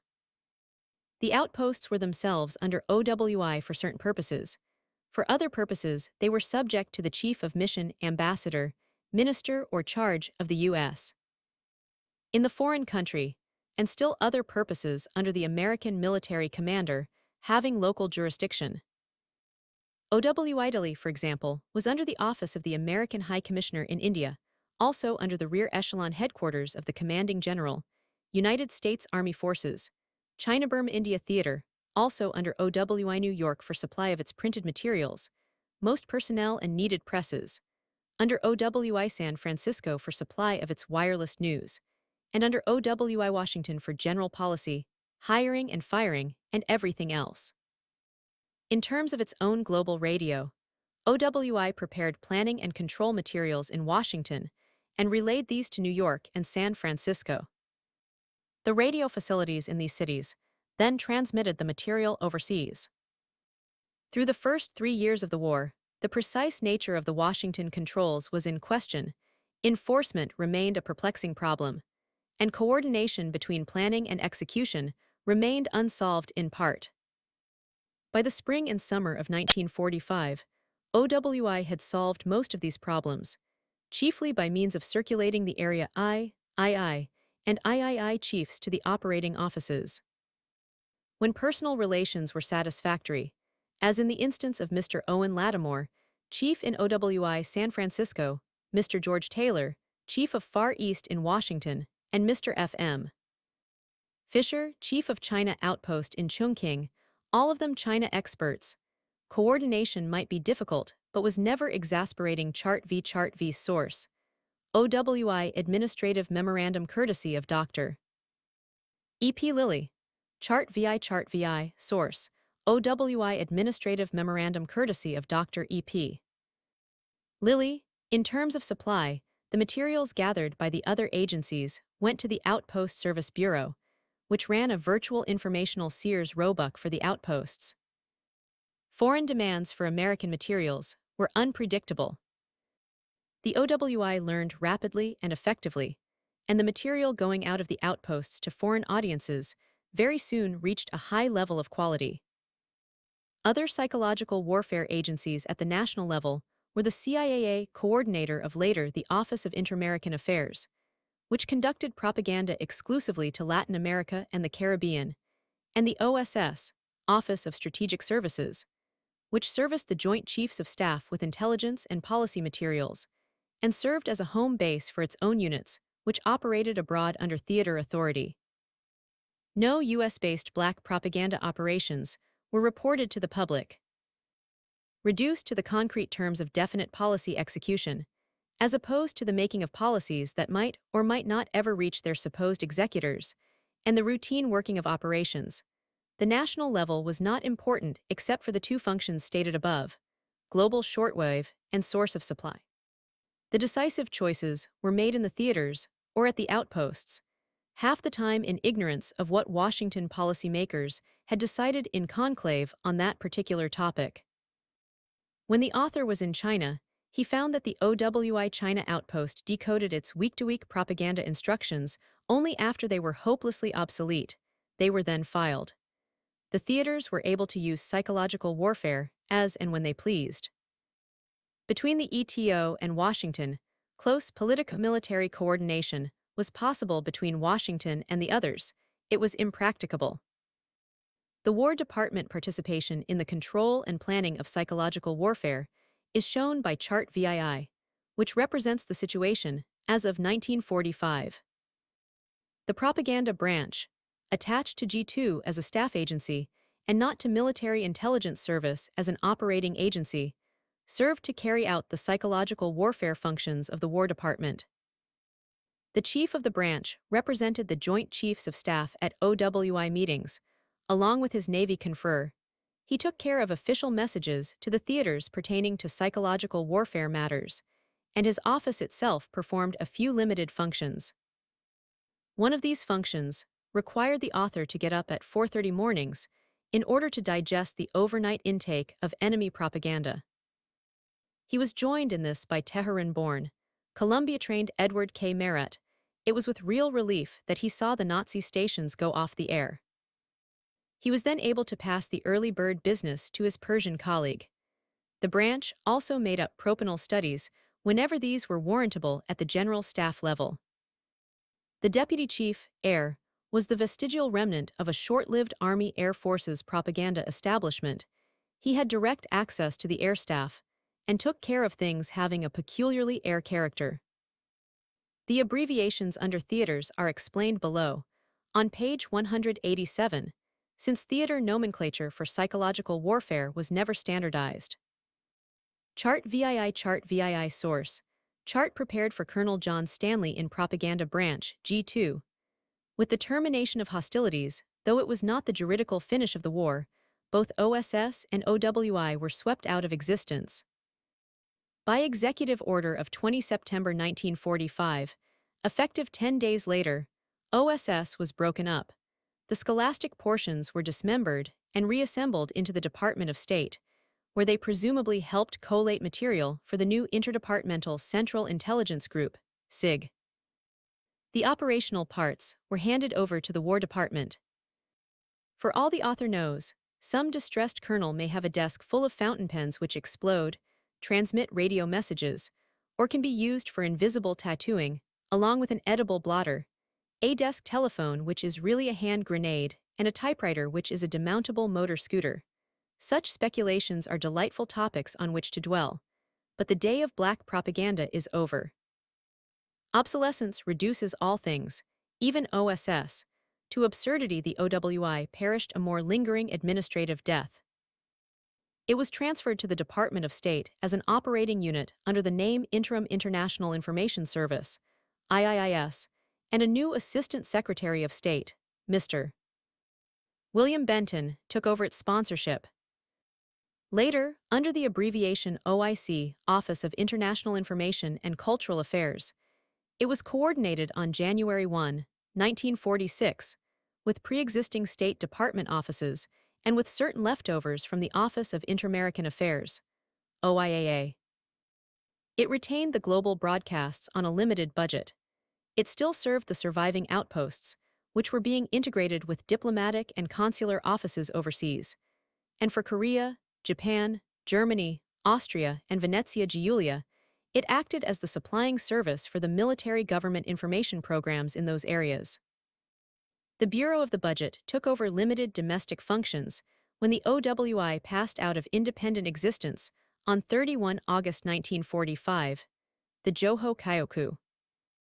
Comparison of this United States system with the Japanese Board of Information, Joho Kyoku, as outlined in Chart VII, shows the difference between integrated and disparate systems. The Japanese developed a close-knit system which combined public relations of both Army and Navy, all domestic government publishing, complete control of book publishing, magazines, press, radio and film, propaganda intelligence, and overall psychological warfare. The progress of an item through the Japanese psychological warfare system may look intricate when followed on the chart, but it was in fact much less intricate than the comparable American processing of an item. Chart VII source. Chart prepared before VJ Day in Propaganda Branch, G2. The only aspect of psychological warfare that does not show on the chart is the Japanese political warfare system, by the test of success, the best developed by any belligerent during World War II. The Japanese very early learned the simple rule. Political warfare cannot convert a subsistence economy and government into a satisfactory system, but political warfare can convert a subsisting area into one that has the illusions of prosperity and national freedom. To succeed in the face of economic difficulty, political warfare must be shrewd, simple, insistent, and backed up with a touch of terror. The Japanese moved into the western colonial areas of the Far East between 1940 and 1942. Indochina, Malaya, Indonesia, the Philippines, parts of China, Burma, and areas inhabited by substantial Indian minorities. They organized the following independent governments: the Imperial Government of Manchukuo, Federated Autonomous Inner Mongolia, the reorganized National Government of China, superseding earlier puppets Malay, under Japanese military control but promised ultimate independence, the Republic of the Philippines, the Empire of Vietnam, later the Vietnam Republic, a dictatorship in Burma of the Adipati, Republic Indonesia. These Japanese-sponsored governments flew their own flags, had enough troops to help Japan police their home areas, developed psychological warfare facilities with intensive Japanese assistance, and went through all the motions of independence. In 1944, some of them even held an international conference at Tokyo, thanking Japan for liberating all the non-white states and adopting high-sounding resolutions. The Siamese puppet ambassador to this meeting had the unforgettable name of His Excellency, the Honorable Wichet Watakin. Behind the pageantries of Japanese political warfare, economic and social realities were horrid: the Japanese printed money, which had far less backing than cigar store coupons. They bankrupted all non-Japanese business so that Japanese carpetbaggers could buy their way in cheap. Businesses owned by white foreigners were expropriated out of hand. They cut off communications, spread terror, raised the price of food, put hospitals out of business, degraded schools, and received the devoted loyalty of large parts of the cheated populations. It did not matter to millions of Burmese whether they had lived well under British rule or not. The British did not let them have their own flag, did not let them send ministers and ambassadors, did not let them run a scow up and down the river with a mortar on it, calling it a navy.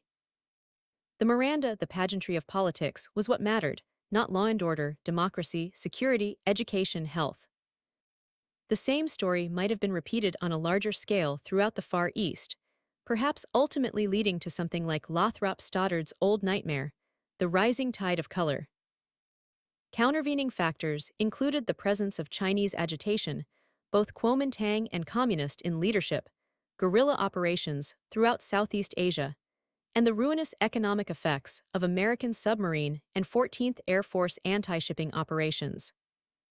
Shipping losses drove the Greater East Asia co-prosperity sphere below subsistence level and created a condition where even the most fanatic patriot realized the disadvantages of the situation. The Japanese put all the captured radios to work. They had traitors of all kinds on their side, including, it is shameful to admit, Americans, Russians, British, Australians, and French. Despite the fact they occupied all of Guam, they never used a single Guamanian traitor testimony to the simple loyalty to the U.S. of the Chamorro people and to the popularity of the long-established U.S. naval government on the island. Japanese psychological warfare failed because the real warfare behind it failed. The Japanese could not whip their overdocile troops into a fighting frenzy without allowing those troops to behave in a way which made deadly enemies for Japan among the peoples she came to liberate. The Japanese did not have sense enough to be satisfied with 100% return per year on their money, but wrecked the conquered economic systems with inflation, poor management, and excess exploitation. Even the Quislings became restless under the poor occupation policies of the Japanese, and before the war was over, a considerable number of the Japanese Quislings re-Quislinged back to the United Nations side. Theater psychological warfare. The Japanese had superlative close-knit psychological warfare staff organization within metropolitan Japan. They possessed many first-class field operators, first among them the true-life mastermind Major General K.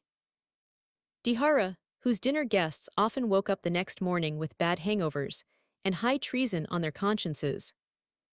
But the Japanese did not have adequate channels of communication, supply, and control between their smooth system at the top and the working propagandists at the bottom. The Kempeitai, military political gendarmerie, structure got in the way. Japanese propaganda lines lost touch with the strategic realities of their slow defeat. They did, instead, what any propaganda system does on the downgrade. They turned to repression instead of counter-propaganda, with the inevitable result. In contrast, the American psychological warfare structure included theater operating units, usually called PWB, Psychological Warfare Branch. Although it became PWD, Psychological Warfare Division, in SHAEF, and did not grow beyond TPWO, Theater Psychological Warfare Officer, in China Theater.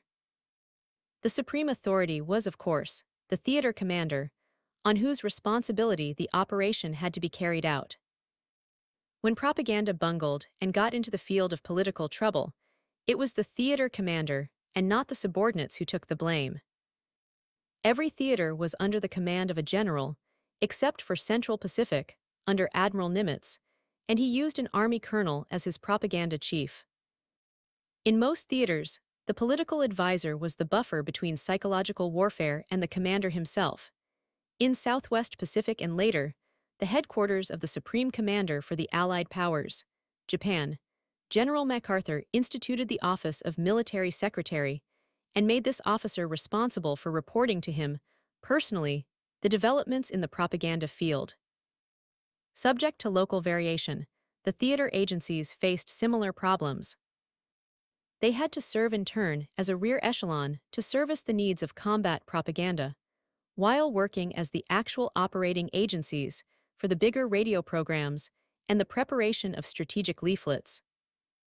As the areas behind them became more consolidated, displays and films took their place beside news and leaflets, as chores that had to be performed. Communications facilities were a problem. Purely military facilities could not, of course, be overloaded by the lightly coded transmission of hundreds of thousands of words of political and other news and guidance. The psychological warfare establishments had to jerry-build communications facilities out of what they could borrow from Army, or obtain from OWI supplies in the United States, or buy locally. In most theater organizations, the chief was a military man, and the staff was partly military and partly civilian. Under General Eisenhower, PWD was not only Army and OWI, but included OSS. On the American side, along with British partnership, French participation, and other Allied personnel as well. Under General MacArthur, OWI participated under strict Army control. Under General Stilwell, no theater organization as such was set up. The G2, the political advisor or the general himself, handled propaganda matters when they turned up. Under General Wedemeyer, there was a theater officer. Under General Sultan, the OWI ran itself. The outpost serviced the theater. Under General Clay, Information Control Service, OMGUS, became an integral part of military control. The same thing happened in General MacArthur's reorganized PWB, an organization termed CIES, Civil Information and Education Section, had the organization and personnel not only of the American structure, but the usable purged parts of the Joho Kyoku, obedient to its command and liaison. Other theaters had comparable arrangements, each suited to the theater chart IX, source, History of 2D Mobile Radio Broadcasting Company. The common features of all theater establishments were 1. Liaison or control from Army, State, and OWI, sometimes including OSS. 2. Responsibility to the theater commander. 3. Direct operation of strategic radio. 4. Preparation of strategic leaflets, and sometimes of tactical leaflets as well. 5. Use of local, native, or allied personnel. Within the theater staffs, the psychological warfare facilities were to a great extent assimilated for control and movement of personnel, supply, and so on.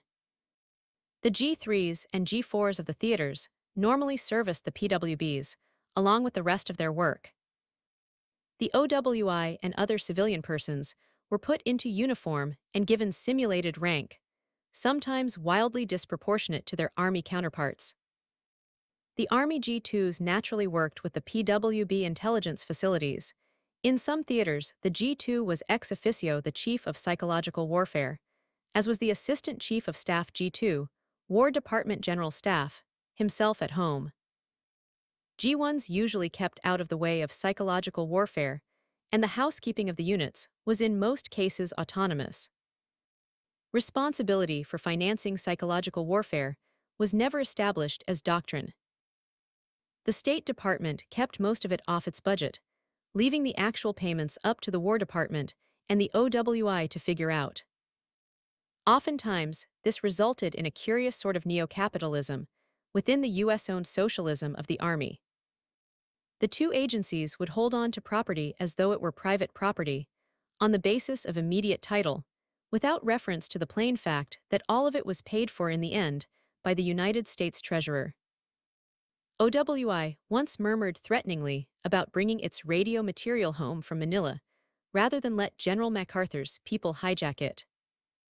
Such talk ended when the material was declared surplus or stolen. Field operations were most highly developed in the Mediterranean and European theaters of operation.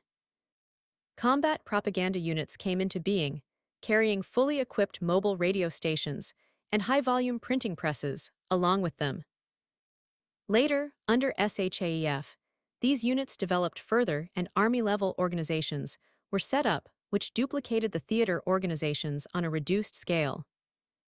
See Chart IX for chart of an Army unit. The tactical leaflet, page 211, came into its own with such units. It was possible to develop high-speed routines for using intelligence swiftly. Maps were dropped on the enemy in unfavorable situations.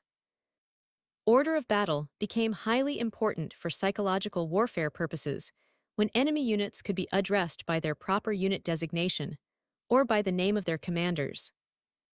Intelligence was brought into play.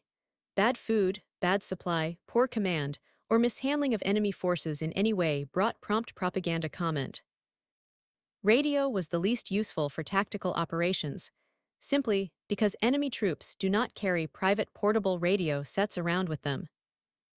Radio was of high value in consolidation operations, passing along instructions to liberated populations, and telling civilians in the line of approach about measures which they could take for the common benefit of themselves and of the Allies. A constant problem, never completely ironed out, was the use of airplanes for dropping purposes.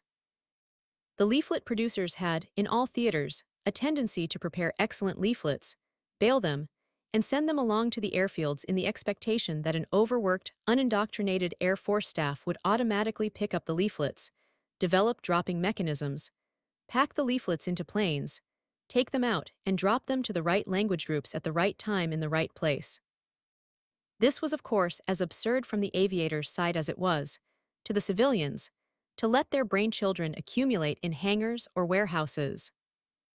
For strategic droppings, systematic arrangements could be made through proper official channels, and a regular air operation detailed to do the job. Tactical dropping did not allow enough time for elaborate staff work in each instance, and recourse was had to psychological warfare liaison officers, either Army officers or civilians with the approximate status of tech rep, technical representative, a familiar sight on World War II airfields, to get in touch with the units, help them install dropping facilities, explain the leaflets to the actual pilots and bombardiers, and thus obtain a high degree of cooperation.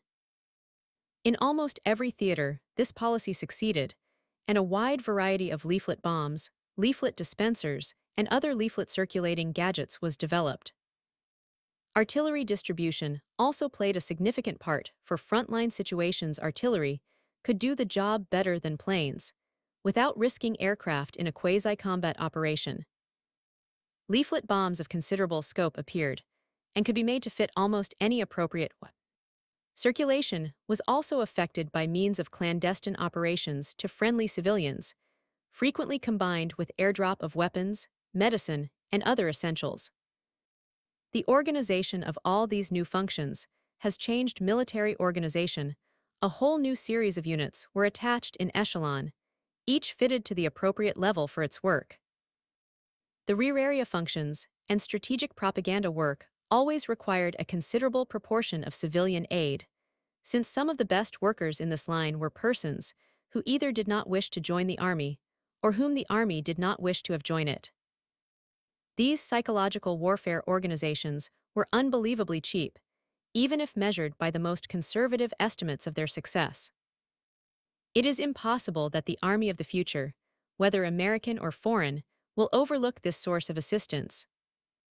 Psychological warfare nowhere replaced combat, but it made the impact of combat on the enemy more effective. Chapter 11: Plans and Planning.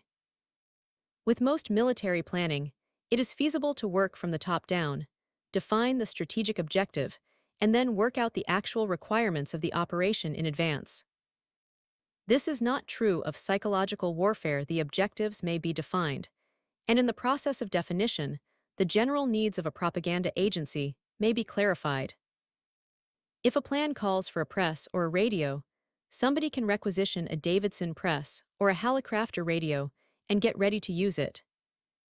But the plan cannot define goals, set time limits for the achievement of the goals, relate the goals to one another in a scheduled, prefixed program of success, establish terms, whereby psychological victory can be told from psychological defeat. Psychological victory exists only in terms of the military victory, which it is designed to assist. Psychological defeat, no matter how much critics or the enemy propagandist may allege it, can be proved to exist only when an actual defeat makes it real. Psychological plans are always contingency plans for the assistance of military operations. They are dependent on the military operation, and they cannot be checked against fact, except in terms of the military operations they ostensibly support. Unfortunately, they were not always written with these reservations in mind: needs of the operator, materials and guidance. American officers assisting foreign troops could not plan logistics until they found out what the foreign troops actually required. How much did they eat? And what? How much could they carry, and for how long? How much tonnage had to be sent them, and how often? Such questions had to be asked about the needs of the individual men before unit planning, not to mention national planning, became possible at all. Similarly, in psychological warfare, planning can be made realistic if it starts with the individual operation for the control of which the planning is done. Define the operator as anyone having a task in the actual preparation, production, or transmission of propaganda materials, whether through electric communications or by print. The operator is not usually a person with a high security classification, yet he plays his indispensable part in fulfilling the highest and most secret strategy of the war. How can a plan be written that will be useful in carrying out the actual and highly secret strategy of the war while meeting the needs of an inexpert individual way down at the bottom of the control system? The answer is, of course, that no such plan can be prepared. Different plans are needed for successive phases. The operator needs simple but basic materials. If he is a producer of some kind, such as a creative writer, an artist, a singer, a program arranger, a newscaster who does his own scripts, and so on, he is likely to be a person with ideas of his own. Individual creativeness cannot usually be turned on and off like a faucet. Low-ranking and disciplined though the hired writer may be, he is still subject to the inward frailties of authors if he is any good. This particular author sympathized deeply with some poor American Japanese who were given unbelievably dull outlines and told, "Turn this into exciting Japanese material, give it pep. Make it rock them off their tatami, but don't get away from that outline one damn inch." The Nisei rolled their eyes. They did a poor job, as they knew that they would. The person who has to be told day in and day out how to operate is no operator at all. Psychological warfare is no place for unsuccessful short story writers or would-be radio commentators. It demands professional standards, and it has more than professional difficulties. Therefore, what the operator needs is not technical instruction, but general guidance. He must be told what he can say. What he cannot say, he should whenever possible be given some reason for perplexing or cryptic instructions. He should be helped to become familiar with what we are trying to tell the enemy. There is nothing classified about that, since the enemy is to be told it as soon as possible. The guidance given the operator should be 1. Plain, 2. Feasible. This sounds superfluous, but was not so during World War II, when operators were sometimes told to attack such and such an enemy institution without referring to it directly or indirectly. 3. Organized. The material at OWI was not organized until the last several months of the war, with the result that hundreds of thousands of words of propaganda commands remained in force, technically, but unindexed and arranged only by weekly form. 4. Specific in showing timing. General controls should not be issued at the beginning of operations. When revised, the revision should supersede the revised section and not be placed beside it. Other provisions should be given expiration dates, after which they pass out of effect. 5. Mandatory. Control should be expressed in do or don't. Personal advice is better conveyed through informal channels. 6. Non-security or low classified. This material, for the operators, should be accessible to the operators. Often the most important operator, the best newsman, the most effective leaflet artist, may be a rather doubtful citizen, an alien, or even an enemy volunteer. He cannot follow guidances unless he knows them, and it makes a farce of security for his superior to be able to tell him the guidance, so that he can memorize it, but not able to give him the document itself. These rules, though simple, are not always easy to follow. Here is an example of a bad guidance. Classified without superseding instructions concerning religion, we may use the occasion of the sacred Banyan Tree Festival to needle the provisional president. Make a dramatic story of the president's life, undermine his use of religion to bolster the dictatorship caution. Do not mention religion, do not indulge in scurrilous personal attacks. Material concerning our information of the president's biography is highly classified and must not be used. The exaggeration may seem apparent, but it is a fair sample of the worst directives as actually issued, and many, though not quite so bad, were near it. The same guidance in more acceptable form would read, unrestricted, expires 24 September, week following festival. Standing instructions make Banyan Tree Festival difficult topic with which to deal. If operators can suggest means of referring to festival without violating prohibitions against religious offense, encourage them to try. Monitoring and diplomatic sources show that provisional president is utilizing festival to consolidate his position if he can be attacked. Do so. The other need of the actual operator is material. The scriptwriter needs actual texts of everyday enemy speech in order to keep his slang and idiom up to date. The artist needs correct photographs of enemy cities in war times so that the leaflet picture he makes will not look as outmoded as a crinoline or a Model T. All of them need all the information they can get about their own country, good handbooks, dictionaries, elementary histories, textbooks in fields which they may not know. It is amazing how hard it is to explain America to foreigners. The American soon finds out how little he knows his own country, and needs information about his own background, along with current materials concerning the enemy. Where radio propaganda is in question, the scriptwriters and broadcasters will read the enemy radio propaganda if they do not get enough fresh non-propaganda material concerning their audience. Sooner or later, this will degenerate into alternate soliloquies of the radio men on each side, each watching the other to see if he got a rise out of him last time. OWI people frequently expressed idiot glee at having made Radio Tokyo frantic.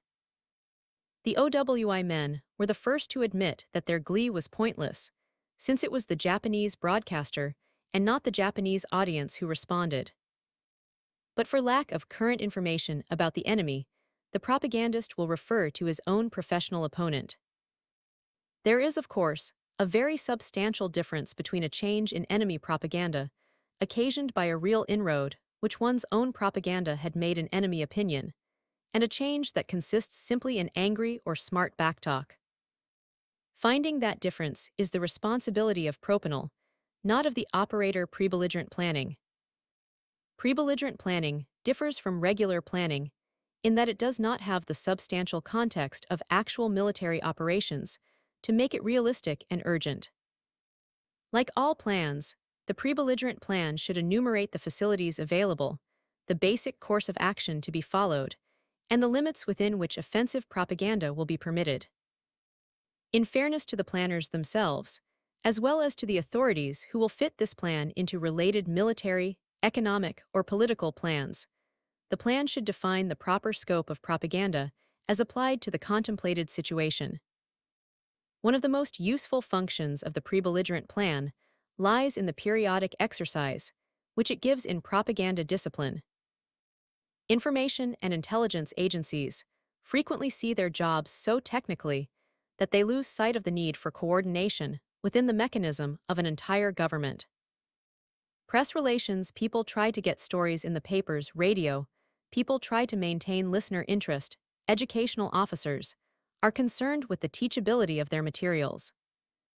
Spokesmen of the different agencies in related fields, such as shipping, air transport, currency control, social welfare, are apt to comment on a particular situation without reference to the needs of an inclusive national policy. How much advice was handed out on the occasion of the ultimatum to Tito? The Yugoslav authorities plainly risked politico-psychological pressure from us. They came prepared for the consequences, but both American official and private opinion expressed a wild medley of recommendations, suggestions, and analysis. Federal officials showed no better discipline than did the private citizens. Pre-belligerent planning may be forced on the United States by eventual international crises, but before that stage is reached, private and governmental persons working in the informational field might do well to consider how readily they could offer or enforce cooperation in the event of a real emergency. Psychological warfare plans. A general plan for psychological warfare expresses the aims of the portion of the war, either in point of time or with respect to a stated area to which it refers. It states the maximum goals which psychological warfare can, with honest realism, be counted on to accomplish if all goes well. It indicates the minimum effect, which, unlike combat operations, can fall precisely at zero. The general plan then goes on to state the conditions which will govern the operating agencies.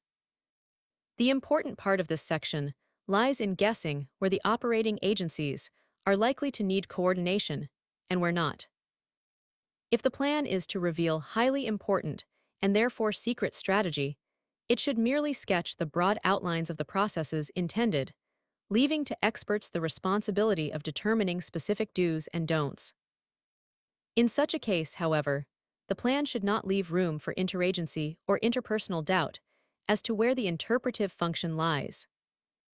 Too often, highly formal agreements are interpreted out of existence by propagandists who are interested in adding their own proposals to those set forth and agreed upon in the plan. When definition of the plan in operational terms is needed, the location of the subdefiner should be made very plain unless the propaganda establishment itself happens to be remarkably well organized and in no further need of definite prescriptions of function. The inclusion of actual political and military goals in a propaganda plan is an exceedingly ambitious undertaking.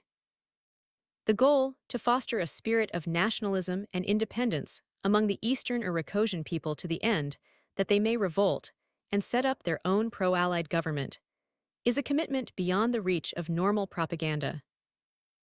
It comes closer to requiring all the facilities of the operating state, financial, diplomatic, covert, and paramilitary, to put it into effect.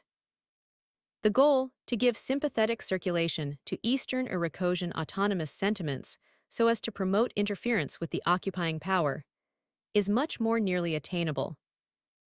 Military goals are often described by propagandists as attainable by means of propaganda alone, but there is no known example of psychological warfare having attained a strictly military goal without assistance by other means of warfare. Goals such as the defeat of, the surrender of, or the destruction of have no place in practical propaganda planning, since they are pretentious or deceptive. More legitimate are the goals actually obtained by propaganda, such as encouragement of a spirit of factionalism which may assist defeat, promotion of war weariness that will make the process of surrender more easily accomplished, and appeals for the destruction of. Such points may appear minor, but it is the overstatement of the propaganda case that has many times goaded disinterested outsiders into becoming skeptics or opponents. Political and military goals can be described only in terms of hopes. Effective psychological goals, goals resting in the form of opinion which it is desired to create, are very concrete. If enemy surrender is desired, propaganda leaves to the operator no further scope for revenge themes which will frighten the enemy away from surrender. If the enemy leader is to be discredited on the basis of having poor military judgment, the contrasting good judgment of the enemy general is a necessary ingredient. The psychological goals have to be framed in terms of how much the enemy listener, the propaganda man, can stand and can believe. See page 153. Since he listens irregularly, furtively, and half-antagonistically, propaganda will defeat itself if it shifts from goal to goal with logical but fine-spun dexterity. Psychological goals are attained only by sustained, consistent patterns of propaganda. They have to be plain, repetitive, and insistent. Political and military goals can be anything the planners feel like including as a pious wish. They might as well consist of a current restatement of political and military aims for the subject or area at the time of planning. They are beyond the reach of practical psychological warfare. National level and general staff level plans have to be made up in much the same way. If the plan is good, it will provide for its own circulation to all government instrumentalities, which do in fact conduct propaganda in the particular field involved. It does no good to adopt a plan for the encouragement of the Filipinos and the inducement of cooperation among the Filipino officials of the Japanese-sponsored republic, which means a tone of conciliation toward Filipino leaders or officials who hold puppet titles. If a cabinet member keeps calling publicly for the immediate execution of any Filipino who ever had dinner with a Japanese, it is useless to try to cooperate with communist guerrillas in West Kitai on the argument, "We all oppose the Axis together." Ideologies don't matter when brave men fight side by side. If at the same time the guerrillas know we have a strong domestic campaign on against communism. Telling a communist that ideologies don't matter is like saying to a Jesuit, "Let's skip the superstitions, Father, and leave religion out of it." Get down to business. To some kinds of people, ideology is business. The broad propaganda plan should make choices that reflect the judgment of the reviewing officers. If they are made in a vacuum, without taking into consideration the actual opinion of the audience group, they might as well not be made at all. Propaganda plans must be circulated to non-propaganda agencies in order to make sure that routine public relations or announcements of current or contemplated action and statements of basic policy do not contradict or neutralize the plan once it is put into effect. Frequently, months of propaganda work can be undone by a tactless speech from somebody in the same government, but in an unrelated agency. Authoritative circulation of the plan, which means that the plan must be neither long nor over-secret, can help forestall such mistakes. Speech clearance, requiring review of all official and policy-making speeches in advance of delivery, is the surest safeguard against overt collision between different spokesmen. In World War II, it was applied with some success, but the exceptions were so conspicuous that the effective coordination passed almost unnoticed strategic and consolidation plans. Advanced psychological warfare plans for concrete military operations not only require a statement of the propaganda operation to be performed with facilities and personnel who are expected to remain static, but demand that the psychological warfare personnel, together with the needful gear, be moved right along with the advancing forces. This makes planning more definite, and those parts of the plans that do not require psychological or political prescription of content can be written in standard military form. Wise consolidation plans give urgent priority to the restoration of the homegrown informational media and recreational facilities of the occupied territory.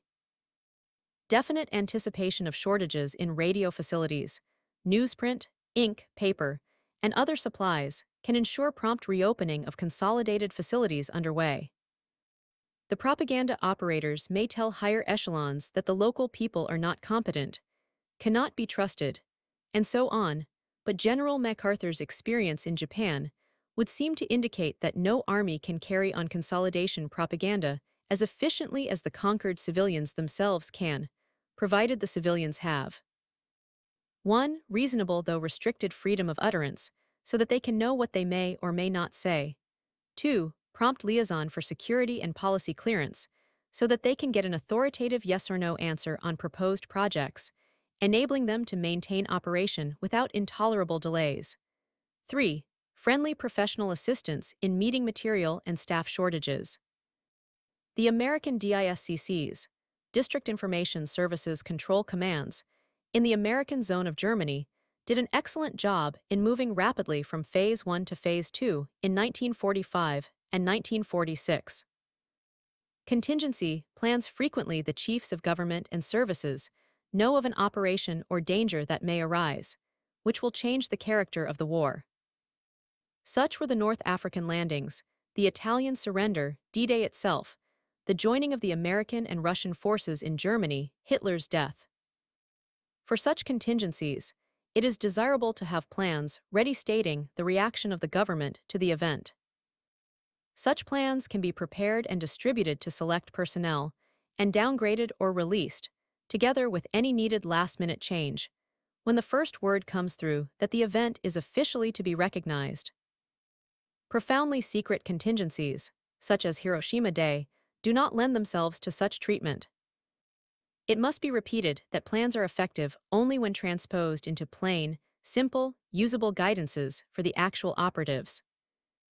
When a plan is so secret, or so involved that the only people who could carry it out are not allowed to know anything about it, it becomes a sad, self-defeating effort. Chapter 12, Operations for Civilians. Plainly, psychological warfare operates against civilians with as much effect as it does against troops. Indeed, under the rather high standards set for modern warfare by the Hague and Geneva Conventions, psychological warfare is left as one of the few completely legitimate weapons, which can on occasion be directed against an exclusively civilian and non-combatant target. Even though World War II erased most of the distinctions between military and civilian, leaving civilians in the vertical front line of all air war, psychological warfare gained. It became a more useful instrument for bettering war. Civilian interest in propaganda became no mere matter of emotional loyalty or philosophical preference, but a life-and-death matter to its recipients. After fire raids, it would be a madman who would disregard an enemy bomb warning leaflet without trying to figure out its application to himself and his children's shortwave radio. Shortwave radio is the chief burden-bearer of long-distance psychological warfare. It is more useful as a means of connecting originating offices with standard wave relay stations than as a direct means of communication even in free countries. Shortwave sets are not often plentiful. The conditions of reception, from a purely technical point of view, are often undesirable. Recreational material does not go through since a shortwave listener will put up with the static when he is receiving vital, vividly presented news, but often will not try to make out soap opera or music over the squawks of the ether. And the use of shortwave reception in wartime implies a deliberate willingness on the part of the listener to do something which he knows to be disloyal or dangerous. Shortwave does make it possible for advanced standard wave propaganda stations to pass along material which has been prepared in the homeland. Large staffs can do the work. The news can be put through a large, alert, well-organized office. Features can be prepared by real professionals, acted out by a number of actors, put on records, reviewed, and then relayed to the standard wave station whenever needed. The Americans at Radio Saipan thus broadcast right into Japan and were able to transmit materials which could not possibly have been put on the air with the staff working on the island. The people at Saipan were mostly telecommunications technicians, engaged in picking up the shortwave from Hawaii or San Francisco and in passing it on into the enemy country on the standard wavelength. Millions of Japanese heard our Saipan standard wave broadcasts, in contrast to the dozens or hundreds who had heard our shortwave previously. The use of homeland facilities makes possible the advanced preparation of a large collection of material ready for broadcast. In security-sensitive or otherwise dubious situations, 4 or 5 alternate programs can be worked out for the same amount of program time. On wire recorders or disc records, the proposed material can be passed around in finished form, reviewed, selected, censored, and approved. This would not be true of a hurried station, working far forward in the zone of operations. Shortwave has its own advantages, however, apart from its utility, as a means of getting program material to the relay stations. Shortwave can and will be picked up by the enemy monitors and enemy intelligence systems. It will also be heard by persons of power, wealth, and influence, irrespective of the economic or political system of the enemy. The big shots of any system know how to transcend limitations that awe or defeat the ordinary man. The shortwave transmitter speaks therefore to the enemy government, to the groups which compose the enemy government, and to the individuals in or out of the enemy government who are leaders in their own country. We found that the Joho Kyoku and the Geimusho Foreign Office in Tokyo were mimeographing a daily summary of our San Francisco broadcasts, and we thus knew that anything we said over San Francisco would be heard by the most influential men in Japan. Captain Ellis Zacharias, USN, spoke Japanese and had known most of the Japanese leaders personally before the war.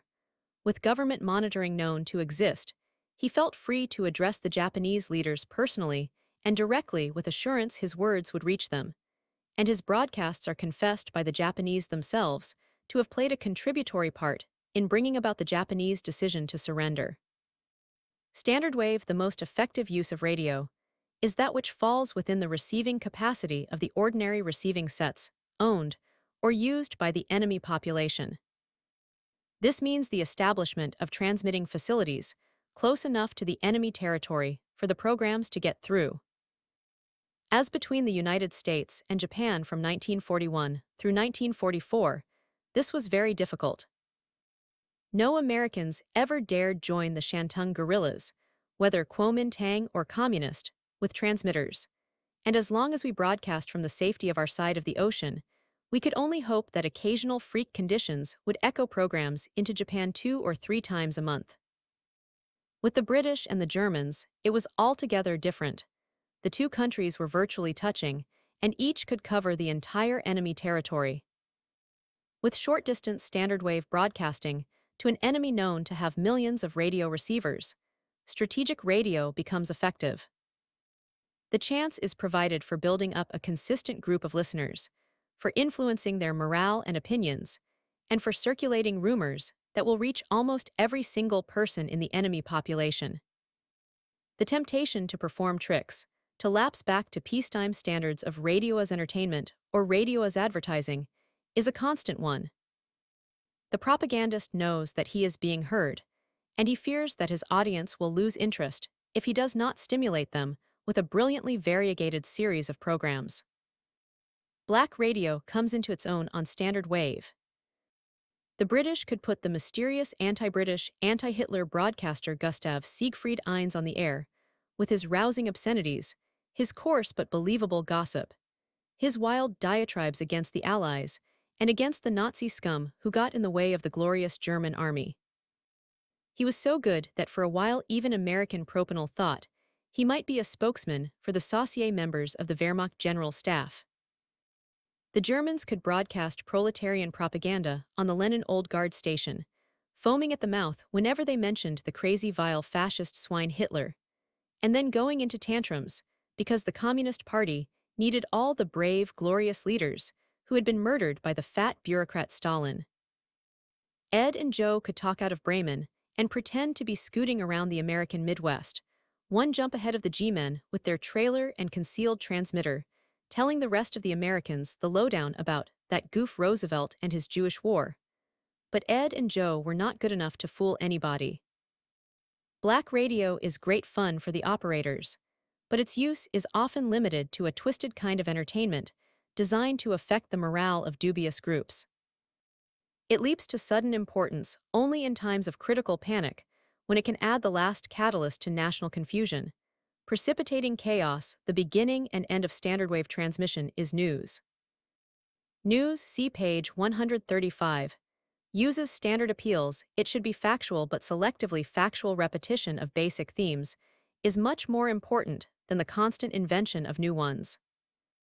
The propaganda chief has nothing to do, day in and day out, but to think of his own programs. He becomes familiar with them and bored by them. He visualizes his propaganda man as a person who hears all transmissions and is understandably bored by them, overlooking the interruptions that listeners face, the long gaps between the programs they hear, the weather interference, the static, the police measures. Even with peacetime facilities, tremendous simplicity and repetition are needed to convey advertising on the radio. In wartime, repetition is even more necessary. It serves the double function of driving the theme home to listeners who have heard it before, while broadening the circle of listeners with each transmission. A point of diminishing returns is soon reached, but even diminished returns are often rewarding. The hardest to reach people are sometimes the ones it is most important to reach with a simple, basic, persuasive item. Repetition thus ensures depth of response in the core audience, while adding to the marginal audience with each additional application. What is deadly monotonous to the propagandist himself may, on the thousandth repetition, merely have become pleasantly familiar to the propaganda man on the other end. The author has talked to any number of clandestine listeners to our propaganda who have almost wept with rage as they told of listening to jokes, novelties, political speeches, and other funny stuff when they hoped to get a clean-cut announcement of the latest military news. Communication through the mails in World War II. Propaganda was not able to make use of the mails the way that the propagandists of World War I succeeded in doing. The mails were much more intermittent. The channels into Germany through Scandinavia were not kept open except for Sweden, which was reachable, rather perilously, by air alone.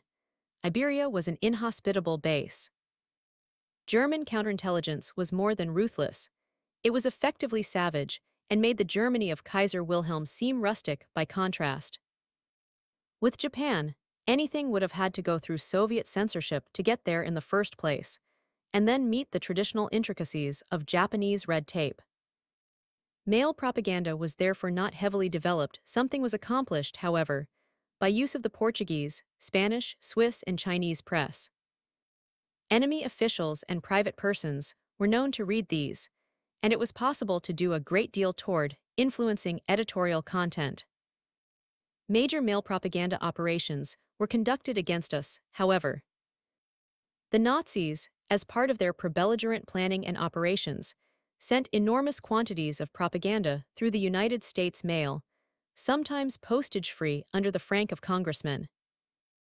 The Japanese, down to the time of Pearl Harbor, kept large public relations staffs running at full speed in New York, Washington, and other American cities. They helped their American friends with money and by heavy purchase of copyright material friendly to Japan, thus making it unnecessary for any author to report himself as a Japanese paid agent, and they offered Japanese, cultural and educational information to interested persons. It really was cultural and well done. By talking about Japanese poetry, religion, and cherry blossoms, and omitting all war propaganda, the handsome little booklets kept alive the memory of a hospitable, quaint, charming Japan. Some of this material was mailed directly from Japan to the United States. Since mail propaganda depends on the freedom of the mails, it is much more apt to be used by a dictatorship against us than by us against a dictatorship. Leaflets. The types of leaflets are described in the next chapter, page 211. In the course of discussing leaflets addressed to troops, each leaflet designed for a military group has its civilian equivalents. In addition to the military types, overt propaganda leaflets for civilians should include 1. Communications from the legitimate authorities, whether government in exile, underground, or friendly quizzling of the civilians addressed. 2. Newspapers in air format, reduced in scale, but with a heavy proportion of the normal peacetime features of the audience's own press.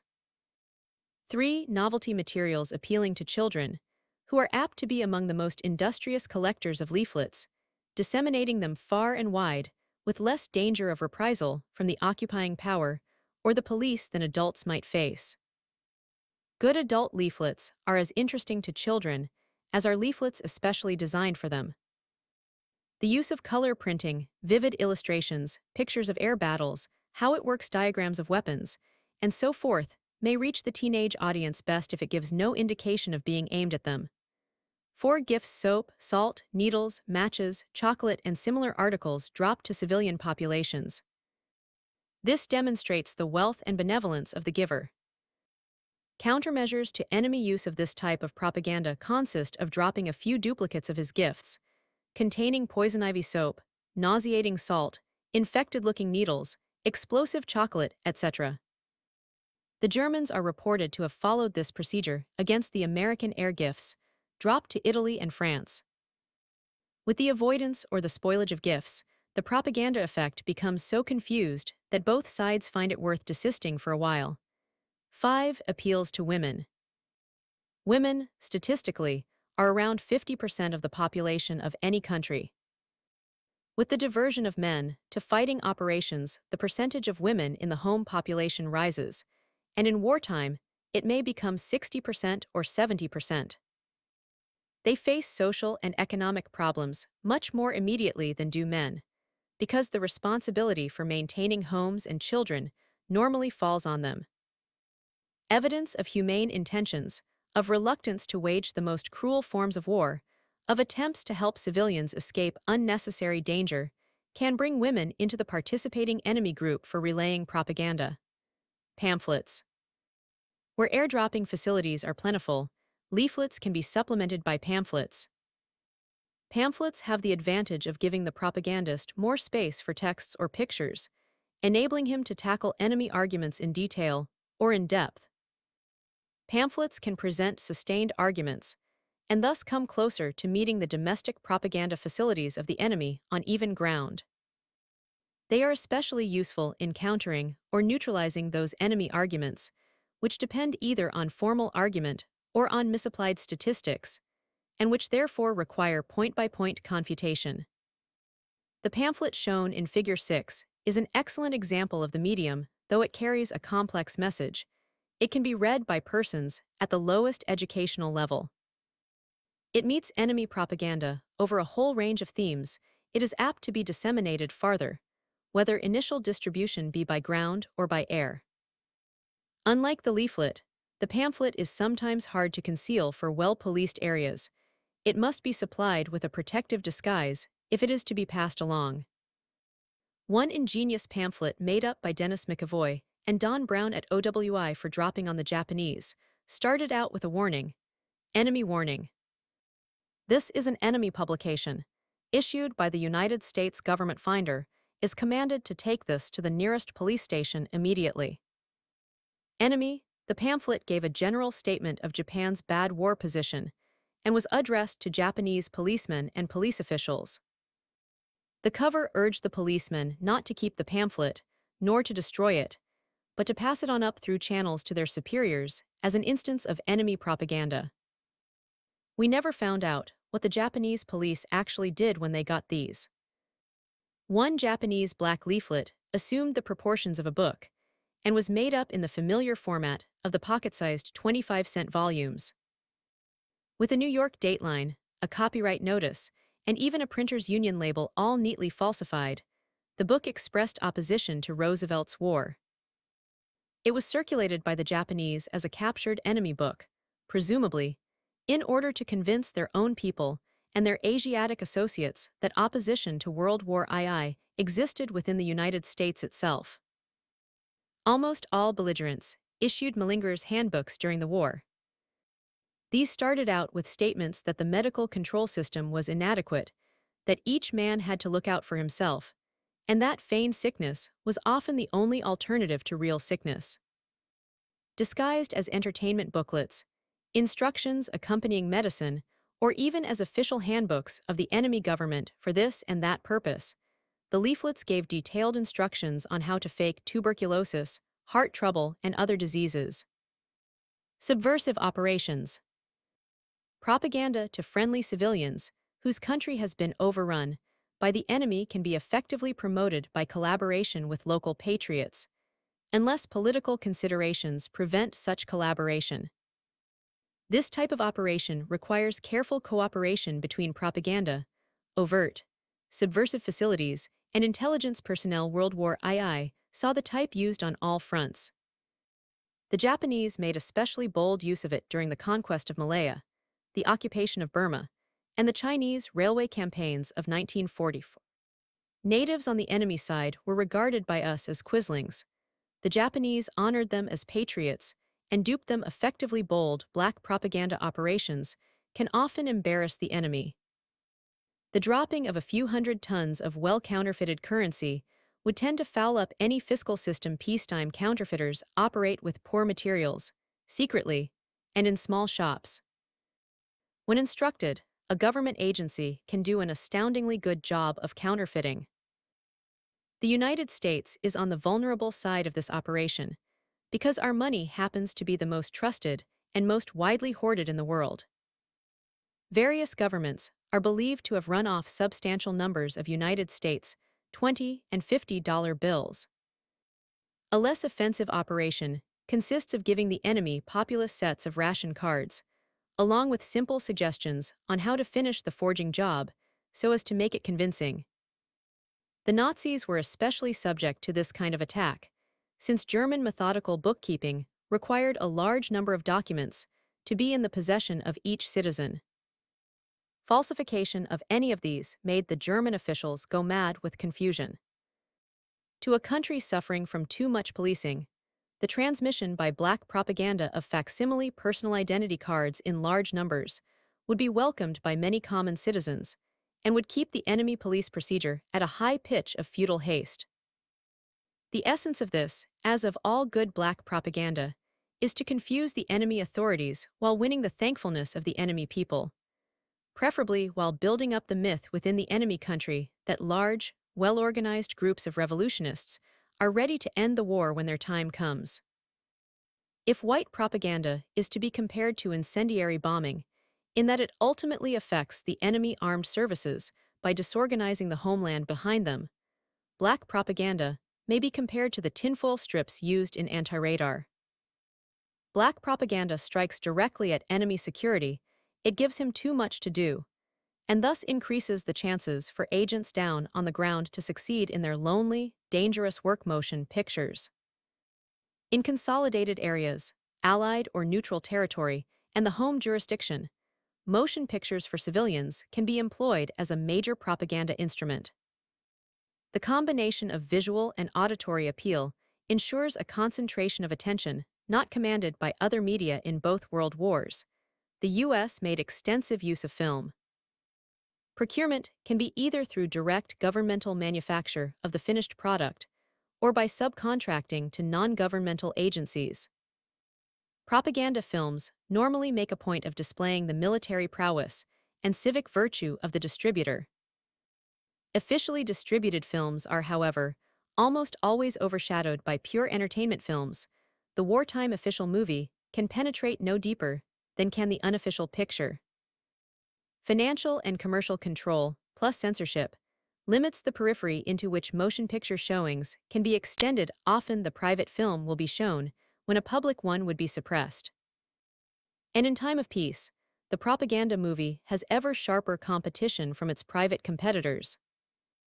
Few propaganda movies have ever achieved the spectacular impact of some private films in portraying the American way of life. Tahitians, Kansu men, Hindus and Portuguese would probably agree unanimously in preferring the USA of Laurel and Hardy to the USA of strong-faced men building dams and teaching better chicken raising. Only rarely does the cinema penetrate enemy territory or reach clandestine audiences. Its direct contribution to critical zone psychological warfare is therefore slight. Perhaps television may, in course of time, combine attention-holding with transmissibility. Chapter 13 Operations against troops.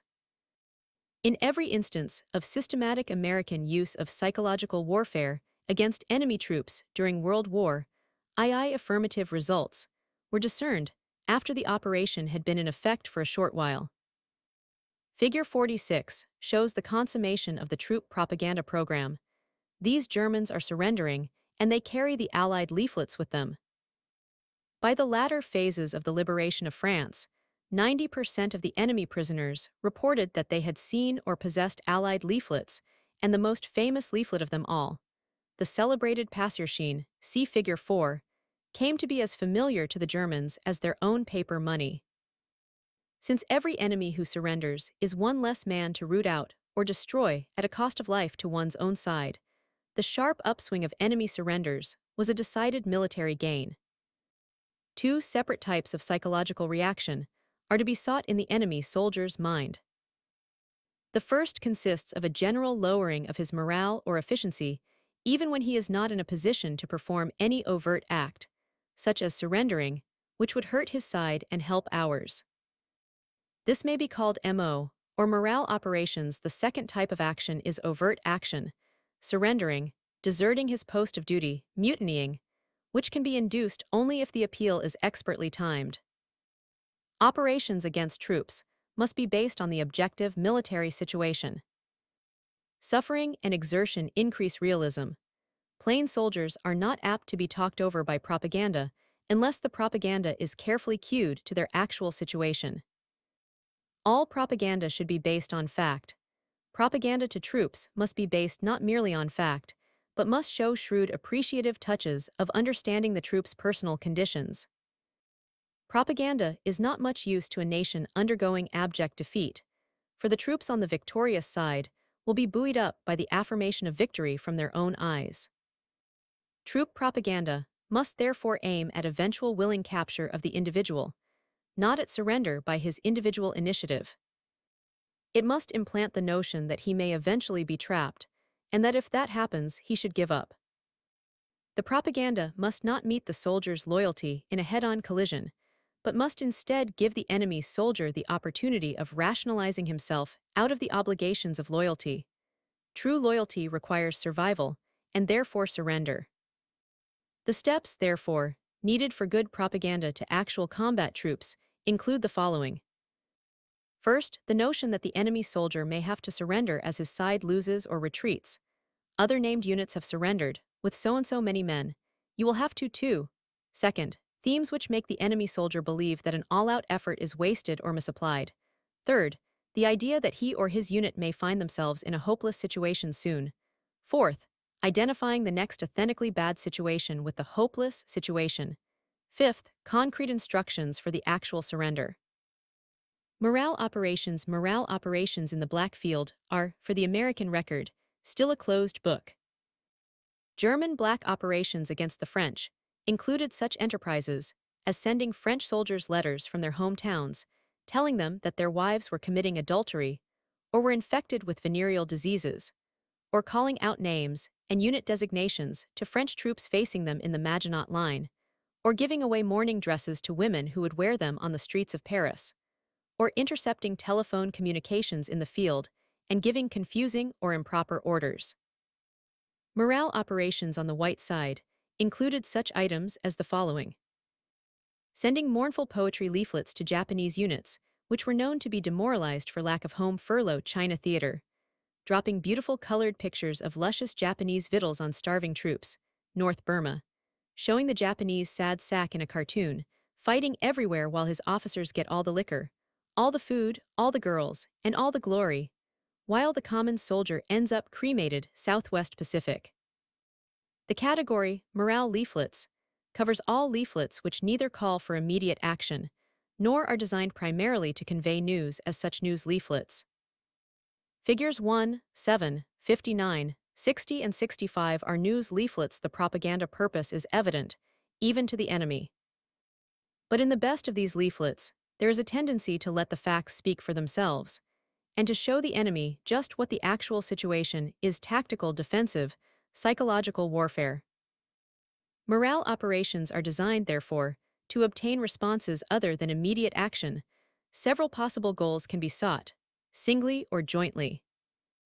The commonest is preparation of the enemy soldiers' mind for the actual physical act of surrender, the moral act of doing no more for his own side. Whenever surrender requires nothing more than passivity, morale leaflets are even more promising. In such cases, all that is asked of the enemy is that he sit tight, fight inefficiently, and put up his hands when he is told to do so. Other purposes of morale operations include the irritation of enemy groups against each other, the general depression of enemy morale, the discouragement of enemy troops, officers, or commanders. Morale operations, to be effective, must be aimed at the actual, specific morale with which they are concerned. Well-fed troops cannot be frightened by the remote prospect of starvation. Well-officered troops cannot be induced to mutiny. Troops with good mail service cannot be made homesick. However, weak points in the enemy organization can and do provide targets for morale operations. The defeat situation imposes tremendous strain on both the individual soldier and on officers in positions of responsibility. At such times, disunity rises to the surface, rumors spread more readily, and propaganda operations against morale can have devastating effect. Allied psychological warfare against Germans in 1940-445 was aimed both at general officers and at the mass of the German troops. Operations against the officers being founded on the common-sense premise that if large-scale German surrenders were sought, they could best be obtained by influencing those Germans who had the authority to surrender. A curious point developed: German morale in the higher grades was worse than in the lower. In the very last year of the war, despite the terrible air raids on their homeland behind them, the German troops on the Western Front underwent only slight morale deterioration. In comparison with what they should have undergone, had their morale borne a direct relationship to the strategic position of Germany as a whole. On the other hand, the morale among general officers and staff officers became wretched. The putsch of the generals the previous summer was merely a foretaste of the demoralization of the German higher command. This unusual situation arose from the fact that the National Socialist propaganda machinery was still working on the masses of the troops. The political officers still made speeches. The troops were given pep talks, information about the war, hopelessly distorted information, but information nonetheless, and promises of privileges and comforts which, while they rarely materialized, were cheering. Simultaneously, German army discipline in the Prussian tradition, never known to be wishy-washy or weak, was sharply stiffened. Furthermore, the plain soldiers carried over to the months of defeat those propaganda attitudes which they had been taught in the pre-war and war years by Hitler's incessant domestic propaganda. In contrast with common troops, the officers had the professional skill to understand the advantages possessed by the Allied armies. The officers knew enough about global and continental strategy, about the immediate strategy of the Western Front, about economic factors, and so on, to see that the situation was genuinely bad. Furthermore, the officer class had been less indoctrinated in the first place, many of them having personally despised the Nazis while welcoming Nazism as a means of getting the cattle, the common people, into line behind the Wehrmacht, and those of them concerned with propaganda naturally became critical of all propaganda, including their own governments, and communicated their criticisms to their brother officers. German defenses against Allied psychological warfare worked. The German troops fought on when they had no business fighting, when their own generals thought it was time to quit, and held out only because the SS and Gestapo promised ready death to any high officer who even whispered the word defeat. This German defensive success was based on two factors. 1. The good condition of the German troops in terms of food, supply, communications, and weapons. 2. The coordination of all morale services for the purpose of defensive psychological warfare. A common lancer, tough and ready in a whole division full of well-fed, well-armed men, could not be expected to undergo despair because freight car loadings hundreds of miles away had dropped to zero. He might see that the Luftwaffe was less in evidence. He might grumble about mail or about having to use horse transport, but as long as he could see that his own unit was getting on all right, it was hard to persuade him that defeat was around the corner. In World War I, the German troops at the time of surrender were much better off than most of them thought they were. In World War II, they thought they were better off than they actually were. The Germans may not have been in perfect shape, but they were incomparably better off than the starving scarecrows with whom Generalissimo Chiang was trying to hold back the Japanese in West Hunan or the Americans who had fought despair, fever, and Japanese, all three at once on Bataan. Along with their relatively good immediate condition, which masked and hid from them the strategic deterioration of the Reich to their rear, the German troops had the services of morale officers who were actually defensive psychological warfare operators. In some units, more on the Eastern Front than the Western, the Germans had PK units, propaganda company, or propaganda companies. These were organizationally very interesting. They combined the functions of a combat propaganda company, printing, radio work, interrogation of prisoners, etc., with the job of morale builders. Their services were available not only for use against the enemy, but for aid to the German troops themselves. Since they were currently informed of Allied propaganda lines, they were able to distribute counteracting propaganda at short notice and were even capable, on occasion, of forestalling Allied propaganda themes in advance. Defensive psychological warfare in the Wehrmacht, and so far as it is known from Russian articles and fiction, in the Red Army as well, depended on unit-by-unit indoctrination with contempt of the enemy, mistrust of his news facilities, fear of his political aims, and hatred for the whole enemy mentality. Propaganda officers, counter-subversive operatives, public relations men, and information education officers were either in the same office or were in fact the same men. Combination of functions made possible the use of flexible counteracting propaganda. Most of this counteracting propaganda was not counter-propaganda, technically speaking. It was not designed against Allied propaganda, but for German morale. Morale building was not left to occasional recreational facilities, newspapers for troops, USO entertainment, and the like, but was compelled through the use of internal espionage, affirmative presentation of the German case, and unified informational operations. This German tactical defensive psychological warfare was neither a total success nor a total failure. Insofar as it helped the Wehrmacht hold out, it aided the last-ditch Nazi war effort. The American Army did not employ defensive psychological warfare in World War II. Troop indoctrination was extremely spotty. American morale remained good, not because it was made good by professionals who knew their job, but because Providence and the American people had brought up a generation of young men who started out well, and since the situation never approached hopelessness, kept on going with their spirits high.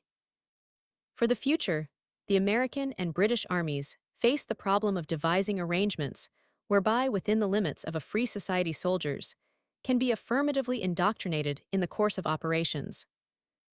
USO, Red Cross, public relations, information and education at home, morale staffs in the theaters, Armed Forces Radio Service, OWI, the American press, and the overseas military papers.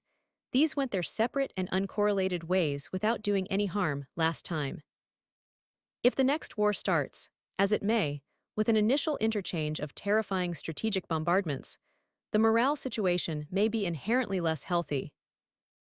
Wise planning would provide, perhaps, a single chain of command for public relations, military propaganda, and morale services, extending this all the way down to the platoon, if necessary, to make sure that the national line on any given topic is explained, presented, repeated, and if necessary, enforced.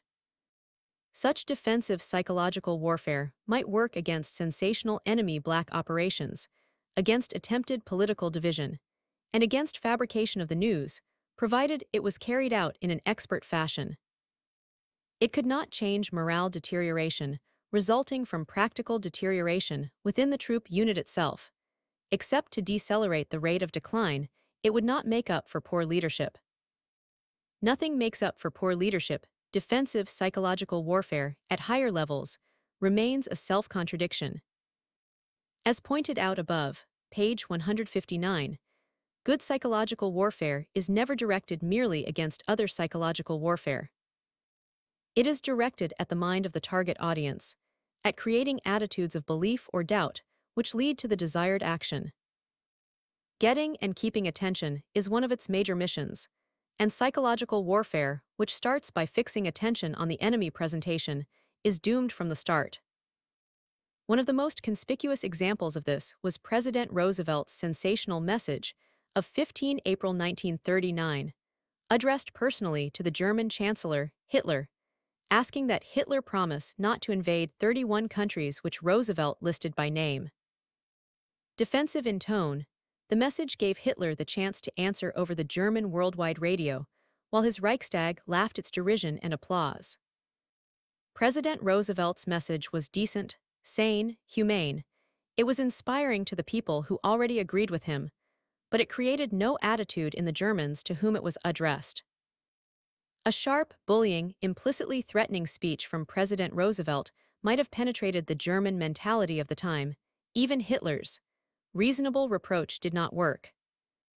It was not aimed at creating any specific emotional reaction in the German mind. Finally, it must be mentioned that defensive psychological warfare must include countersubversion and counterespionage. The Czech-Soviet secret police in its first form once boasted that capitalist troublemakers and saboteurs could not long function in Russia because the countersubversive police were over 100 million strong. What they meant was that they had trained and bullied the population into reporting anyone and everyone who seemed out of line. An attitude of popular cooperation with countersubversive agencies can be achieved only when those agencies are efficient, respected, and properly presented to the public. Psychological warfare can defend its homeland against enemy operations in kind only if it creates an awareness of propaganda and makes the public critical of attitudes or opinions adverse to national policy. Inexpert official tactics, or the general denunciation of dissent, makes the citizen believe, with Mr. Bumble in Oliver Twist, that the law is a ass, a idiot. Role of small unit commanders. Unless a small unit commander happens to command a unit, which includes a psychological warfare team, he will have no active psychological warfare role. Psychological warfare operations require the services of experts, and it would be easy for a small unit commander to jeopardize the propaganda effort of an entire front by well-meant, but ill-conceived interference in psychological warfare operations.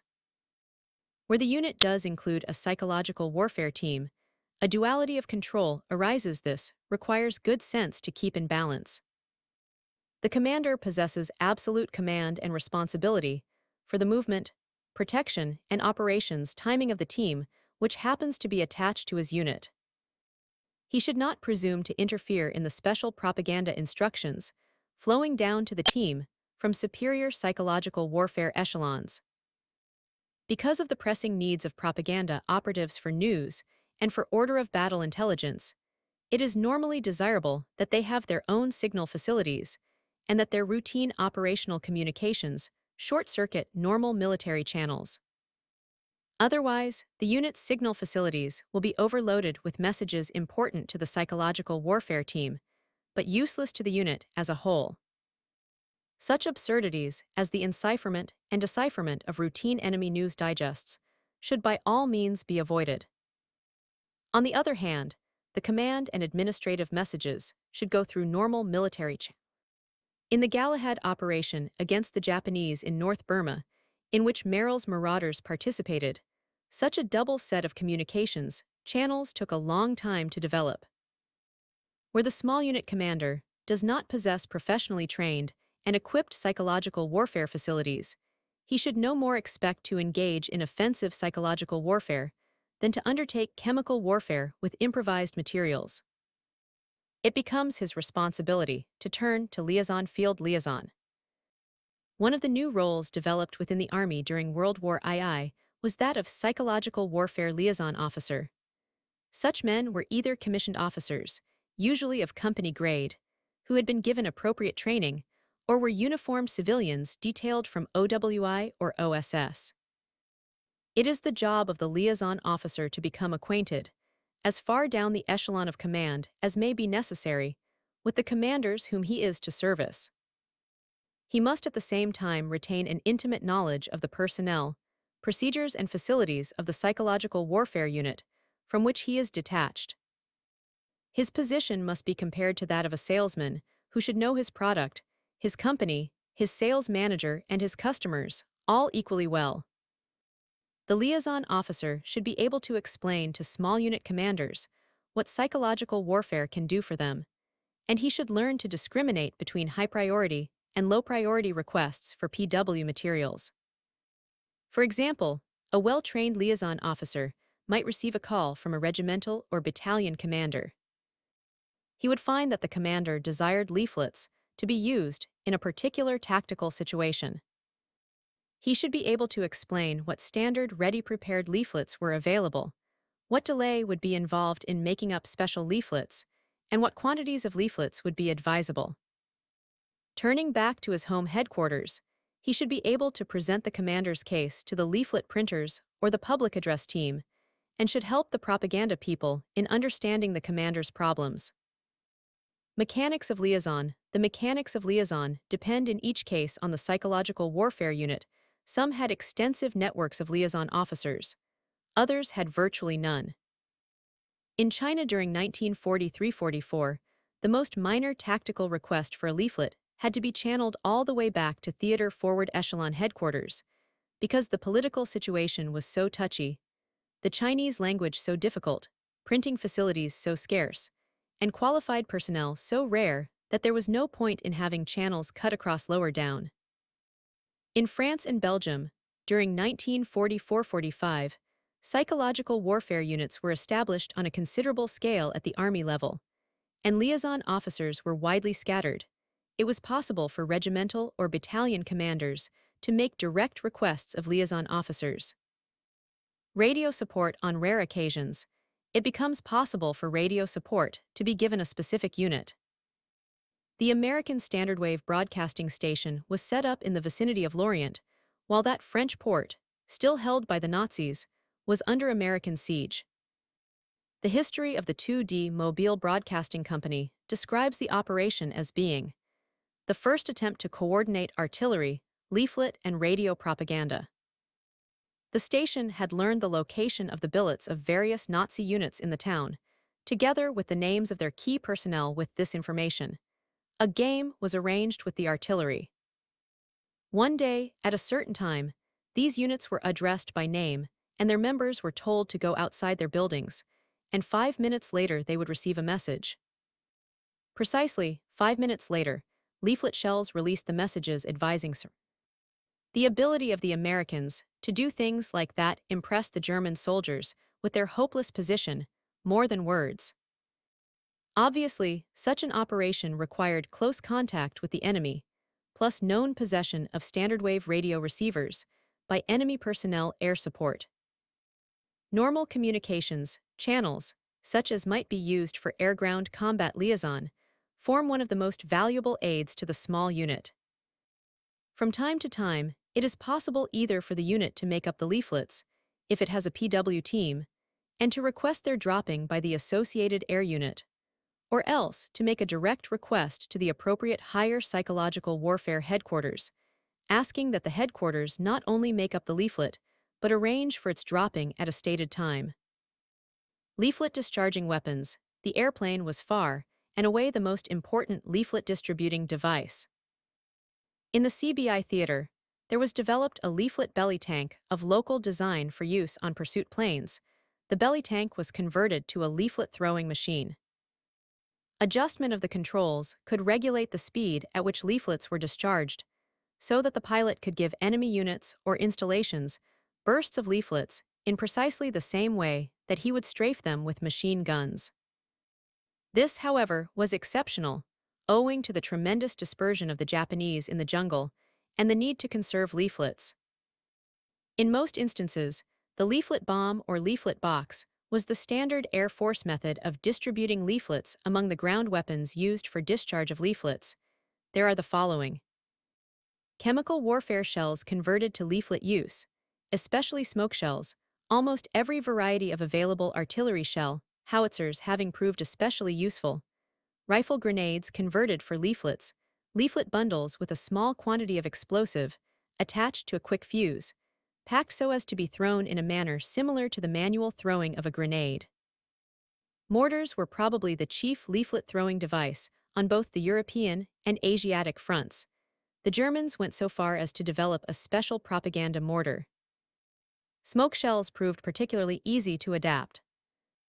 The firing of leaflet shells is a responsibility of the unit. Possessing the guns, psychological warfare teams were not issued their own guns, save for unit protection.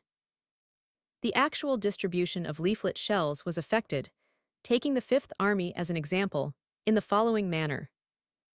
The Army Combat Propaganda Team planned, cleared, printed and packed leaflets suitable for the occasion. The team cleared with the artillery officer, Fifth Army, an agreement for an order to use the leaflets. The team's own liaison officers transmit the order to the appropriate divisions and lower echelons. The order itself prescribed the times for picking up the leaflets from the ammunition dumps. The team procures the empty shells and packs them with leaflets. The Army order allots 150 leaflet shells per division. The team specifies, in the order, the time limit within which the shells are to be used. Corps and/or division selects the specific targets, the general target being all enemy concentrations within range. In smaller units, the propaganda unit would often be placed in direct communication with a specific artillery unit, which would be charged with the responsibility for discharging the leaflet shells at opportune times. When a requesting unit asks for leaflets, and itself possesses the guns which could fire leaflet shells, it is entirely possible for the supplier to send leaflets ready packed in the shells. However, even the most rapid shell packing job takes considerably more time than the readying of aircraft for leaflet distribution. When it is considered that the plane not only discharges the leaflets, but delivers them from the supply point, all in one operation, it will be seen that close air-ground coordination will often do a quicker, bigger job of leaflet saturation than could be achieved by the requesting, preparing, transporting, and firing of leaflet shells. Contingencies of the future. This text refers to known experience. Short of turning to the field of futuristic fiction, it is impossible to provide discussion of situations which have not been known in the American Army. The experiences of the Nazis and the Japanese cannot be taken by ourselves as wholly parallel, since those peoples, under dictatorship and rabid indoctrination, produced a different kind of army from the American. What should a small unit commander do if his men thought they had been contaminated by airborne disease germs distributed by enemy bacteriological warfare planes? How should he act if his men were told by an enemy broadcast that they would be exposed to radiation which would cause anemia, cancer, or death if they did not surrender immediately? What should he do if he finds himself cut off from all American supplies, operating a lonely unit in contaminated or dangerous areas, and then discovers that his own men are the victims of enemy black propaganda? How should he behave if his men get the idea that they are never going to be replaced, and if they suspect, either spontaneously or because of enemy action, that the unit has been abandoned by the American government and people? What could a commander do if a delegation called on him, right out in a zone of operations, and demanded a right to be heard? Suppose that he knew their complaints about food, rotation, danger, etc., to be justified, and knew at the same time that the enemy had subverted some of his men into being either dupes or traitors. Suppose his men protested a lack of deep lead-line shelters the day after enemy leaflets instructed the American soldiers to ask for such shelters. Should he treat all such enlisted men as traitors? Suppose he is faced with the specter of political treason, subversion, and revolution. American officers have not faced such problems since the days in which George Washington was commander-in-chief. War after war, we have gone into the fight with a profound confidence in our ability to win. Future war may hold forth no such assurance. If America is injured, her troops decimated, their homes exploded or poisoned by foreign atomic attack, brand new questions of psychological warfare will be posed. No living American has ever had to face such problems.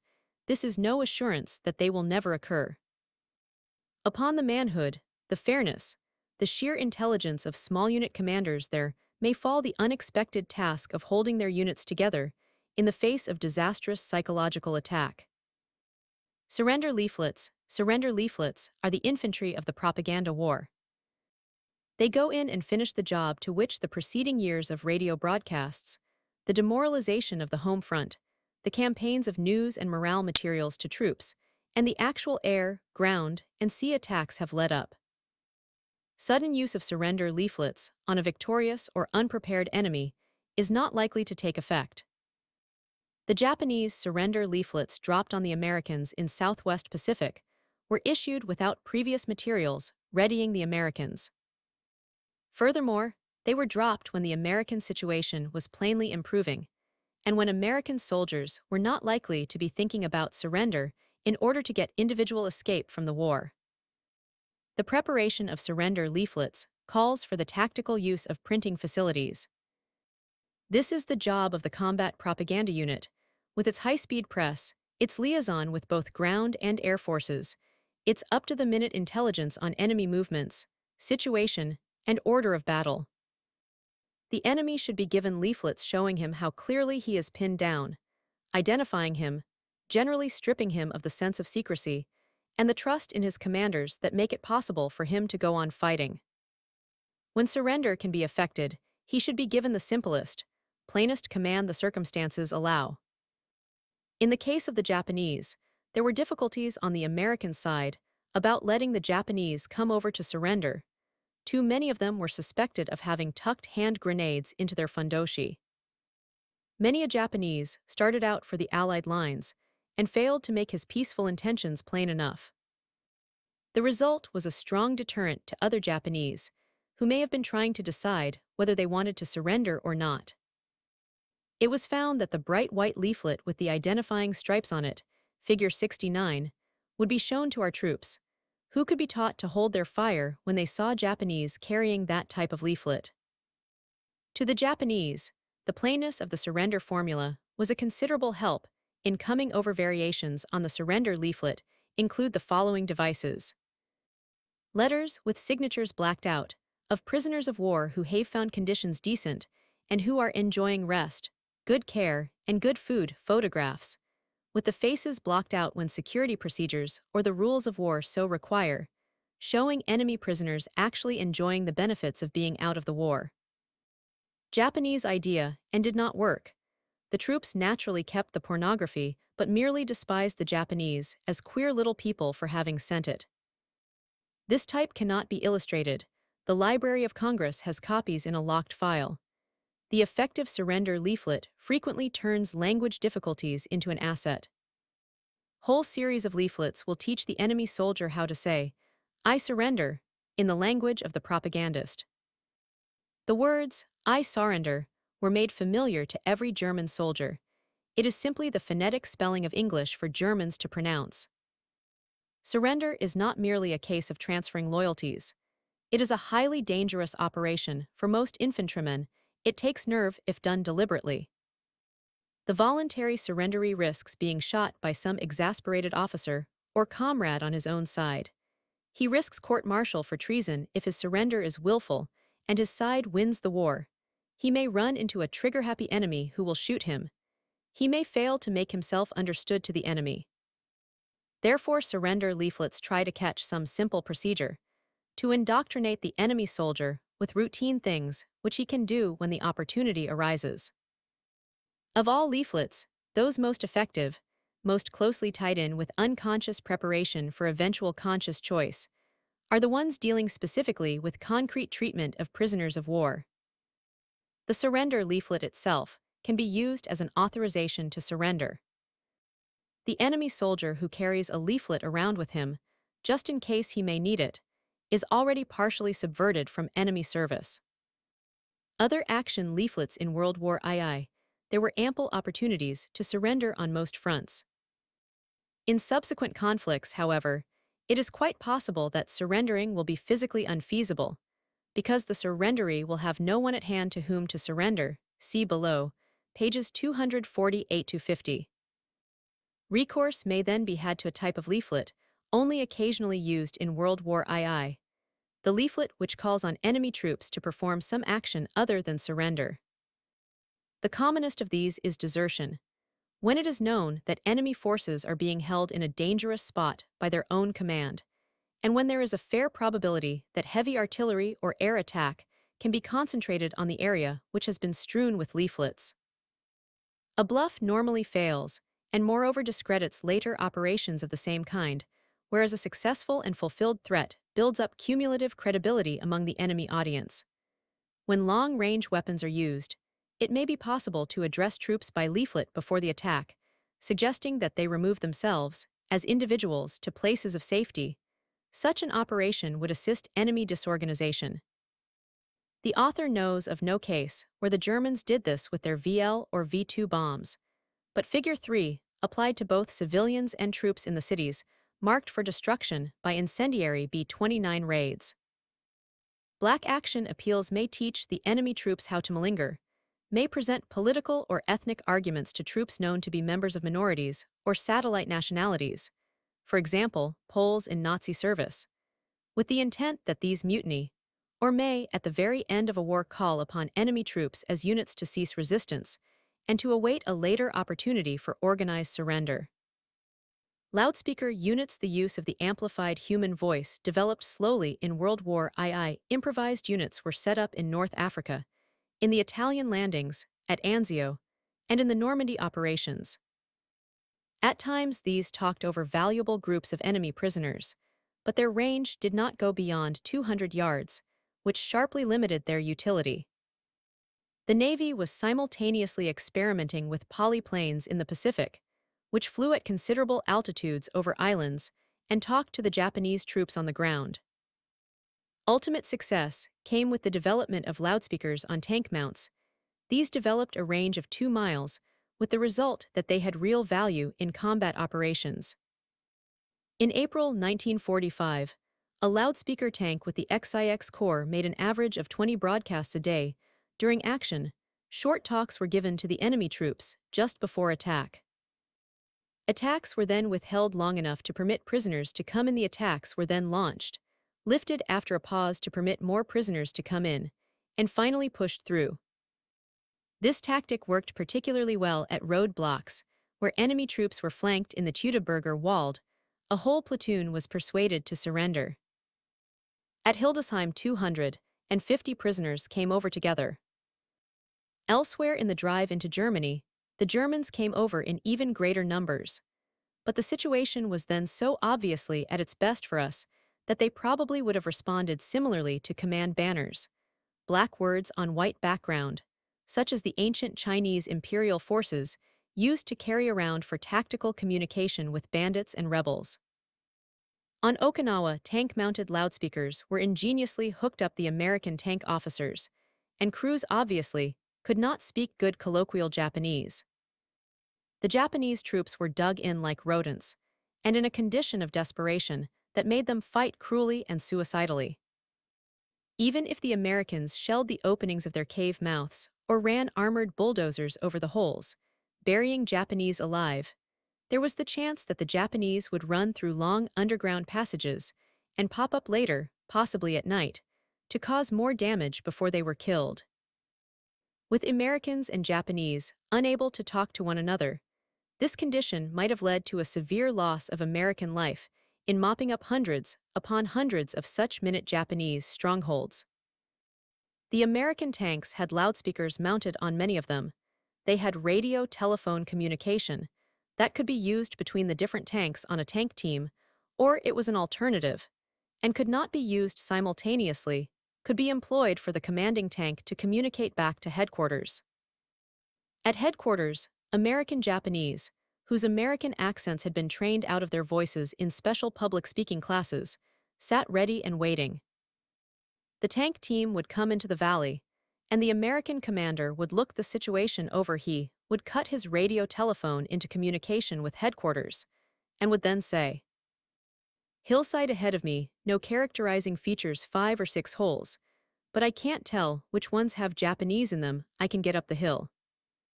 There are 2 trees at the crest of the hill, and a bunch of these native graves over on the left." The American Japanese at headquarters would say, "Regular announcement, sir. Do you want them to assemble by the graves or at the trees? Tell them to stand in front of the graves, that way they'll be coming downhill. Want to be cut in?" "Yes, sir," says the headquarters man. The tank commander would then cut his radiophone into a relay, and the tanks which had loudspeakers would automatically connect the loudspeaker units direct with the radio telephone. A voice, loud as the voice of a god, would fill the entire valley, coming from everywhere at once and speaking good clear Japanese. Attention, Japanese troops. Attention, this is the American tank commander, calling. I am going to destroy all resistance in this valley. Attention, I have flamethrowers. These will be used on all dugouts and caves. Attention, flamethrowers will be employed. Gunfire will close the cave mouths. No Japanese personnel can expect to escape. Japanese personnel commanded to cease resistance. Japanese personnel commanded to cease resistance. Japanese personnel must assemble in front of native burial place to American left flank, Japanese right flank. The tank commander would watch while the loudspeakers blared. First one Japanese, then more would come in small knots to the assembly place. As directed, the commander would then cut the American Japanese back in and say, I think they're holding out on the hill crest. Try that just a minute or two. If they don't start coming, I'll go after them and cut you in just when I reach the top. Yes, sir. Which part of the hill crest, sir? I can't tell anywhere. The speakers would be cut back in. Attention, Japanese forces remaining on hill crest. Japanese forces just behind us under command of Colonel Musashi surrendered last night and are now well taken care of. You are being given the same chance. Attention. I will soon come up the hill. A few more Japanese figures, small as ants on a sand dune, would come into sight on the hill and begin clambering down to the point of surrender. Part 4, Psychological Warfare After World War II. Chapter 14, The Cold War and 7 Small Wars. The period after 1945 has turned out to be considerably more turbulent than most Americans expected. Though the victory over fascism and Japanese militarism has proved to be psychologically and historically complete, the struggles between the victors have developed such mistrust and bitterness as to create a present-day equivalent of the 30 Years' War, rather than a period of peace, as it was understood by educated men of the 19th century. Along with many other military and political phenomena, psychological warfare has been thrust into a period of no war and no peace, which has proved to be extraordinarily difficult for Western men to deal with either emotionally or intellectually. Such phrases as Churchill's term, the Iron Curtain, and Walter Lippmann's coinage, the Cold War, have become a part of civilized speech throughout the world. They have obscured almost as much as they have explained. It is entirely conceivable that an adequate description of the present historical period will only be written after the forces now operating have ceased to be significant. At that future time, it may be possible for serious and reflective men to determine what happened in the middle of the 20th century. Recognition and delay. One of the preeminent factors in the psychological and opinion aspect of the turmoil in the mid-20th century has been the very sharp contrast between the time on which a given event occurred, the delay between the occurrence of the event, and the final understanding of that event, in their own terms, by the strategic policymakers affected, and the successful recognition of the event in policy papers looking toward a further future. The political and strategic character of much recent military history has therefore been a grotesque comedy of errors, ridiculous if it were not so deadly serious, involving the lives of the major urban populations of the world.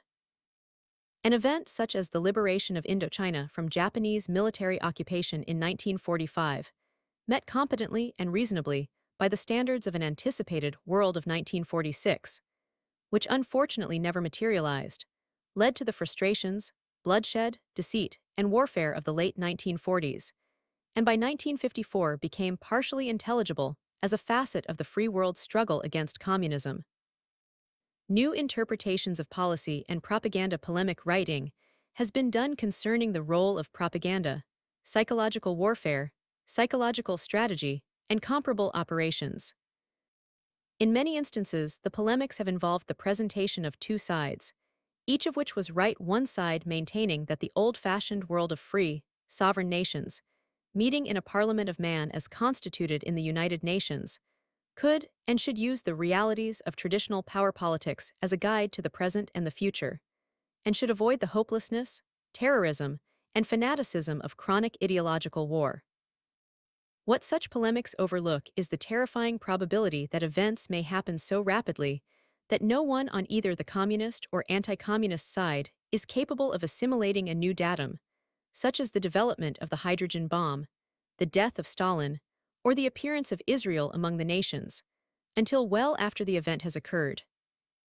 The occurrence of public events in all past civilizations has involved a considerable number of public agreements on the major hypotheses concerned. As pointed out earlier in this book, the antagonists in older wars usually, though not always, knew what the war was about. Today, the spiritual, psychological, logical, and scientific inconsistencies and paradoxes within each system are so deep as to make the definition of long-range goals almost impossible. Any one goal, such as the establishment of peace, the appreciation of an international system of alliances against aggression, the maintenance of national sovereignty, the protection of a free enterprise economy, the assurance of self-determination to non-self-governing peoples, or the like may, if emphasized, contradict the concomitant goals which support it. Communist and anti-communist psychological events, each of the two major systems has strengths of its own. The communist strengths are sometimes too apparent to Americans, so much so that Americans exaggerate communist power and overlook serious deficiencies in the economies and the political character of the communist group of nations.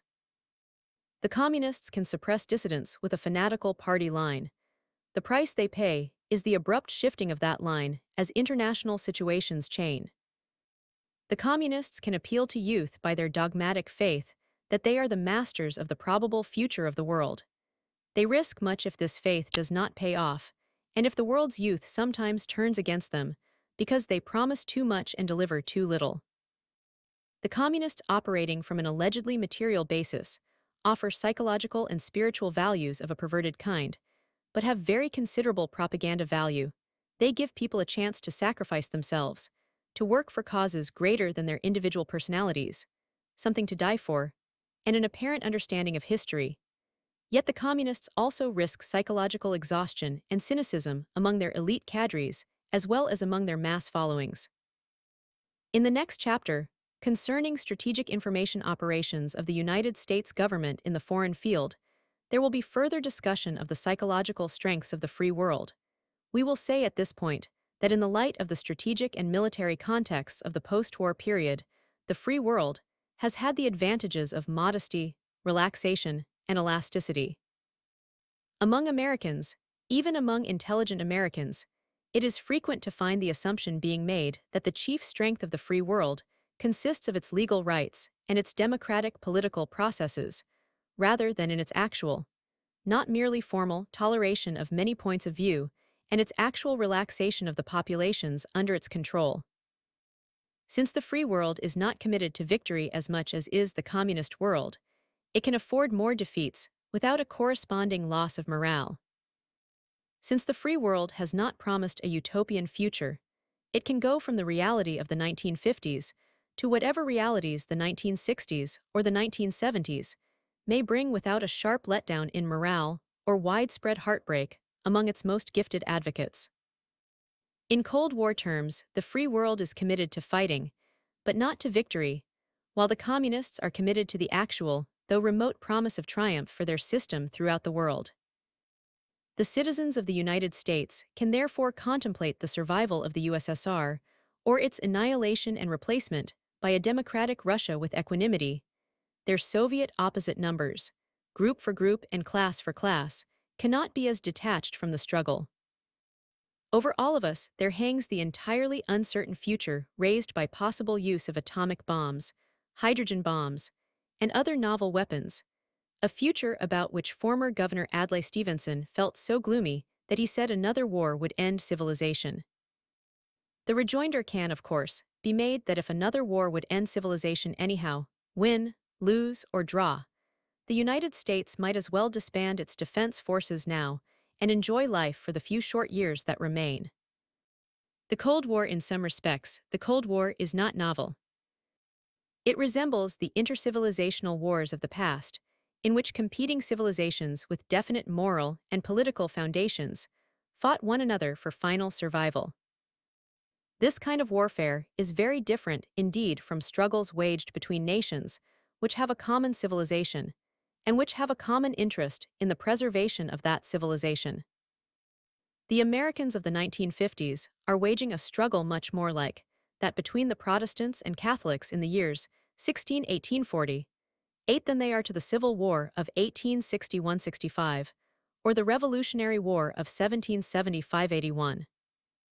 In some respects, we Americans are back all the way to the fight between the Aztecs and Cortez, or the struggle between Chinese and Cams in ancient Annam, what Mr. Lippmann calls merely a Cold War is something deeper, bigger, and worse than any war Americans have ever known before. The only parallel to it was the struggle between settlers and Indians on our own frontier. Our battles with the Indians, at least, had the advantage of never leaving us with the hideous dread that the American Indians might sweep a white and Christian civilization from this continent. Nature of the Cold War. The Cold War is therefore a struggle, the beginnings of which can be found at any one of several dates. 1848, 1917, and 1943 are some of those given, which is now being waged between non-communist states and a communist group of nations. No one now living can speak with assurance of the outcome. Only the most foolhardy of optimists could visualize a world in which the better aspects of each system would be developed, and the factors common to each would be underscored and strengthened as supports for a peace-seeking international system under the UN. The struggle is larger than a war because it comprises pre-belligerent, belligerent, and post-belligerent activities, both in global wars and in a possible general war. On the communist side, the techniques include sabotage, revolution, conspiracy, and fanatical organization. On the anti-communist side, a family of paramilitary weapons is gradually being developed and may or may not be thrown into the struggle. No war was ever as bitter or uncertain as this one because war, whatever its demerits, at least commits the nations to combat, and to victory. War has the supreme merit of decision. The Cold War does not. People have to fight it without knowing what it is, or what they would get out of it if they could obtain the advantage origins of the Cold War. In retrospect, it is easy to argue that the communist system has been fighting all non-communist systems ever since 1848, that the Soviet system has been in a moral condition of war with all other governments since 1917, that the Democratic Soviet alliance against the fascist powers during 1941-45 was a sham and a fraud covering a three-cornered war. This is easy to say in the 1950s. It was not so apparent in the 1940s. It can even be argued that Yalta, and everything for which Yalta stands, was a tragic mistake, and yet a blessed one. If the Western powers had not attempted to deal amicably with the Soviet Union at Yalta, the Western peoples, already hypersensitized in matters of conscience, might have attributed to themselves, and to their posterity, an unbearable burden of guilt. We and our children might have gone down fighting while wondering in our innermost hearts, why didn't we make a real try to avoid war with Soviet Russia?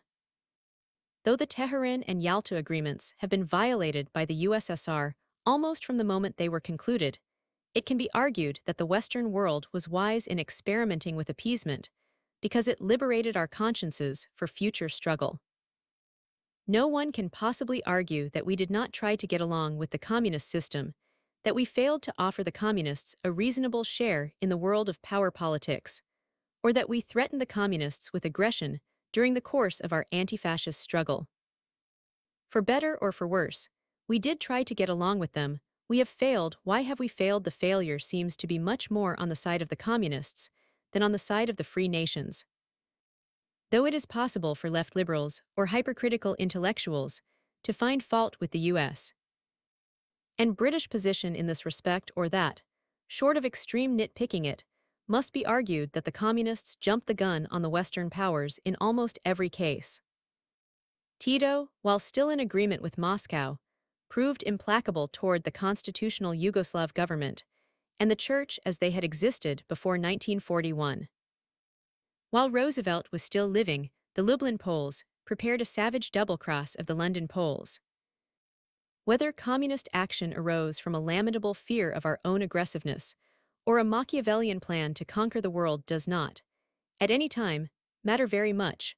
What matters is the almost indisputable fact that in many parts of the world the communists undertook the initiative against the anti-communists. The first edition of this book, Psychological Warfare, was written in 1946 and published in 1948. The second edition is being completed 8 years later, in 1954. Any reader who contrasts the two editions will see at a glance that the author, although suspicious of communism, had no real anticipation of the fury or seriousness of the communist attack upon the non-communist world, nor of the strategic arguments and responsibilities which the free world would therewith be forced to accept. The Cold War and the actual fighting, as late as 1948, when the talented and bold-minded Lt. Gen. Albert C. Wedemeyer was Deputy Chief of Staff, the U.S. Army's psychological warfare facilities at the general staff level consisted of a few paper assignments to colonels in operations, and in training together with your author as a part-time consultant and one girl stenographer to keep the files. By 1953, these numbers were multiplied by the hundreds. Each of the military services has accepted its responsibility, so that by 1953, there was not merely one Army Psy-War system, but there were at least 5 separate organizations in the U.S. government in different places, and at 5 levels directly concerned with these problems. A curious division of responsibilities, not anticipated by the Creel Committee of World War I, or the OWI of World War II, arose in the Washington of the Cold War period. While the military establishments were given jurisdiction over propaganda activities connected with actual combat, other propaganda activities were kept largely in civilian hands, though simultaneously the direction of civilian policy, at its very highest level, became paramilitary through the influence of the National Security Council. In other words, most of the national foreign policy decisions at the highest level have been dictated in recent years by strategic considerations. They have been National Security Council decisions, not cabinet-type decisions of the kind which might have been made in the years of William McKinley or Warren G. Harding. Yet, even though the decisions have been strategic in type, the propaganda implementation of these decisions has fallen for the greater part on the State Department and on the economic aid program facilities, not on the military. The military have been pretty strictly confined to those aspects of propaganda which directly pertain to combat areas by 1953, U.S. Leaders had begun to understand the situation with which they had been dealing since 1947, and in light of that necessarily belated but correct appreciation of their own position, the William Jackson Committee began to recommend that propaganda policy be written not as something self-contained, but be considered an integral part of every other U.S. government decision possessing world situation or news, impact the Cold War and the home front. Among editors, professors, officers, officials, and other experts concerned with foreign affairs, there has been frequent lamentation that the American people did not take the great struggle of our time more seriously. The contrary should be argued, at least by way of contrast. If it is true that the United States is engaged in a major struggle, if it is further true that this struggle has no visible end, if this struggle threatens all of us and our children, as well with lifetimes of tension and violent deaths under ultra-destructive weapons, one may quite reasonably ask the question, which is the better reaction for the bulk of the American population? Sadly and seriously, with no attempt at cleverness or mockery, a staff officer could argue today that the American people should leave their worries to their leaders, so as to be strong when the time of trouble comes. In the field of civil defense, for instance, it is grotesque to spend billions on offense and little on the saving of American lives on second glance. This may not be so grotesque after all. The technological advance of fissionable and thermonuclear weapons is so rapid, the development of guided missiles and other carrying instruments so swift and so unpredictable, that a 1955 model civil defense system might become a fool's paradise by 1960.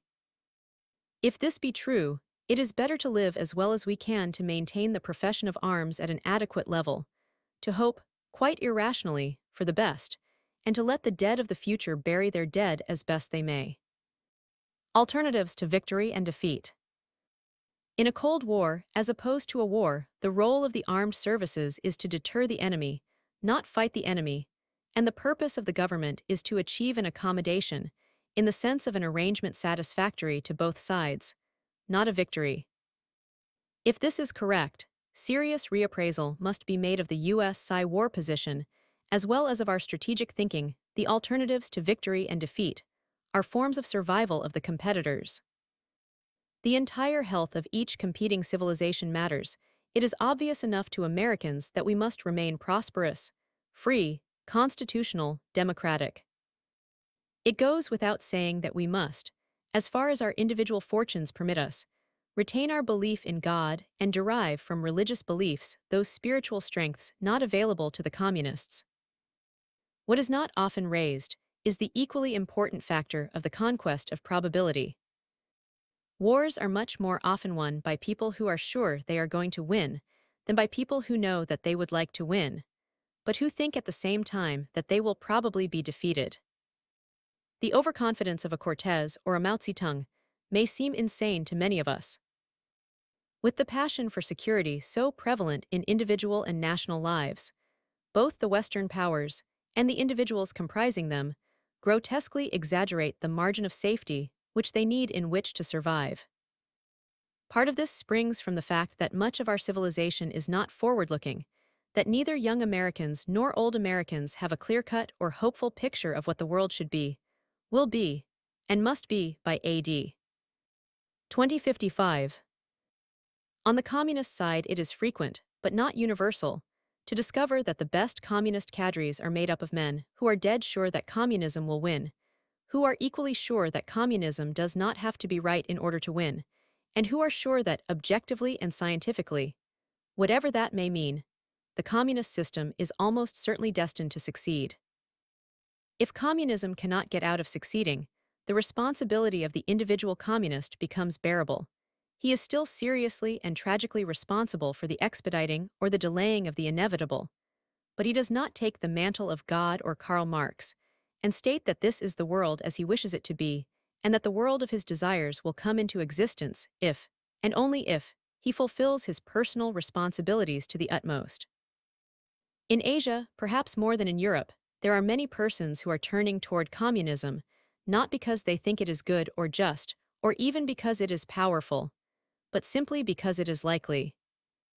Every individual in his own life has known that he cannot undo the passage of time, the aging of his body, the death of his loved ones, the loss of opportunities which might have been seized, or even his own death. In their individual lives, men of all nations perform the feat, characteristic of the human being, and apparently shared by no other species of life, of living from day to day in a constant reconciliation of the past and present with their own estimate of the probable future. At times in history, that which should happen seems to be unleashed like spiritual lightning, and men rally in frenzy around causes which for the year or the decade seem inspiring, terrifyingly beautiful, and within human reach. Through most of history, that which is apt to occur provides a more sober guide to the future, and men prepare to live in accordance with its standards. In the battle of the probabilities, the Psy-war of the Western powers has been weak, high-pitched, and uncertain, while the insistence of the communist themes has been as monotonous and hypnotic as a jungle drum. For better or for worse, the communists have broken a path through to what they think to be the future. We of other nations have not. The chief element of anti-communist victory, practical, sober expectation of a certain and final downfall of the Soviet system, has thus far been lacking on the anti-communist side. The communists, on the contrary, have unreasonably, provocatively, and untruthfully raved, screamed, shrieked, and lied to bring about that better world which, curiously enough, their most effective cadres considered to be an inevitable world. Thus, the UN prisoners held by the communists during the Korean War were subjected to a constant bombardment of communist propaganda concerning their personal responsibilities before history and the opportunities which they would have to serve peace and mankind, as these noble concepts are set forth on the red side. The end of the Cold War. If the hypothesis set forth above, page 251, note 3, namely, that the Cold War may turn out to be unendable war except in terms which no living man can visualize. It may be true that appreciation of the role of psychological warfare, whatever it may later be called, in this struggle may have to wait a few more years. One factor, often overlooked on the American side, has been the limitation of the originators. Propaganda, to be effective among foreign peoples or foreign armies, cannot and should not outrun the strategic capabilities or the political intentions of the issuing power. It does no good for an American propaganda radio to pledge battle to the death, while the U.S. press services amiably discuss an accommodation with the communists. Comparably, an official propaganda plan to make the people of France feel that the Americans love and admire them is not very realistic if, in terms of column inches of French press material, unofficial American utterances are related to France to the effect that the French are washed up, their cause in Indochina hopeless, their economy unviable, and their political goals foolish. The years 1950–54, during which the Korea struggle took place, and in which NATO and the European Defense Community (EDC) came to prominence, often showed a proclivity on the part of U.S. official propagandists to go far beyond that which their home public would support needed. Be said that the effects on foreign public opinion were possibly deflationary. An imaginable end to the Cold War may lie in neither victory nor defeat, in neither accommodation nor reconciliation, but in the development of more, newer, and different quarrels. Hostility of Protestant and Catholic faded out in Europe when the hostility of French, Germans, Spaniards, and other nationalities came to be more important. It is a problem for the psychiatrist and sociologist to answer if they can. Is it possible that semantics of war-causing quarrels can be superseded by anything other than different quarrels? A tension-free civilization is imaginable. Given the characteristics of most present-day cultures, it is scarcely more than merely imaginable.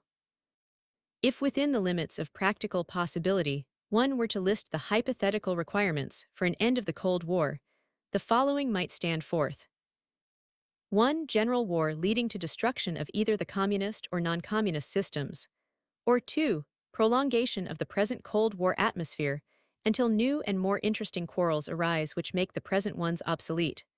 Or 3. Reconciliation of the communist and anti-communist systems, by some process not now imaginable, along the general lines of Franklin D. Roosevelt's grand design. Or 4. Collapse of all major civilizations under impact of fissionable and thermonuclear weapons. Or 5. Gradual erosion of the anti-communist world and an eventual communist victory by sustained communist successes short of war. Or the alternative of gradual erosion of the communist world and the creation of a constitutionalist and libertarian probability of victory, also without the outbreak of general war. It would be a brave and foolish man who would say which of these the world should expect, but it would be a stupid staff officer who did not anticipate at least one of them, and who did not as a military officer or government official do his best to bring about victory, in a form which his side could define, recognize, welcome, and achieve. The 7 Small Wars. The foregoing extensive discussion of the Cold War has been included because it explains a great deal of the apparent contradictoriness, irresoluteness, and uncertainty of the small wars which have occurred since the end of World War II. The 7 small wars fall into a threefold pattern. If China is excluded, China is taken up in the next section. This is the first pattern. 5 of the 7 wars were Asian struggles against the Western powers. Korea, Indochina, the Philippines, in which communist Filipinos regard the United States as their ultimate enemy, Malaya, and Indonesia. In Korea and Indochina, the struggle came to be communist-controlled. In Indonesia, the struggle ended in a nationalist victory. In the Philippines, the struggle degenerated into petty skirmishes between a native constitutional government and communist extremists. One war was an expression of European nationalism on the soil of Asia, with the creation of the new state of Israel. The third category is, of course, the special case presented by the Indian-Pakistani fighting, which is a struggle between Asian nationalisms, without much intervention from either European colonialism or communism. The most important of these wars were the five in Korea, Indochina, the Philippines, Malaya, and Indonesia. The Israeli struggle appears pretty well settled as a fighting war, and the India-Pakistan issue appears not to be one which will lead to general war between those two countries. The predominant group of wars shows variations of the same components in different quantities. Each was a reaction to the fall of Japan's short-lived East Asia military empire. Each involved partial or complete resistance to economic affiliation with the capitalist world. Each had an ingredient, though these differed in stress and direction, of local Asian nationalism. Except for Indonesia, each eventually became a part of the worldwide front between communism and anti-communism. These wars deserve consideration, one at a time for their Psy-war content. The special case of China, none of the wars mentioned above, was as bloody or as tragic as the Chinese Civil War between communists and nationalists, which ended with a Red victory in 1949. The China situation is too complicated to be summed up in a single paragraph. The political, economic, and propaganda components on each side of that war are as yet not completely assessed. For instance, one of the major factors in the defeat of the nationalists consisted of the withdrawal of the Japanese managers and technicians from China, as well as of those Japanese troops who had been maintaining a degree of law and order in Manchuria and North China. This withdrawal was not only sought by such progressives in the State Department as John Stuart Service and Alger Hiss, it was also enthusiastically endorsed by conservatives such as General Wedemeyer, who shipped the Japanese out, and General MacArthur, who received them. No American, right-wing or left-wing, seriously proposed replacing the Japanese with United States or United Nations personnel until the nationalists had enough trainees to manage a modern capitalist China. By withdrawing the Japanese, the nationalists and the Allies destroyed the political and economic system under which the nationalists proposed to operate, and were then astonished when the nationalists met defeat. In the China policy situation, the contribution of communist covert propaganda within the United States in preventing aid to Chiang in the crucial years of 1947, 1948, and 1949 should not be overlooked. Neither should it be overestimated nor considered the sole determinant of events which took place within China. Psy-war in the Indonesian-Dutch War, a rapid and talented command of propaganda, was shown by the Indonesians in their retention of power, in the face of a Dutch landing in the islands in 1940-546. The Indonesians were readily alert to the necessity for obtaining U.S., British, Australian, and other foreign sympathizers. They opened propaganda offices abroad and did an excellent job of presenting their own case. While Indonesian combat propaganda against the Netherlands troops is not recorded as having had much effect on Dutch morale, their use of global strategic propaganda to support a local war was excellent. Netherlands ships were refused docking and loading services by Australian stevedores. American press and public sympathy ran very largely in the Indonesian favor. Indonesian acceptance of the political concept, United States of Indonesia, which was dropped as soon as independence was won, may have played a significant role in winning American sympathy. Dutch military and strategic propaganda in their war with the Indonesians suffered from uncertainty on the Dutch side as to the goals of the war. The suspicion that a Netherlands victory would be nothing more than a triumph of colonial capitalism, and the insistent interference of United Nations and United States observers. The Dutch were never able to put across the point that Indonesia derived its nationhood from imperial Japanese sponsorship, and the Netherlands' withdrawal was dictated as much by the practical necessity of reconciling world opinion and balancing the home budget as by the militarily untenable nature of the Dutch enterprise. The Philippine War against the Huks. By contrast, the Republic of the Philippines faced a very serious military situation in the challenge of the Huk Army's tough communist troops concentrated in central Luzon, who waged a cruel and bitter war, rather like the struggle of the Irish Republicans against the Black and Tans. By 1950, the Philippine government was in a serious position. There was at least the remote possibility that if the government continued to falter, the city of Manila might have fallen to a communist coup. In this situation, Ramon Magsaysay, as Secretary of Defense, developed some of the most provocative and audacious anti-guerrilla operations of the post-war period. To meet the communist claim that the struggle was one of the landless against the rich, he offered all surrendered Huks resettlement in a new land project. He visited the project himself frequently enough to make sure it remained a valuable demonstration area. To allow the common people to help the government, without their suffering from communist reprisals against themselves or their families, he disseminated secret methods whereby the people could communicate with the government forces. He established a psychological warfare office under Major José Crisal. This office was doing as good a job of tactical psy-war with leaflets, mimeographs, loudspeakers, light planes, and other field and headquarters equipment as any army installation which the author has seen.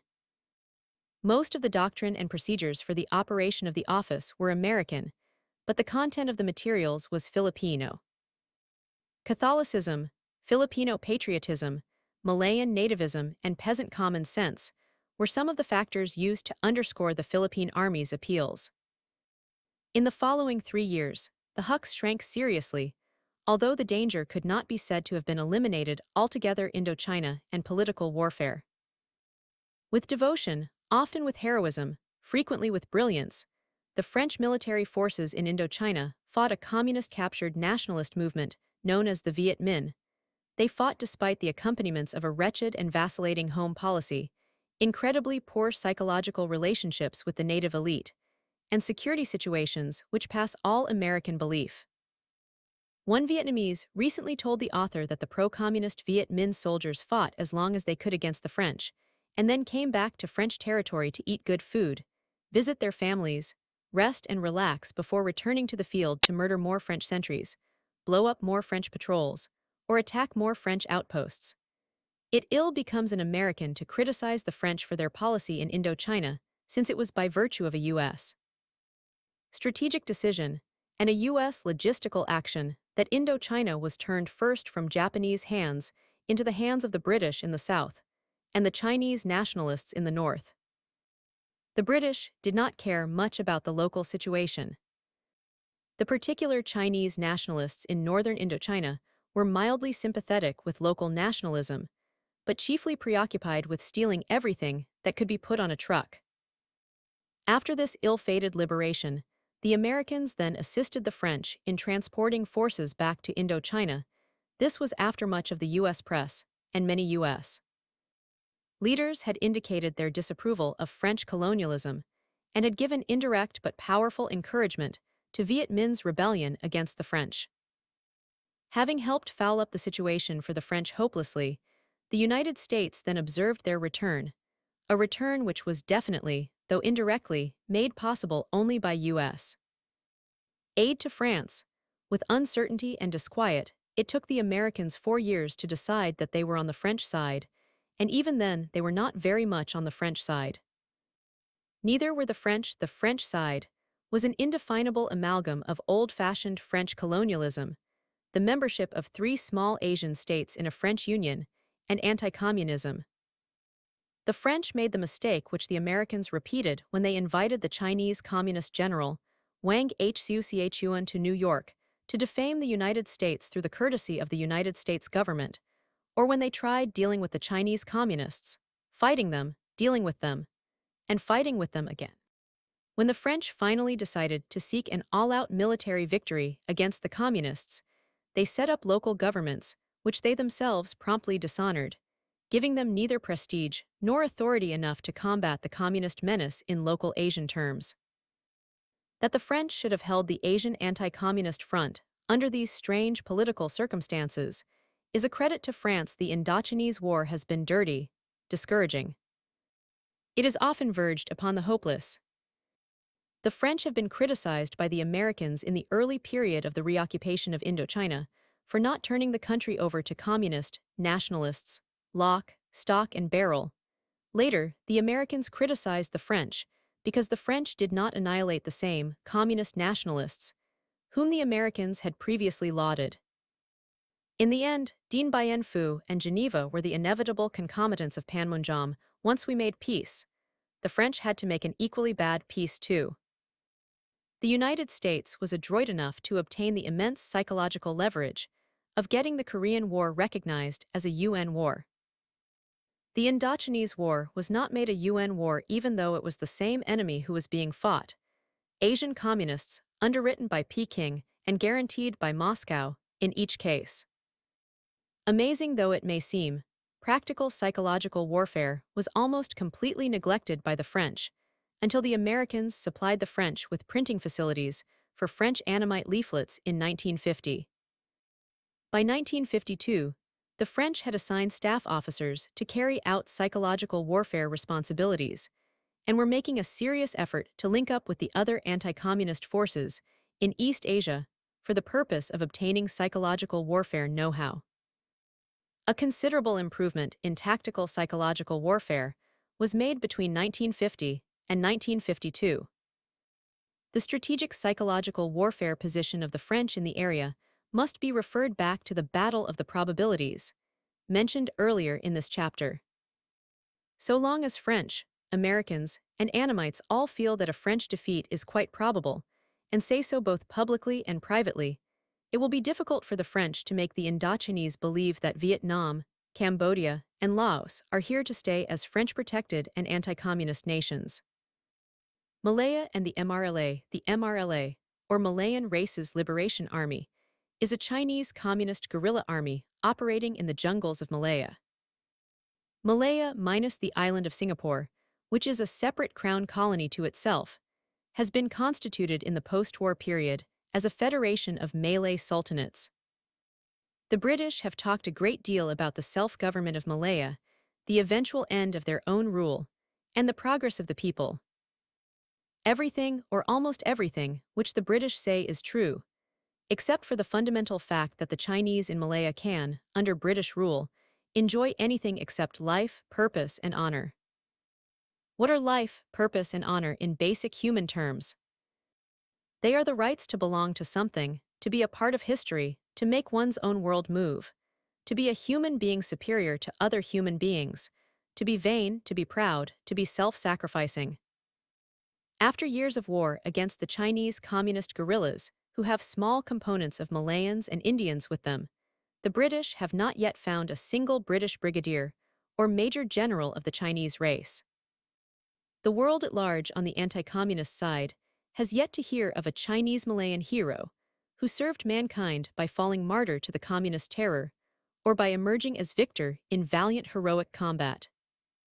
The Chinese in Malaya, as the author has observed at first hand, are probably more prosperous than any other Chinese have ever been anywhere in the world. Under capitalism today, the Chinese communities in Malaya have achieved a degree of wealth, health, and education which communist China will be remarkable to have achieved if it survives and succeeds for the next 100 years. Does this not give the lie to the great communist myth concerning Asia, the myth accepted by many Western politicians, intellectuals, and newspaper men, that the struggle between communism and anti-communism is a struggle for living standards? That the issue is an issue of who will provide the best livelihood? On the pro-communist side in Malaya, Chinese who are not religious and who are known for their practicality and secularism struggle for the chance to go forth and suffer, to serve in an army with bad medical service and no pensions, to face an almost certain death in the jungle, to lose life and property, which they could keep on the British side, in order to gain that other kind of life with honor and purpose, on the communist side. The British meanwhile progress.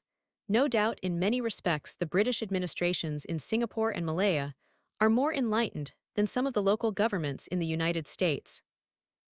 But whatever the reason, they do not seem to belong to the Chinese who live there, or even to the Malays. They are governments for the people, and not so far as the local people seem to judge governments of the people. Is it reasonable to ask in the mid-1950s that decent British officers and civil servants convert themselves into apocalyptic fanatics of a weird composite Asian nationalism? Can the British make revolution in Malaya when they are rather fatigued with their own labor revolution at home? Can we Americans, who have made nothing, absolutely nothing, out of the heroism and romance and tradition that might have been reconstituted as the ancient kingdom of Ryukyu, Okinawa, be in a position to chide the British for not doing that which we ourselves do not undertake? The communist magic is strong, bad magic. In North Korea, it created officers in an unreasonably short time, developed fanatics while we were trying to develop gentlemen, and came close to defeating us in the perilous weeks of the Pusan perimeter. In China, soldiers of whom many Americans despaired when they fought on the nationalist side became desperate assault infantry under communist training. The timid and quarrelsome Annamites who had given the French so little trouble before communism organized them fought like leopards once they read Marx, Lenin, Mao Zedong, and Ho Chi Minh. Was this why the communists were able to continue in Malaya? No one has ever accused the British Army of a lack of ingenuity. The forces who developed desert raiders, coastal commandos, airdropped banditti, and a plethora of amusing, shocking, and audacious innovations cannot be accused of a lack of imagination. The British did use psychological warfare in Malaya strategically, tactically, in the field, in the cities, by radio, and by print. When Carleton Greene was directing the British Psy-War effort from the headquarters of that redoubtable gentleman, Malcolm MacDonald, British Commissioner General for Southeast Asia, he even resorted to the device of writing individual letters to known communists and leaving these letters scattered through the jungle. The British used white propaganda, black propaganda, gray propaganda. If there had been a purple propaganda, they certainly would have tried it. Alex Josie came close to it when he shocked the planters in Malaya by delivering socialist speeches over the Malay radio in an attempt to pull the left wing off the communist bird. Sir Henry Gurney, the High Commissioner of the Federation who was murdered in 1952, was a veteran of irregular warfare. He had faced the Zionist terrorists in Jerusalem and was a man without fear. His approach to the problem of confronting communism was hopelessly sane. The communists were offering young Chinese the intoxication of craziness, of a mad and heroic righteousness to justify the misspending of their lives. Sir Henry's answer was decency, goodness, security, prosperity, authority, liberty under law. He offered everything except glamour, terror, inspiration, and romance. Everything except the chance to join the British side. What kind of British side? A British side which, like the communist side, would welcome the makers of the future, the builders of the next civilization, the arbiters of history. The communists have presented a high bid against the US and Britain, as well as the other Western powers. We have not yet overbid them. The high bid is the opportunity to join, to belong, really to be equal, not just legally equal, and above everything, to share, to struggle, and to work under conditions of heroism for a common goal. The right to join the West has lost a lot of the Cold War in Asia because the communist side could be joined, and the Western side could not be joined. There is no American party in India, but there is a communist party. There is no anti-communist army to which cadres of men from either Soviet-occupied or Soviet-free territories can be made welcome.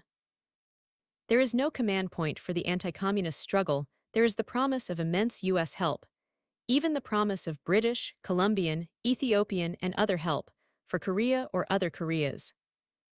Is there much willingness to be helped? Is there any way that we can let ordinary Asians in on our side? The top levels of this problem are, of course, political. They must be solved in the light of a U.S. home public, which eschews crusades and dreads adventures. At a lower level, the problem becomes one for the military staffs of the future. How can the United States, the United Nations, or other anti-communist forces recruit native leaders and native followers under circumstances of dignity and honor? How can we either learn to love the allies we have, or to find allies whom we can love? Until then, much of the spiritual and organizational advantage in Asia will fall to the communists. We may have the better ideals, but if people who are determined to illuminate their own lives with the splendor of risky, heroic, or self-sacrificing action, and who insist on doing something desperate somewhere somehow, so as to relieve the ignominy, poverty, and monotony of their existences, cannot learn how to join us, they will perforce join the other side. A slight or even a substantial increase in economic welfare in the Asian states seems to the author to favor a sharp increase in communist strength. When people are desperately poor or sick, they cannot worry about causes. When they become moderately well off, well enough off to know that they are despised, poor by our standards, ignorant by our standards, then the point of psychological frenzy comes in. Propaganda techniques in the Seven Wars, neither in the Chinese Civil War nor in the seven other wars listed, has there been much refinement of propaganda techniques over World War II. As a matter of fact, it took the Korean War 2 years to come up to the standards of Normandy. It is amazing how many propaganda techniques had become lost arts between 1945 and 1950. The author himself flew under the Chinese Communist forces along the Han River in March 1951, when the voice plane in which he rode as an observer had to hug the valley bottoms in order to get its message to the Chinese ground forces, past the sound of its own propellers. Instead of ingenious, up-to-the-minute gadgets to dispense leaflets, the author joined the young officers in the plane in throwing the leaflets out of the plane door by hand. He thought ruefully about the leaflet bombs and leaflet dispensers which had been used in Europe and in Burma, and when he returned unharmed to Tagu, he submitted one more red-hot memorandum recommending the obvious. The strategic Psy-War self-limitations imposed by the United States on the United States in the Korean War were also crippling. The United States did not desire anything which a professional soldier would recognize as victory. U.S. opinion was divided as to whether all of Korea should be liberated by UN forces. At the policy-making level, certainly among our allies, there was pretty general agreement to remain at peace with the supply dumps and high command of the Chinese Communist forces in Manchuria and China, while fighting the forward echelons of those forces in Korea. The United States would not accept defeat, nor would it seek a decisive victory, because victory might have involved the risk of war. Under these conditions, it must be pointed out that General MacArthur had the first and only Psy-War establishment ready to operate the moment the Korean War began. Call J. Woodall Green ably managed the Tokyo headquarters for most of the period of the Korean War. The Department of the Army showed great good judgment in bringing back Brig Gen. Robert McClure, who had been Eisenhower's Psy-War chief in Europe, to the new Department of the Army's Psy-War establishment, which was created on 15 January 1951 in the Pentagon as a part of Special Staff, United States Army, with the title of Office of the Chief of Psychological Warfare, OCPW. When General McClure departed for Tehran, he was succeeded at OCPW by Brig Gen William Bullock. The last period of the Korean War found Korean local Psy-War at the headquarters of 8th U.S. Army in Korea, EUSAK, under the command of Col. Donald Hall, who had probably seen more continuous Psy-War service than any other officer in the U.S. Army. Chapter 15, Strategic International Information Operations, from 1776 to 1945, the U.S. System of government managed to survive in a world comprising many types of government without setting up its own propaganda and agitational forces. Propaganda through most of the 20th century was pretty clearly limited by the U.S. conception of propaganda as a weapon auxiliary to war. Psychological warfare became proper, in conventional American terms, only when there was a war to be won. With the coming of peace in 1945, there was considerable uncertainty as to whether the United States should have a propaganda establishment at all. Even at the time of writing, 1954, there's still some doubt as to whether the United States needs propaganda facilities. The William Jackson Report of July 1953 indicated that the terms propaganda and psychological warfare were unsatisfactory. Of course, they still are. The world itself is unsatisfactory. In terms of the traditional, humane, rational U.S. point of view, the story of U.S. peacetime propaganda since the end of World War II is a very complicated one. Quantity, direction, purpose, and quality have shifted with the various turns of the international situation. The subject has become much more difficult to write about since the time the first edition of this book was written in 1946. In the first place, governmental secrecy has been very sharply restored. Even very routine State Department operations, for putting across the U.S. point of view, have been shrouded in masses of classified documents. For reasons not always evident to the outside observer, the assumption has become prevalent that the normal operations of the United States government should be kept confidential, secret, or even top secret. Often it would seem that the attempt to maintain secrecy in non-sensitive functions is not worth the security effort at all, or, contrariwise, may even reassure the antagonists of the United States by not letting them realize how serious and how unfriendly our plans or policies with respect to them may be. This is not the time or place to discuss the problem of secrecy as a protection against domestic criticism, which secrecy, of course, has often become, to the detriment of both the government and the citizens of the United States. In the second place, not only have information activities become more hush-hush, they have also become more complicated. It is difficult to do justice to an intricate moving panorama of activities, some of which may not be mentioned or described under existing law demobilization and remobilization.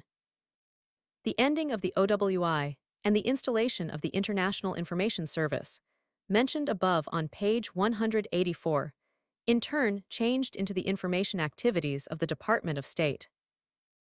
These were headed from 1945 to 1953 by an Assistant Secretary of State for Public Affairs. In 1953, a director of the United States Information Agency, not under the Department of State but mysteriously attached to the National Security Council, was inaugurated. The overseas operating component of USIA remained the United States Information Service, USIS, transferred from State Department control. In other words, there were 8 years in which the Department of State had primary responsibility for the conduct of peacetime propaganda of the United States. This was the first and only time that the United States government had, in a period of relative peace, undertaken a sustained propaganda effort. The effort had ups and downs, because neither the citizenry nor the officials knew whether the country was in a condition of peace or at war, and if at war with whom. To some the enemy was communism, the ideology, to others communism the movement, to still others the USSR, to others the Korean communists but not the Chinese communists, to others the Chinese communists in Korea but not the Chinese communists in China, and so on ad infinitum. The general history of these 8 years was, by and large, a first phase in which the United States demobilized or destroyed propaganda facilities which had been built up with great skill and at great cost during World War II, and a second phase in which those facilities were partially rebuilt and the skills rediscovered. The low point in this development was probably the winter of 1947-48.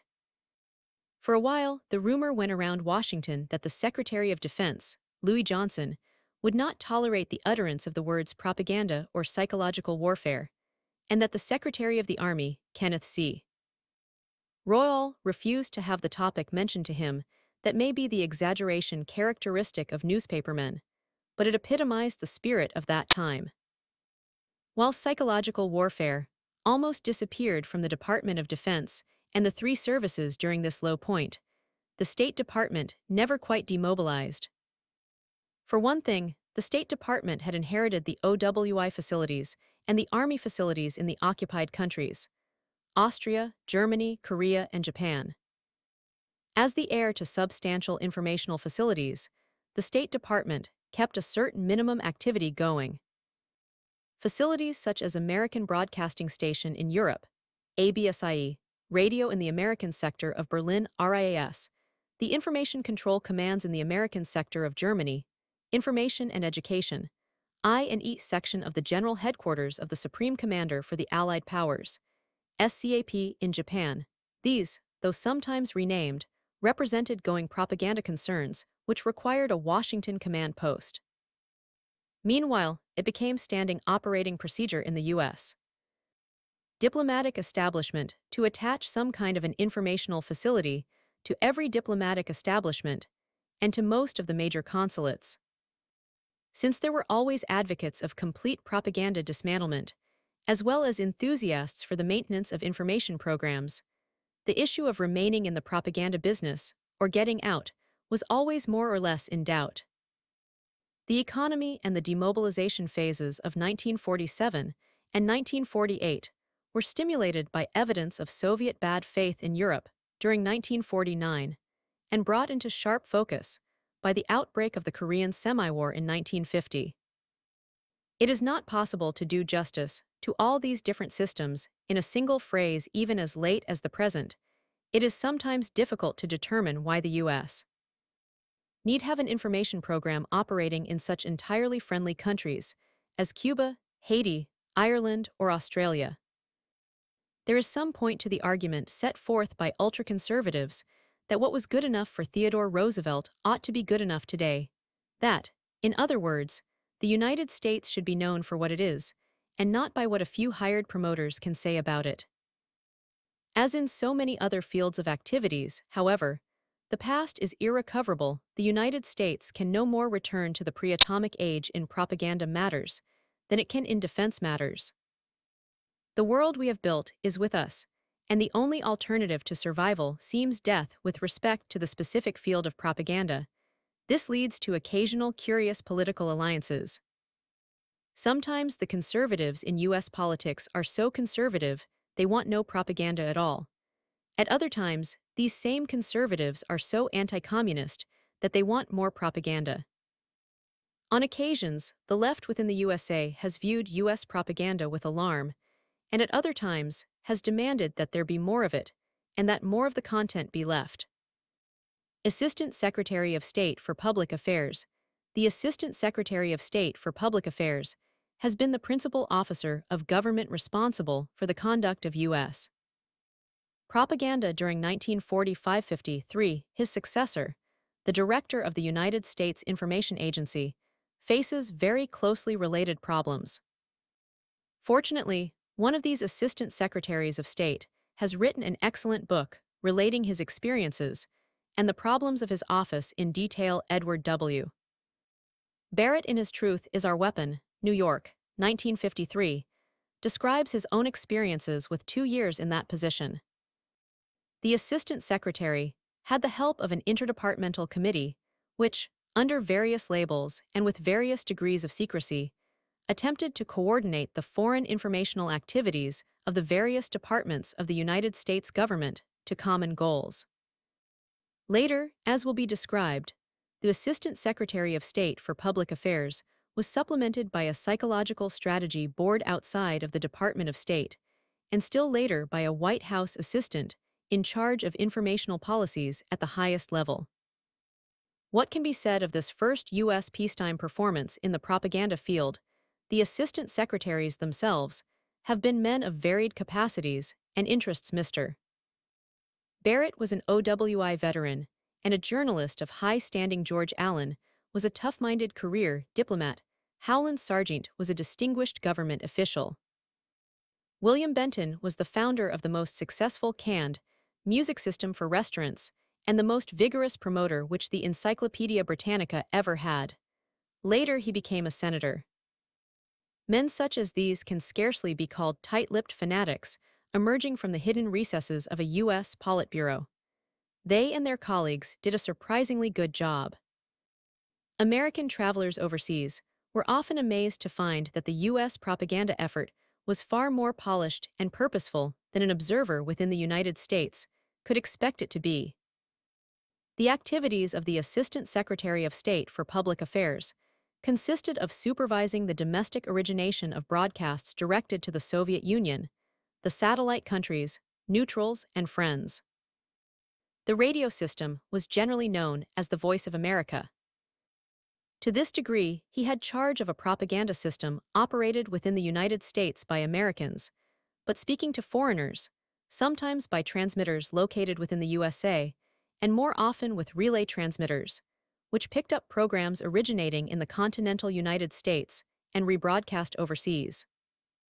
One echelon removed, there were installations attached to the diplomatic and consular establishments of the United States, which were usually known as USIS, although in some particular cases, quasi-private facilities were sponsored instead. In each foreign country, there was at the embassy or legation level a public affairs officer, PAO, who was the information specialist for the diplomatic mission, and in theory at least, in charge of all U.S. propaganda or informational activities, whichever one preferred to call them, in the country to which he was accredited. A complex hierarchy of officials routed, relayed, screened, and coordinated programs from headquarters to the PAOs in the field and proposals, or requests from the PAOs back to headquarters other U.S. facilities. A complicated element in the State Department's conduct of propaganda was the fact that at no time did the State Department enjoy even a monopoly of the governmental mass communications of the United States abroad. It goes without saying that at no time did the State Department achieve or seek control of private U.S.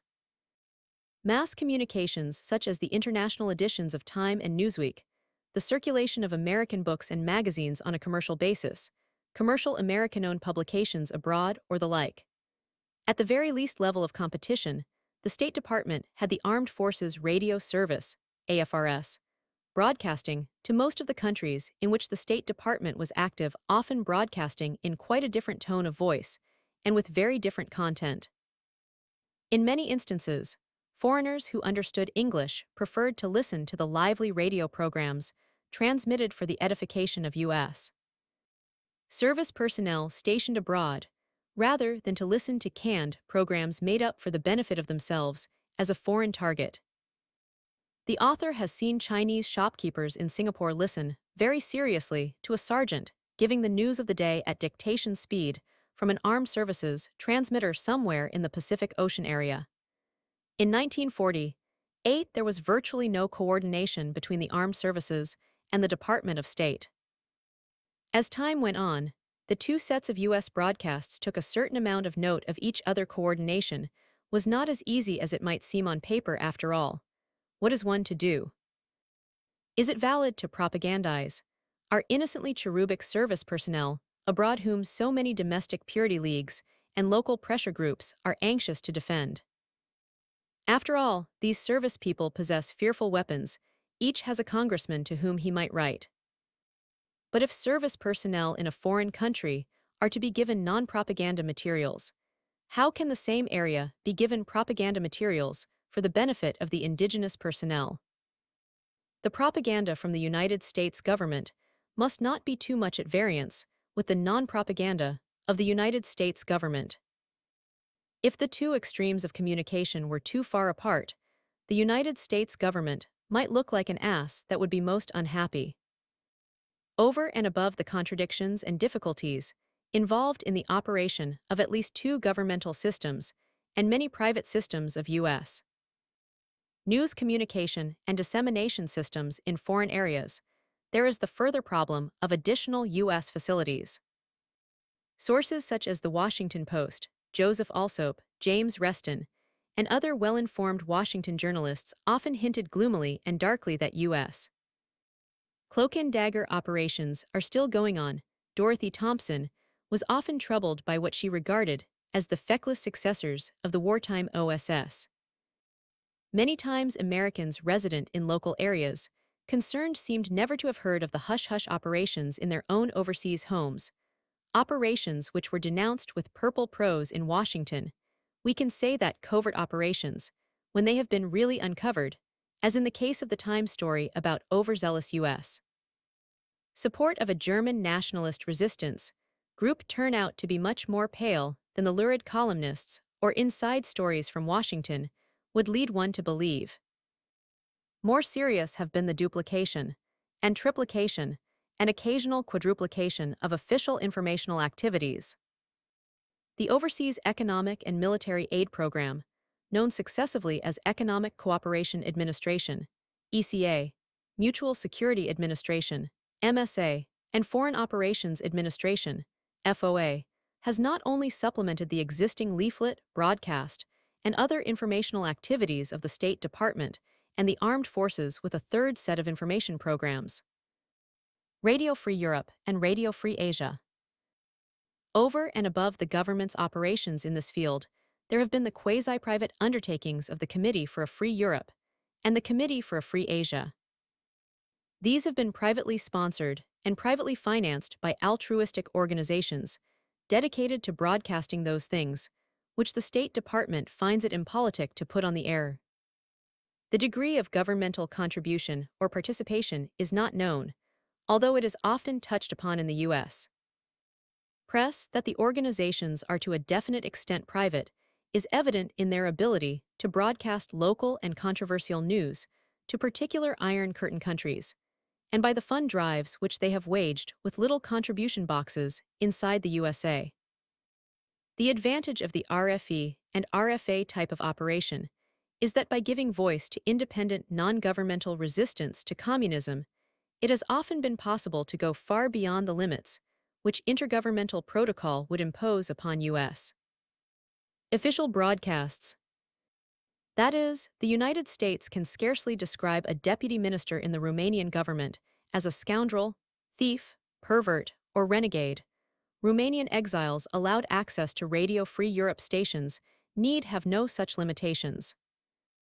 On the other hand, there is the difficulty that Radio Free Europe, because of its U.S.-based finance and management, might lend an unnecessary U.S. sponsorship to genuinely independent anti-communist undertakings. Here again, as in the case of the reconciliation of the State Department and defense broadcasts, it is impossible to draw a doctrinal rule which would prescribe on one hand that all propaganda broadcasts should be unofficial, or that they should all be official. One cannot even say that they should all be coordinated. The Psychological Strategy Board coordination was nevertheless attempted, at least for the governmental side. In 1951, President Truman created the Psychological Strategy Board, bringing the versatile and judicious Gordon Gray back to Washington for the purpose. The prescribed role of the board was to coordinate, plan, and phase all United States information policies so as to achieve maximum effect from the governmental effort. Not once did the board dare reach out for a penny's worth of jurisdiction over private U.S. facilities. The Psychological Strategy Board was only originally under the chairmanship of the Director of the Central Intelligence Agency, then General Walter Bedell Smith, with the members of the board consisting of the Under-Secretary of State, the Under-Secretary of Defense, and the Deputy Director of what was at the time known as ECA, later MSA. The board had a series of able staff directors and small staffs detailed from other government departments on a permanent basis to serve as a working secretariat. The precise operations of the board were cloaked in extraordinary secrecy.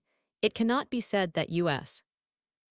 propaganda worsened in the 2 years following the establishment of the board, neither can it be said that U.S. Psy-war operations scored any coups so striking as to deserve a position in the annals of international affairs. William Jackson Report, after the Republicans came into office in 1953, President Dwight D. Eisenhower moved to overhaul the information establishment. He appointed a committee under the chairmanship of William Jackson, a former OSS official and investment banker, and under the secretaryship of Abbott Washburn, who had headed the superlatively successful advertising department of General Mills, Inc., which had successfully given away millions of prizes for millions of box tops from cereals consumed by American youth or flowers relished by the American housewife. Some of the liberal press commentators eyed the committee gloomily as it went to work. Nevertheless, that portion of its report which was made public turned out to be a document of remarkable finesse and sophistication. The report, released in July 1953, pointed out the Psychological Strategy Board had erred in trying to plan informational activities in its own light, instead of considering the informational aspects of every single U.S. government activity possessing international significance. The report recommended the replacement of the Psychological Strategy Board by a more realistic policy coordinating organization, which would coordinate not merely propaganda policies, but all policies, and having coordinated all policies, would then resolve upon maximum psychological exploitation of the policies which had been decided. In a sense, this is rather like saying that the United States should have a president, since the powerful chief executive of this government has, since 1789, been the final arbiter of executive matters, both foreign and domestic. In another sense, it can be interpreted to mean that the responsibilities of the presidency are so great that no one man could perform in his head all the staff work necessary to see through the opinion reactions which might develop abroad to U.S. executive decisions made here at home. If the latter supposition is true, it means that the United States is saddled with one more intricate governmental process made necessary by the closeness, dangerousness, and importance of international affairs in the lives of Americans and their government. Operations Coordinating Board.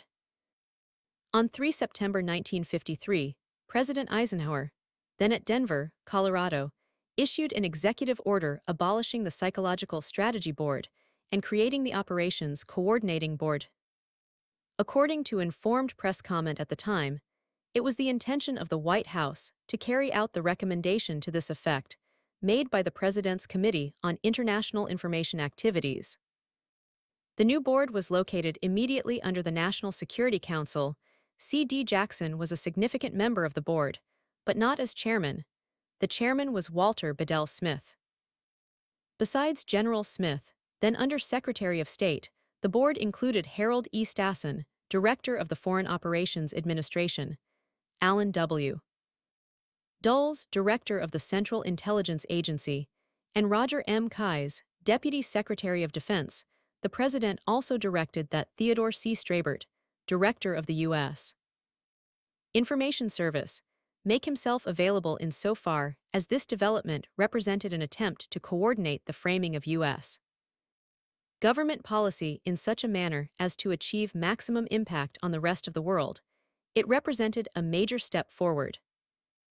The de-emphasis of psychological warfare, or psychological strategy, as operations which could somehow or other be efficacious, without a context of material support, through the real-life behavior of the government issuing the propaganda, was a healthy sign indeed. Psychological warfare is at best a cumbersome and pretentious label for an important modern political and military weapon, the use of mass communication. The definition of empirical psychological warfare, given in Chapter 3, and reproduced as it was originally written in 1946, makes it perfectly plain that the term acquires specificity, which is made plain by the particular individualities involved undertaking the operation at any given time. Psychological warfare is not an ancient term, which is so well defined by the usage of centuries that modern men would be ill-advised to redefine it, or to sweep it aside.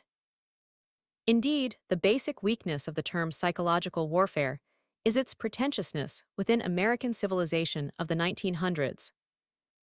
No one now knows whether the United States of the 1960s will turn out to be dynamic, forward-looking, insistent upon its own view of the world.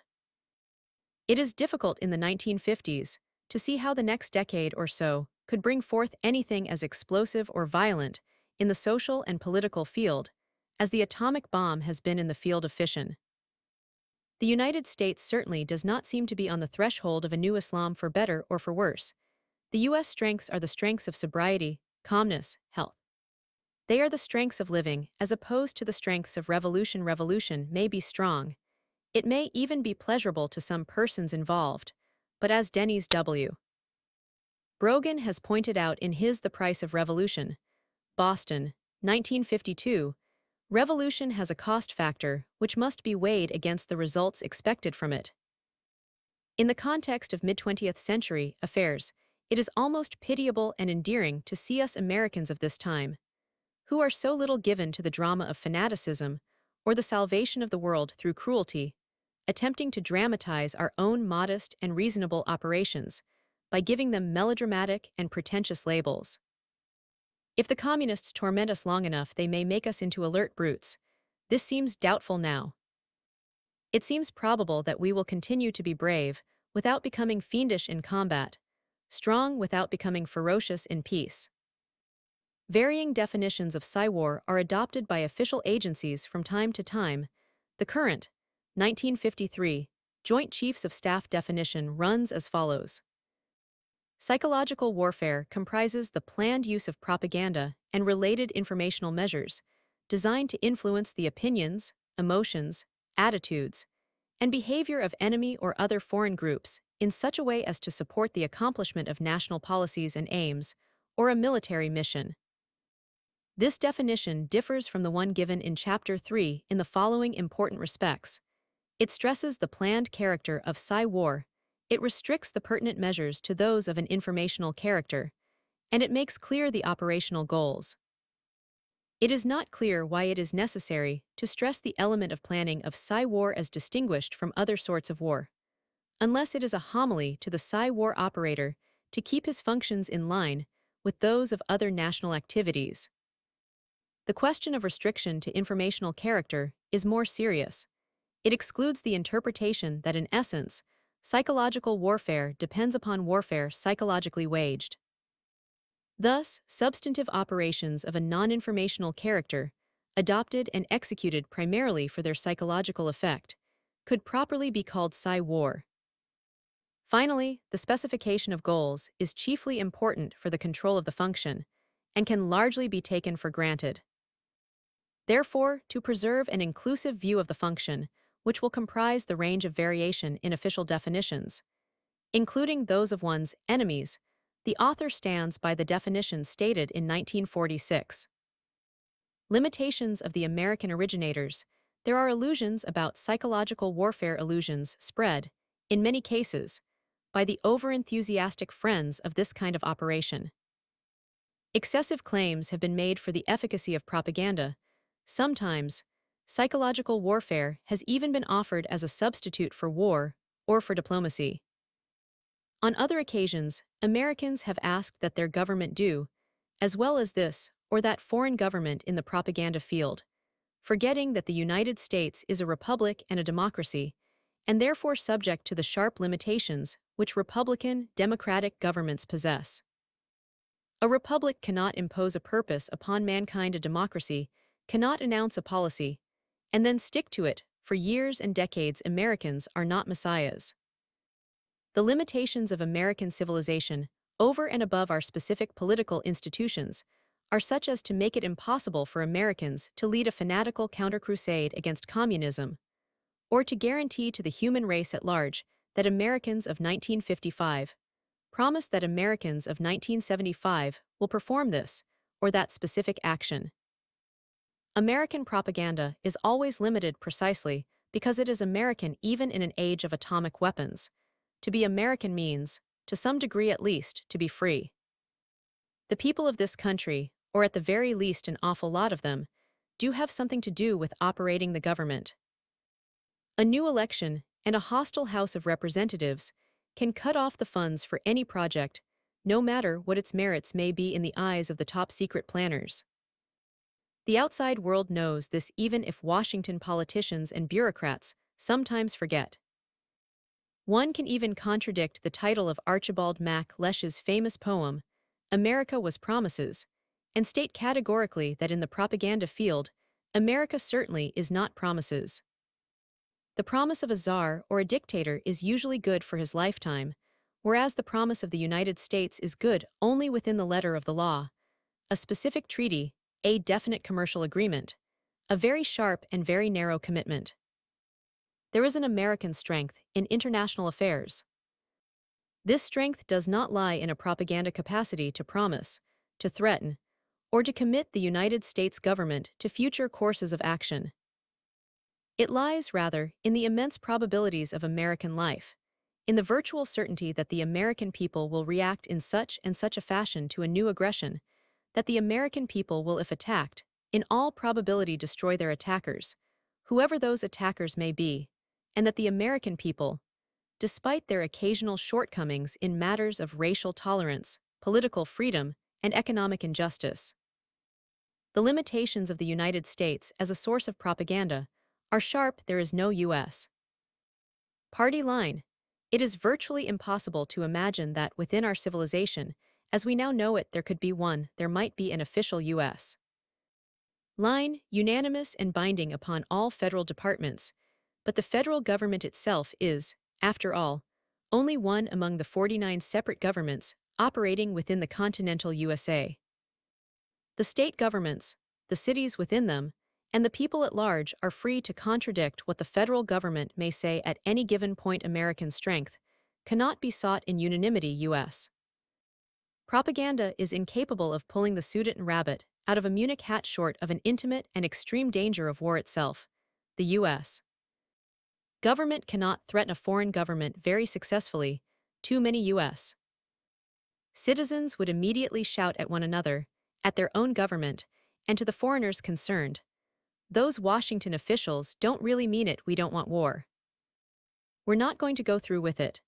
If the USA moved against Spain, there are friends of Franco in Washington who would tell him to sit tight. If the USA moved too rapidly against the communist world, there are plenty of Americans, both in and out of government, who would say privately, through the press, or by letters, that the Indian government or some others should assure Moscow and Paping that the U.S. would not dare carry through exploitation of U.S. propaganda strength, must therefore always be developed from the probable or apparent center of American opinion at that moment. It is impossible to find a U.S. policy which can be made compulsory and unanimous upon all Americans, both public and private. It is not impossible through an adroit combination of the skills of leadership, foresight, and a keen awareness of intra-U.S. politics to devise foreign policy programs which will command the decisive assent of the American people. War and unanimity. The less peaceful the world is, the more effective a peacetime information program can be. The attack of the communist aggressors in Korea, which involved the U.S. armed forces, pushed the U.S. public into line behind the U.S. government in a way which no degree of propaganda manipulation from Washington could have contrived. In times of danger, the American people stick together. In times of relaxation, they scatter about. One should not plan a crusade for the American people to carry out unless one is sure that someone on the outside will goad the American people with repeated stings of danger or trouble. Once war breaks out, the American people have in the past shown a very good capacity to unite in winning and finishing the war. There is no reason to suppose that the situation will be different in the future. What is perplexing, and for the present insoluble, is this: how can the American people, short of getting involved in war, become so purposeful, so decisive, so nearly unanimous, as to take actions which will prevent a war? The situation in the early 1950s is, on the communist side, a major crusade against what the Reds regarded, or pretended to regard, as aggressive, U.S. capitalist power. In other words, the communists of the world had a crusade against the USA. The USA had a crusade against no one.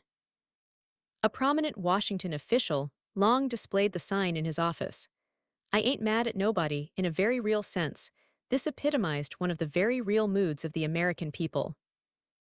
How do we defend ourselves against a crusade, especially if we have no desire to have part in a counter-crusade? U.S. propagandists sometimes forget that they are not speaking for a mere nation, but are the representatives of something which is far bigger than any single nationality. They are the spokesmen, whether they like it or not, for a way of life which is new in the world, for a kind of freedom which, though coarse, is real. Characteristic American strengths have been, are, and will be the strengths of patience, endurance, versatility, and curiosity. It is foolish to ask Americans to be strong in bitterness, strong in hatred, strong in a cruel or proud self-righteousness. We are not Japanese or Prussians or Russians. We are not Irish or English or French. We are mostly European and yet un-European. Our propaganda will be effective only if it springs from the simplest and strongest aspects of our life at home. Our material prosperity is beyond doubt. What is not so evident to the outside world is the frugality, the kindliness, and the humble foresight which drove so much of that prosperity into being. The propaganda of friendship. U.S. limitations are nowhere more evident in peacetime propaganda than in the oft-repeated phrase of winning friends for America.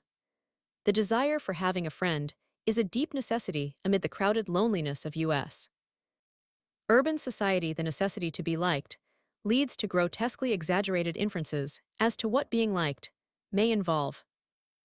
Americans in and out of government often argue that America should make friends, on the naive assumption that friends are useful to nations in time of trouble. This is, of course, not true. The Swedes were very good friends of the Norwegians nevertheless. The Swedes saved their Swedish skins by sitting back when the Nazis overran Norway. Did Lithuania have an enemy? Did Latvia have an enemy? Did Estonia have an enemy? These countries were the good friends of all the Western powers. These countries have disappeared. The United States was a friend of China, a friendship boastfully and sentimentally proclaimed for more than 100 years, from the days of Daniel Webster to the finale of George C. Marshall. What use was it to the Chinese to have the United States as a friend when they fell upon trouble? A U.S. Secretary of State denounced their government as corrupt and told the Chinese how good the United States was. Friendship does not usually lead to war or peace. War and peace depend upon survival. Any veteran will remember men whom he disliked intensely in his own wartime outfits. He never daydreamed of turning them over to the enemy just because he was personally antagonistic to them.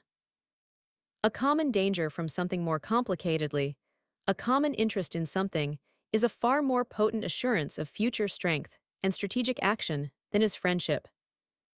Friendship operates between individuals, not between the overgrown corporate fictions which are called nations. If you were a West German, and if you were absolutely positive that all Americans were lovely people, you would be wise to join the Soviet side. That way, if the Russians win, you will have appeased the enigmatic and implacable Muscovites.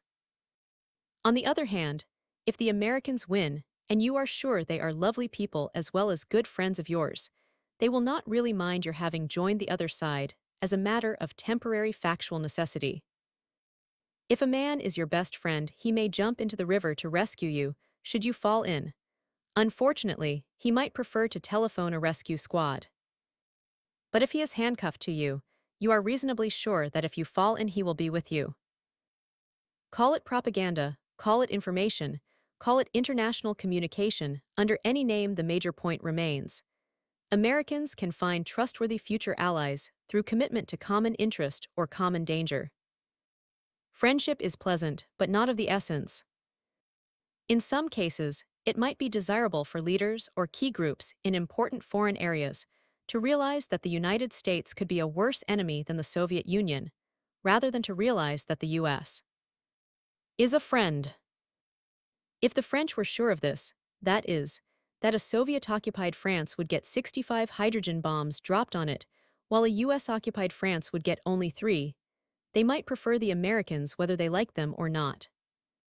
Is this kind of communication consistent with American ideals? Perhaps not. Yet honesty has always been one of the American ideals, and perhaps honesty may take us in the future to a stronger and a wiser position than friendliness has taken us in the past. Chapter 16: Research, Development, and the Future. Psychological warfare is part of civilization. Civilization, no matter how one defines it, is not a static thing. It is an immense fermenting, active, often turbulent composite of the whys and hows of the way men and women think and behave. The short-run factors in a civilization are often as important as the long-run ones.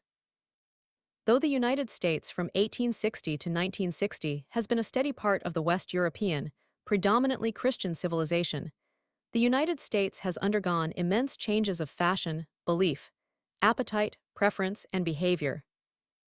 With any changing, developing civilization, war may seem like a very static term, so that the Civil War and the War of the Western Powers against Germany of 1939–45 may to some degree seem comparable phenomena. They are comparable, but only within sharp limits. The meaning of war. Nowhere is the transitoriness and changeability of modern civilization more evident than in the significance which intelligent men and women attach to the term war. War was noble in 1861–65, but in 1941–45 it was noble only for the most perfunctory and most hollow oratory. Push the contrast farther. Psychological warfare was an unknown element in 1861–65. By 1941–45, it had become fashionable. One can seriously doubt that President Lincoln ever worried about Northern citizens becoming un-American under that rubric, though he had plenty of traitors to worry him. The years 1945–53 were momentous. A whole string of new ideas, new terms, and new behavior patterns appeared within the USA in a mere 8 years. What the next 20 years will bring is deeply uncertain. War is coming to mean the effectuation or prevention of revolution, not the half-savage, half-courteous armed conflict of sovereign nations. War is getting to be chronic again. War between entirely comparable states such as the United States and Canada, Mexico and Cuba, Indonesia and India, Iraq and Saudi Arabia, or any similar combination, is getting to be more and more unthinkable.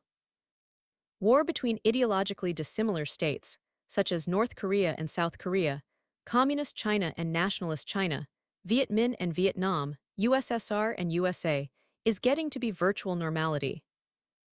Research into tension. It is true of all people that they solve particular problems, in many cases, some time after the occasion for solving the problem has passed. What is called decision in government, politics, and in personal affairs is very often not the selection of one very real course of action as against another equally real course of action, but the confirmation of a commitment already made. If this is true of everyday life, it is even more true of scholars and experts. One of the disabilities of our time in the field of the social and psychological sciences and the humanities lies in the fact that although government officials recognize problems some months or years after they have arisen and finally attempt to deal with them, scholars frequently get around problems decades after any practical occasion for decision has passed. Nowhere is this more evident than in the discussion of tensions as a cause of war. Tension certainly contributed very much to the outbreak of war in 1914. It is possible that the tensions and hostilities of Europe in the 1930s, which allowed fascism and communism to become threatening and powerful, also contributed in the end to the outbreak of war in 1939. It is difficult, however, to suppose that the coming of war in September 1939 was itself the result of tension, except as a very remote and indirect cause. This author believes that tension leads to a perpetuation of a kind of civilization in which wars are possible, but cannot persuade himself that an additional factor of tension within civilization, as we know it, can be an immediate cause of war. Research into tensions has been carried fairly far. It may be that the wartime role of tension can be ascertained by scientific methods, so that the psychological warfare of power A can cause so much more tension than power B, either among the elite or among the general population, that power B cannot further continue the war. Alternatively, it is imaginable that power A may be able to relax tensions so sharply among the elite or broad population of power B that power B's potentiality for war, or decision to wage war, can be postponed. For purposes of research, it seems worthwhile to suggest that tension appears to be highly prevalent in the two most powerful military civilizations on Earth today: the USSR and its satellites on the one hand, and the cluster of Western powers on the other. Tension appears to be caused by the complexity of everyday life, the demands made upon the psychophysiological organization of each individual human being, by the technological facilities available, and through the relief offered within each civilization by the opportunity to discharge hatred against members of the other civilization, instead of recognizing self-hatred for the very real problem which it is. In other terms, it is tough to be modern. The difficulty of being modern makes it easy for individuals to be restless and anxious. Restlessness and anxiety lead to fear. Fear converts freely into hate. Hate very easily takes on political form. Political hate assists in the creation of real threats such as the atomic bomb and guided missiles, which are not imaginary threats at all. Revolutionary possibilities in psychology. It is possible, but by no means probable, that the rapid development of psychological and related sciences in the Western world may provide whole new answers to the threats which surround modern Americans, including the supreme answer of peace as an alternative to war, or the secondary answer of victory in the event of war.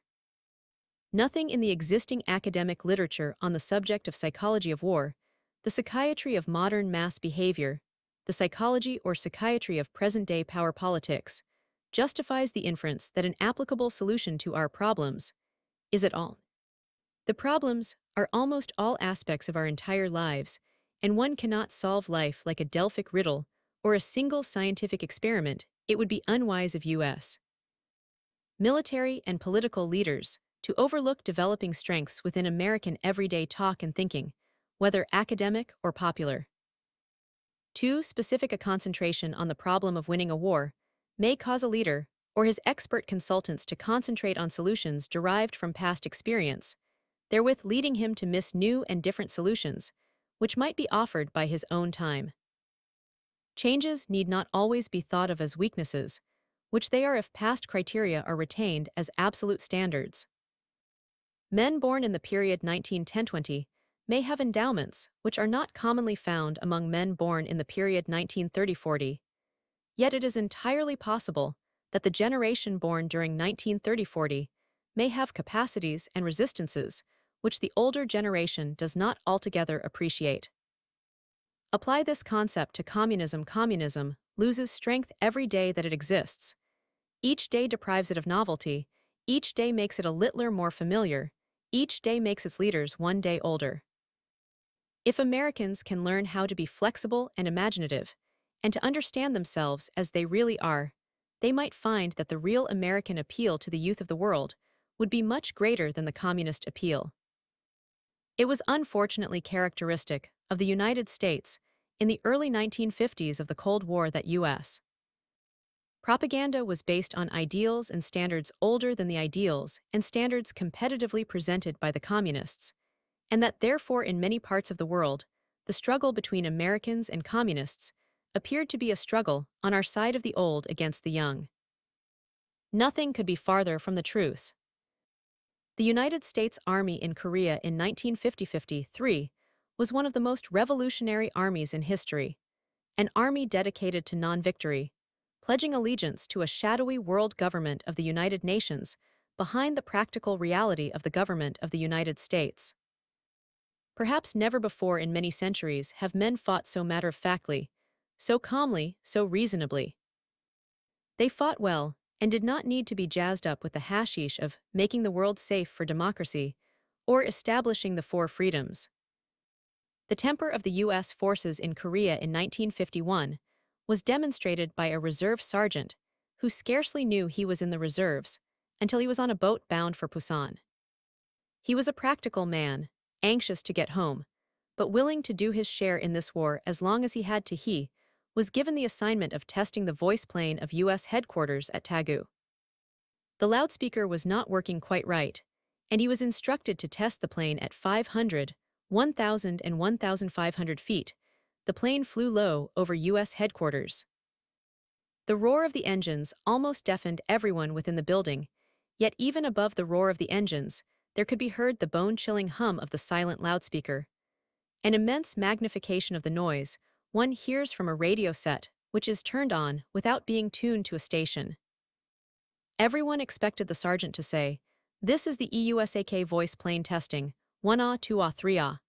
Instead, the immense voice came through clearly, through brick and plaster and wood, through air and trees. It must have reached 4 miles. The gigantic voice of the sergeant seemed to roar over half of South Korea as he said, "Why don't you imperialist sons of bitches go back to Wall Street where you belong?" It was said that 50 colonels grabbed for their phones simultaneously, but the purely American gimmick to the whole story lay in the fact that the sergeant was not punished. No damage was done. The Americans thought their enemies were funny or silly. We had shown that we were not afraid of communist ideas. Several South Koreans told the author that they regarded the Americans as inscrutable people indeed. The development of modern civilization is certain to have developments in war, both as to the purpose of war and as to the modes of war. It seems likely that in the face of the supreme danger of atomic and thermonuclear weapons, nations will resort more and more to small wars and semi-war operations, which will offer the opportunity of strategic advantage without the cataclysmic danger of a worldwide showdown. In a very hush-hush way, the U.S. Army is looking into the possibilities of small and irregular kinds of war. Security regulations prohibit the author from discussing some of the interesting new developments in this field. National research and development programs, the United States government, considered as a whole, has developed a very adequate scientific research program. Most of this is quite properly keyed to the physical and mechanical sciences, in which the most tangible results are obtained. Substantial strides are being made in the medical and allied fields. Some research is, however, being carried out in fields pertaining to psychological warfare. These are worth describing, but it must be remembered that research on Psy-War may not affect Psy-War itself as much as research in other fields which, by changing the character of war, will change Psy-War too. Within the general research field, two basic approaches have been recognized by the U.S. Army as being distinct from one another: developmental research and operations research. Developmental research consists of that research which creates new weapons, new methods of war, new devices or procedures, doing so by digging through modern science, investigating its applicability to military problems, and then advancing the frontier of science, when necessary, in the military interest. The goals of operations research are more modest, and in some respect, more provocative.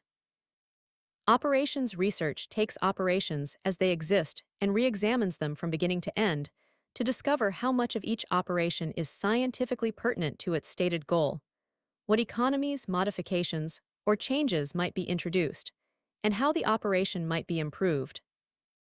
Developmental research in Psy-War. At the time of the close of the 1950-53 phase of Korean hostilities, the Psy-War being conducted by the United States Army in Korea showed little sign of having been influenced by developmental research into this field of activity.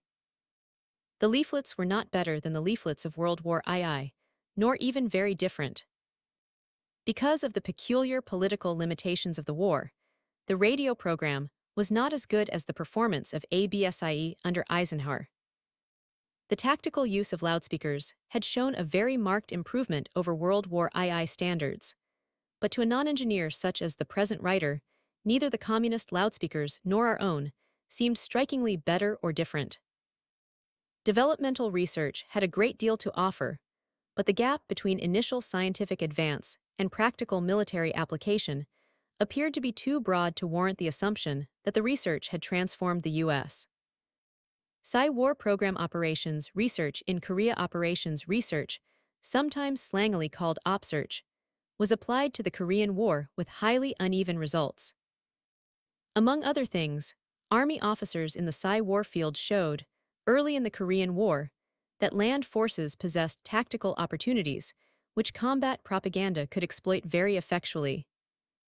Various experiments were tried, none of them so decisive as to affect the outcome of the war, but some of them of real tactical value and others of great importance in obtaining Chinese prisoners.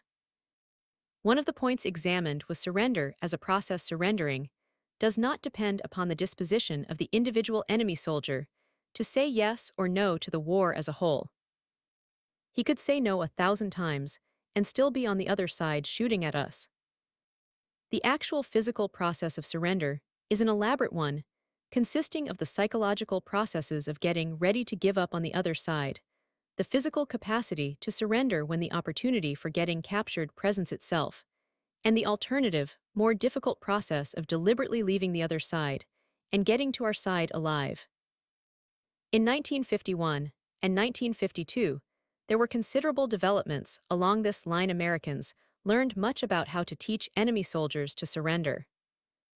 Late in 1952 and early in 1953, the front had become so static that it took extraordinary heroism for soldiers, outside of a tiny minority engaged in reconnaissance patrols, to get away from their own side and surrender to the enemy without being killed by their friends as deserters or by the enemy as sneak attackers.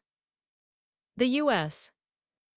public did not realize that throughout the Korean War the Communists, Russian, North Korean, and Chinese enjoyed a distinct radio advantage over the UN side, both as to funds available for programs and as to number of station hours on the air. The language gap between the Americans and Chinese was so extreme that it was hard for Americans to realize that the Chinese broadcasts covered wider audiences and covered them better than did our own. American restraint in this field may have been dictated in part by the fact that the war was a limited war consisting of combat only with those armed Chinese communists on North Korean territory, but not with armed Chinese communists elsewhere in the Far East. Philosophy and propaganda development. In terms of specific literature of Psy-War, it is difficult to find many contributions of professional philosophers to Psy-War since the end of World War II. This is curious, in view of the communist propagation of philosophy, no matter how perverted its form, as a major weapon the American philosopher, Dr. George Morgan, who became a career diplomat, was simultaneously a Soviet-era expert and a key figure in the Psychological Strategy Board. There were not many others like him. Philosophy offers an opportunity for the re-examination of cultural values. The indoctrination of those professors, who will teach the teachers of the generation after next, will influence the capacity of future Americans to have a worldview, which will give them the utmost opportunities for action in the military field, while retaining as far as possible the blessings of U.S. civilian civilization. That U.S. civilization is still civilian, and not military is, of course, beyond cavil. The William Jackson Committee was a voice crying in the wilderness when it asked for new terms and new ideas against which to set U.S. propaganda operations in the world of modern strategy. Philosophers may have had the capacity for finding some of the answers, but philosophers, of all people, do not like to be jostled or hurried. The author has never heard of a philosopher employed on a confidential basis by the United States government to think through the historical and cultural rationale of a U.S. military victory for the future writers such as F.S.C. Northrop and Erich Fromm, to name only two sharply contrasting personalities, have written books which possess high significance for the international propaganda field. The connection appears, however, to be tangential literary contributions. Almost all the best propagandists of almost all modern powers have been, to a greater or less degree, literary personalities. The artistic and cultural aspect of writing is readily converted to propaganda usage. Elmer Davis is a novelist as well as a commentator. Robert Sherwood is one of America's most distinguished playwrights. Benito Mussolini wrote a bad novel. Mao Zedong is a poet and philosopher, as well as a Communist Party boss. Down among the workers in the field, such American novelists as James Good Cozzens, Pat Frank, Jerome Weidman, and Murray Dyer have worked on U.S. psychological warfare. Though literary men have converted their writing to propaganda purposes, few of them have gone on to define the characteristics of a specific conversionary literature or to compile canons of literary style applicable to the propaganda field. The contributions may lie in the future. The social sciences. The American Association of Public Opinion Research, AAOPR, is the professional league of U.S. propagandists and analysts of public opinion. Its quarterly Public Opinion is the key journal in the field.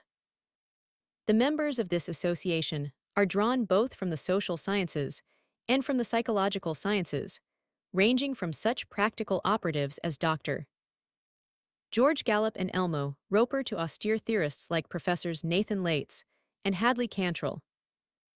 A good argument can be presented to the effect that the skills brought from the social science into the propaganda field are more valuable once they are employed full-time in that field than an attempt to apply political science, or sociology or economics, each as an individual compartment, to the field of propaganda. There is still no book available with the title The Politics of Knowledge, even though the reception, control, prohibition, and dissemination of knowledge is a major factor in all modern governmental processes, both in and out of the propaganda field. Psychology and related sciences. There has been an immense amount of work done by psychologists, much of it classified, on the field of propaganda. Some of this work is refreshing in the extreme and should provide nasty surprises for the communists in a major war. Other parts are restatements which, if translated into operations, might or might not prove feasible with the kind of army we Americans have or are likely to have. One of the most conspicuous developments since World War II has been the application by psychologists, sociologists, and persons in related field of quantifying techniques. The introduction of rigorous scientific requirements of number into the attempted reportage of propaganda behavior or propaganda results is having a significant effect. Quantification may not obtain everything which its devotees claim for it. There is a wide area of human behavior which is significant to the ordinary person, or even to the expert in descriptive terms, and which loses much of its significance if the descriptive and elusive terms are replaced by measurements, tables, and graphs. There is, however, no danger that quantification will replace description as the sole tool of research in the propaganda field. What quantification does do is develop a common area of discussion between propagandists and non-propagandists. In many instances, quantification can demonstrate results where allegations of failure or of success would have nothing more than personal authority to support them. Within our own particular kind of civilization, quantification has a special appeal because of the American trust in engineering and in numbers.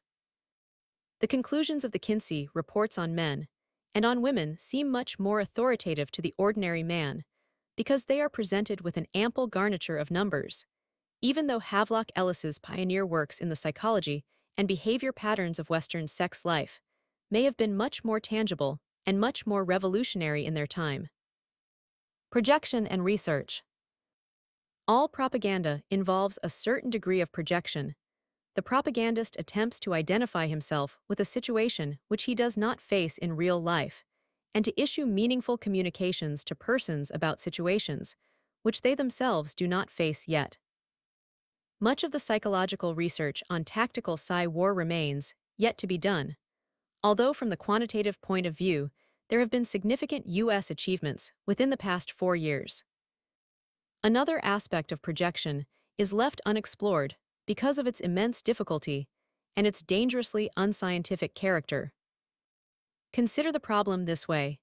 The United States one day before the outbreak of war with a hypothetical enemy, such as the Soviet Union, will possess a certain group of characteristics.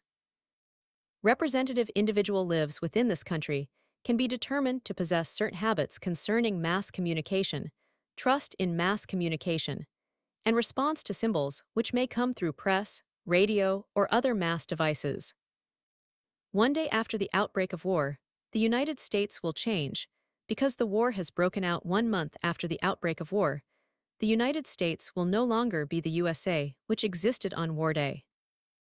It may well have become USA because of the rapidity and variety of change. 3 Soviet hydrogen bombs and 12 Soviet atomic bombs might change many of our national, economic, political, and psychological characteristics, and no one, not even an American, could predict this change in advance. The best he could do would be to get ready to study the change as it occurred, to understand the rate and direction of the change, and to assess the meaning of the change in light of the conduct of war. The same would be true of the USSR. That country, like any other major country, would change under the impact of war. Who could have predicted the renaissance of Russian patriotism and traditionalism resulting from the Nazi invasion of 1941? Even if we know where the Russians are as of the outbreak of war, we won't know where they will head or how fast they will head there once war has broken out. The scientific problem presented by attempted serious study of a US-Soviet war is therefore very difficult indeed. It is really a problem involving 3 clusters of moving bodies. The first cluster will be the American people, their behavior, and their institutions. The second cluster, the Russians and Allied peoples, their behavior and their institutions. The third cluster, the changing methods of communication existing between them. It can be said even now, simply by referring to the character of the American people and their past history, that if the communist leaders of the USSR start a general war, the end of that war is sure, under sets of words and ideas which have yet to be developed in the future, to involve the reconciliation of the inhabitants of the USA with the Russian people. In other words, Yuzov and Usov can and must have certain relationships with each other, preeminent among which are attempts at undoing war damage, at political and cultural reconciliation, and the undertaking of the rebuilding of a world which both these great peoples can support with enthusiasm and hope. Yuzhev and Usev are imaginable USA and USSR for the day preceding the outbreak of war, or, alternatively, the day on which the war occurs, will be known elements. American science in many fields can help U.S. mass communications and therewith help our armed forces if we learn how to ascertain how the Soviet leadership changes, how Soviet elite groups change, and how the Soviet population changes during the course of the war. We must not only be able to guess what is happening to them physically, but must try to appreciate and to understand what is happening to them psychologically and semantically. This is an immense task. It is by no means certain that our research and development facilities can give us an adequate research program to handle the problem. This much can be said. If the Americans understand the Russians before the war and during the war, it will be the first time that a nation has kept its enemy in wide-awake sight. The usual process in the past has been the acceptance of a few exaggerated stereotypes of the national characteristics of the potential enemy, the ascription of every possible kind of infamy and inhuman characteristic to the enemy during the war, and the redefinition of the enemy as a friend after the war. It would be strange and wonderful if the U.S. government and the U.S. propagandists, or conceivably as much as a large minority of the U.S. population, could learn how to fight the USSR in order to help the Russians escape from a tyranny which has already hurt them much more than it has hurt us. The Germans suffered a tragic, overwhelming, and perhaps decisive psychological defeat in the Russian Soviet Federated Socialist Republic, and in the Ukraine when they carried with their field forces such naive and tragic Nazi misconceptions of Russian and Ukrainian character as to defeat every opportunity they may have had for a serious anti-communist alliance of Germany with the Russian and Ukrainian peoples. They destroyed themselves not through ignorance, but through what they thought they knew. If they had been more calm, less assured, more willing to learn from immediate experience, and less indoctrinated with their own preposterous misconceptions of Russian and Ukrainian character, they might have found Russian and Ukrainian allies who would have joined them in the final extermination of the Soviet system. The world communist movement has already suffered very serious setbacks because of its failure to project U.S. behavior successfully from the summer of 1950 onward. If the Russian and Chinese communists had understood Americans well and had made a correct evaluation of the American response to the invasion of South Korea, they would not have driven the United States from lethargy to alertness, from weakness to military strength, from vulnerability toward communist and crypto-communist propaganda, to sharp and angry recognition of communist manipulation of symbols such as progressives, people's governments, and liberation. Communist developments.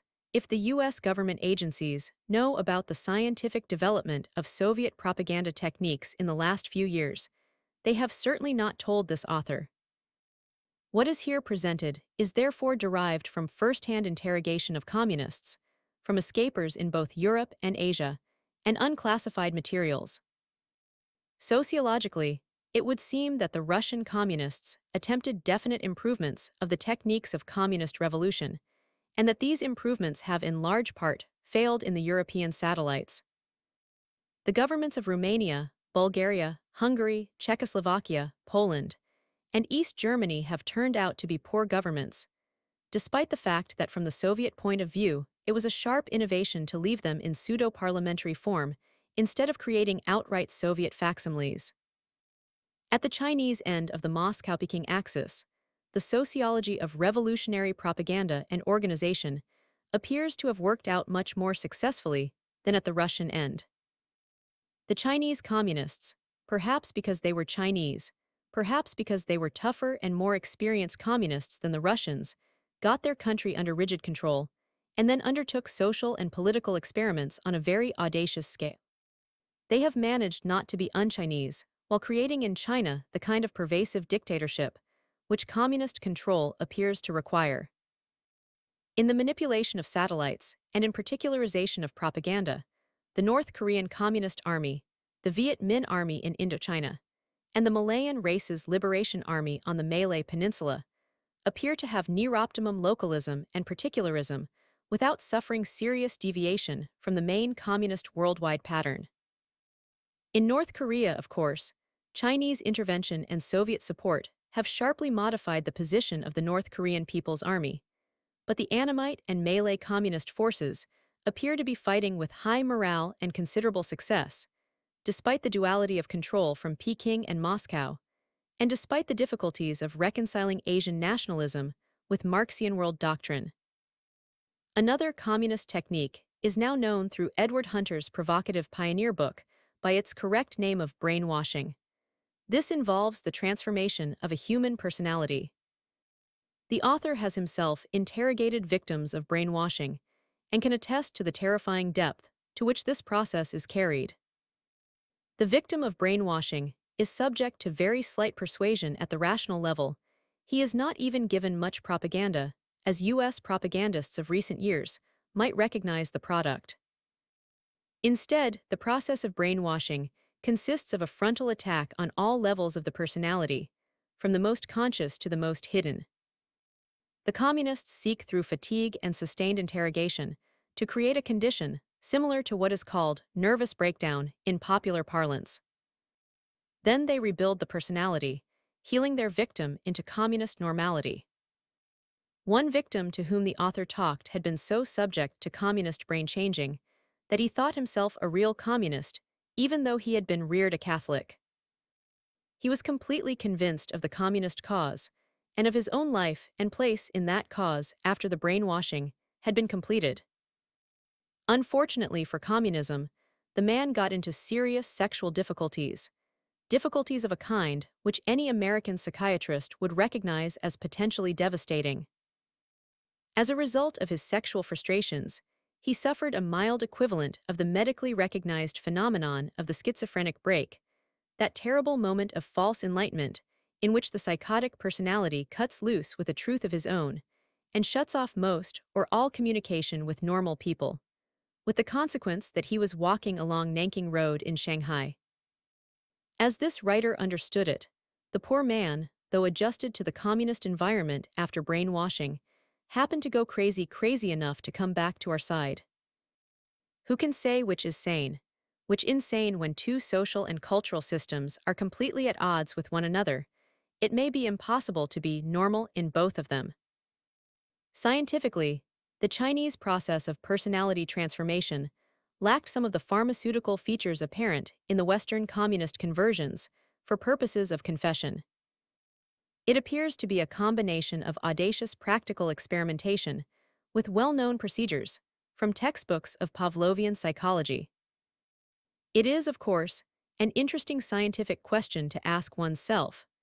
Could communist psychological researchers do enough psychological research to understand their own difficulties and to decommunize themselves in the very act of seeking better psychological weapons for communism? If the people in charge of communist psychological techniques were scientists, as American psychologists generally are, there might be a real point of discussion. Unfortunately, most of them appear to be artists, believers, and fanatics. The history of the fanatical religions which have inflamed and ripped so much of mankind across the centuries is not such as to suggest that communism will decommunize itself by becoming more communistic or more scientific.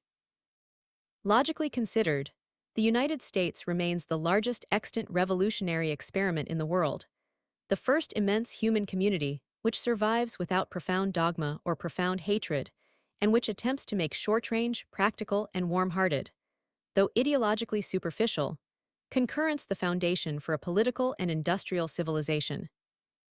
If the United States wins a few more wars, it may be that the rest of mankind will be persuaded that our kind of practicality is not only humanly preferable, but scientifically more defensible than the philosophies of competing civilizations.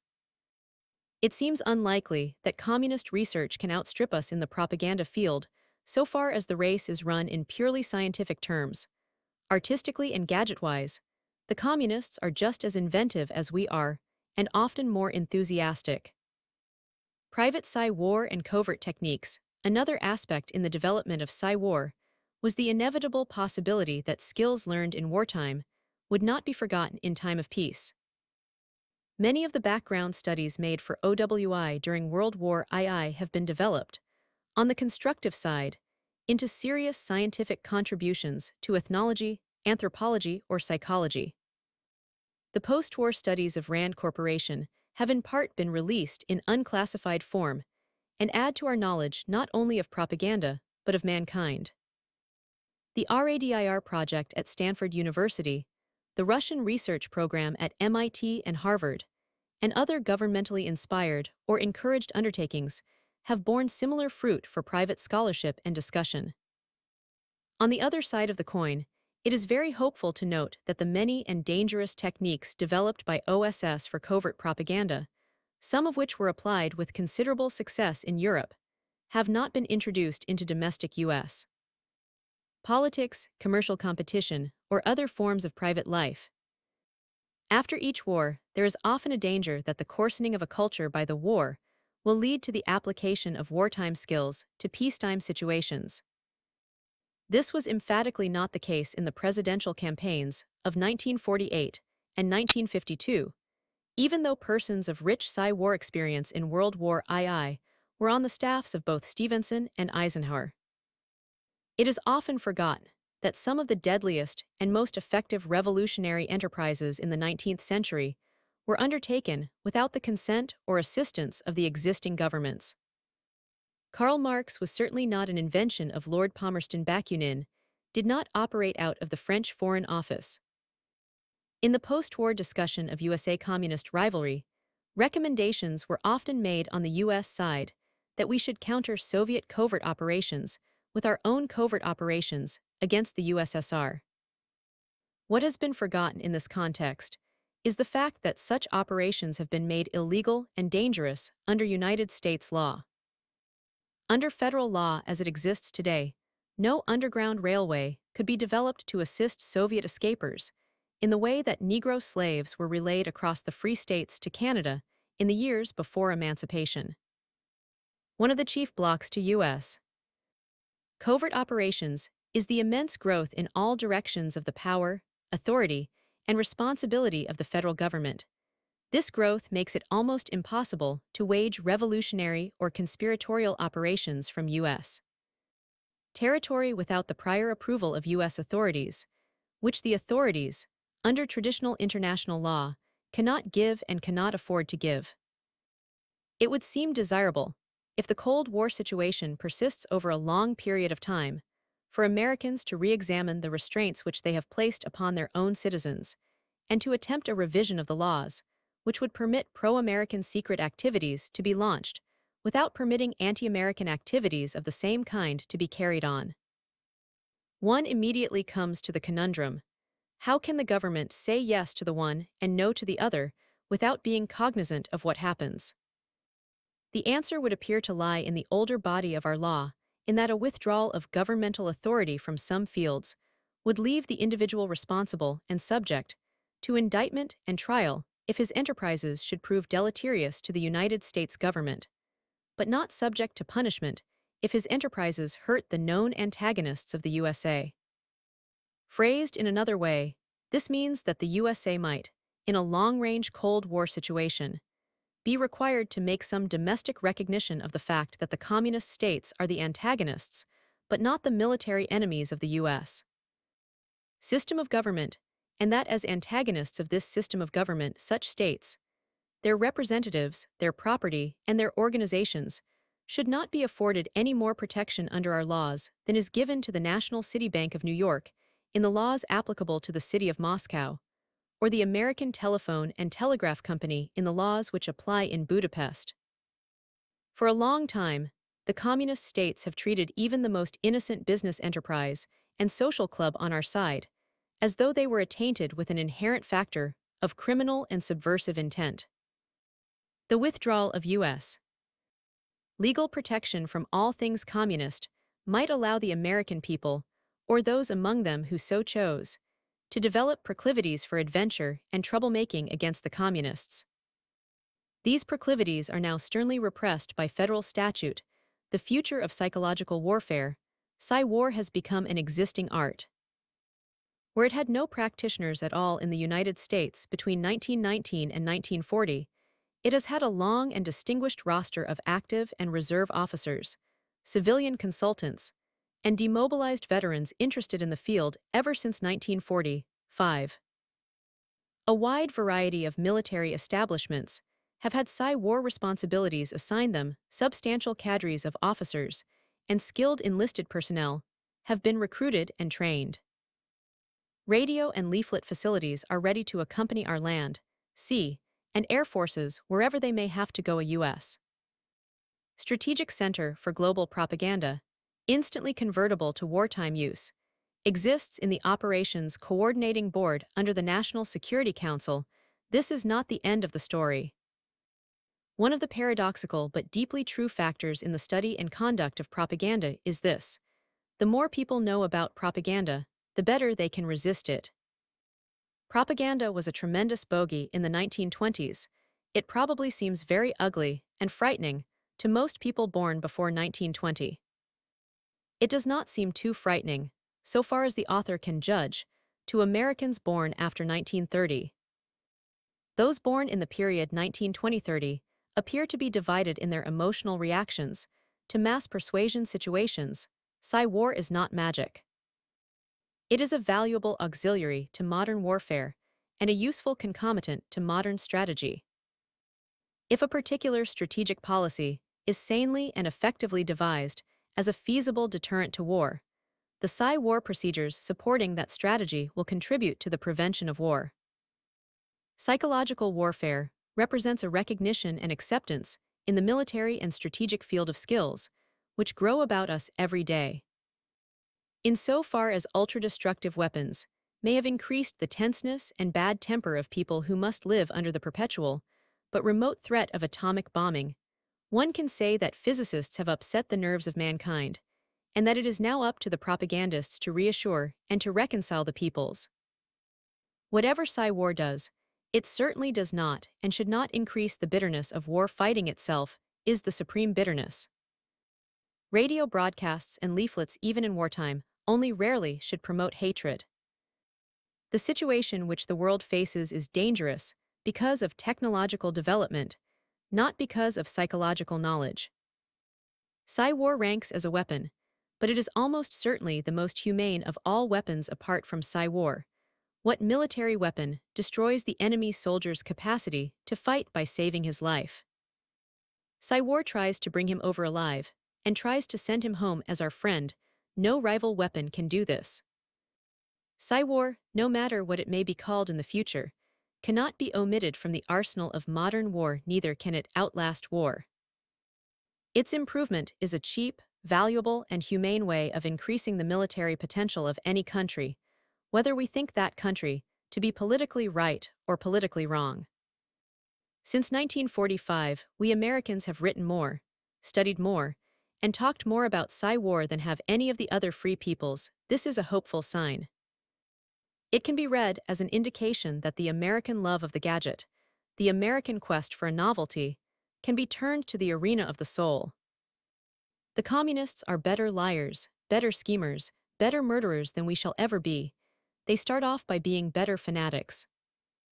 Is it not in the American spirit that we should out-trick them, out-talk them, and outmaneuver them? We have a very creative and resourceful civilization at our backs. We have no fura to guide us and no party line to comfort us. We don't even want such things, hard though it may be. We can live with our own consciences and not seek for keepers. The communists have started a fight with us. That fight may go on a long time. If they want to stop fighting, we shall certainly try to find peace with them. But if they push the fight to its bitter end, we shall not fail. Appendix: Military Psy-War Operations, 1950-53. On 25 June 1950, when the invasion of the Republic of Korea began, no real military Psy-War organization was tangibly evident. A planning staff headed by Colonel J. Woodall Green had been recreated in the Far East Command's GHQ in 1947, but it was hardly prepared to direct full-scale propaganda operations on such short notice, especially with a total lack of field operating units. Yet the staff, with hasty augmentation, did go into action in effect, became its own operating unit, 2 days following the invasion, using both leaflets and radio in a strategic campaign that was continued without interruption for over 3 years. At the same time that General MacArthur made provision for the Psy-War planning staff in the Far East Command, the Department of the Army's G, in 1947, directed the inauguration of a long-range program of extension courses to be administered primarily to the specialists of the Military Intelligence Reserve. One such specialty in the Military Intelligence Career Program was psychological warfare.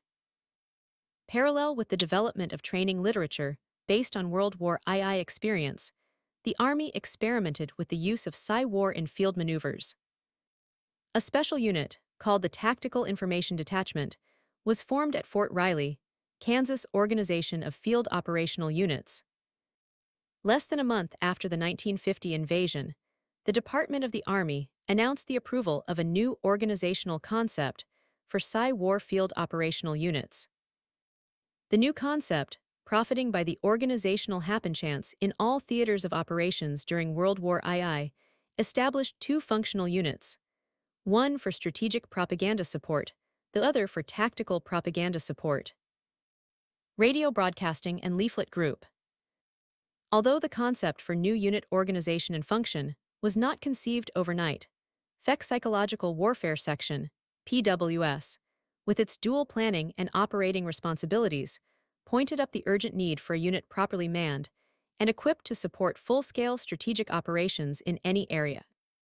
So the Radio Broadcasting and Leaflet, RB&L Group, was born. Not only was it designed to conduct strategic propaganda in direct support of military operations, but it likewise was created to support the national worldwide propaganda effort when so directed. It was built on a basic framework of three companies, Headquarters and Headquarters Company, containing the command, administrative, supervisory, and creative personnel necessary for propaganda operations. Reproduction Company, containing intricate equipment and skilled personnel capable of producing leaflets and newspapers of varying sizes and multiple color. Mobile Radio Broadcasting Company, designed to replace or augment other means of broadcasting radio propaganda. In 1953, a fourth type company was activated at Fort Bragg, North Carolina, the Consolidation Company.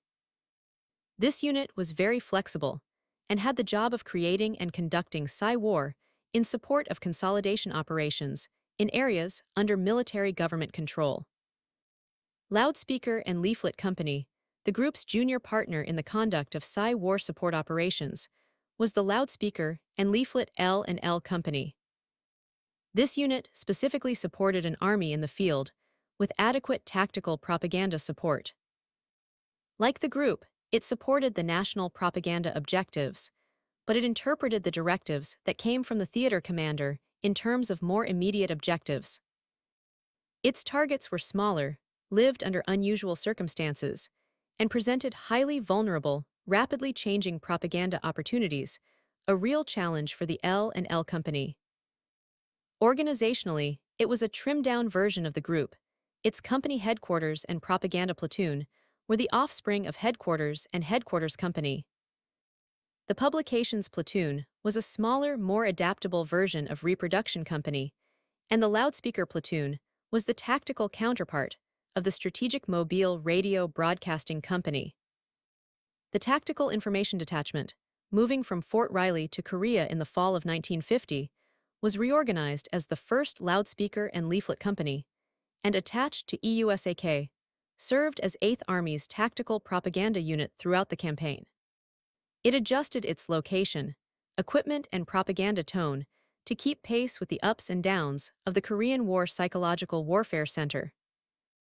Paralleling the creation of the Office of the Chief of Psychological Warfare in the Department of the Army, Psy-War training was started in the spring of 1951.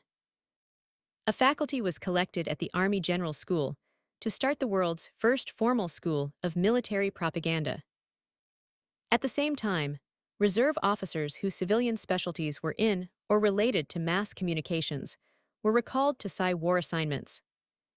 Several RB&L groups and L&L companies were activated and trained at Fort Riley.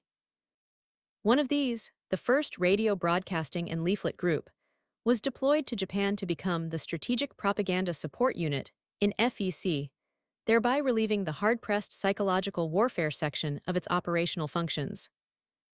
The group left Fort Riley in July 1951, at the height of the Missouri Valley floods, forcing the unit to take emergency detours by bus and train in order to meet its scheduled port of embarkation call. The first was the only group to have been used in active operations. Other groups were employed in training missions. In addition, reserve groups and companies trained periodically at key locations, where sufficient specialized personnel were available to keep the units on a ready, standby basis. In April 1952, the Psy-War training activities at Fort Riley were moved to Fort Bragg, North Carolina, where the new Psychological Warfare Center was located. This center not only provided unit training supervision and facilities, but it fathered a new activity, the Psychological Warfare Board, designed to evaluate and test new Psy-War equipment and techniques. And the Psychological Warfare School, an outgrowth of the classes conducted by the Army General School, was formally recognized and established as one of the Army's specialist schools. More than 400 officers have received diplomas as Psy-War officers at the time of this writing, 1953. Most of the graduates have been Army officers, although successfully completing the course have been students from the Navy, Marine Corps, Air Force, U.S.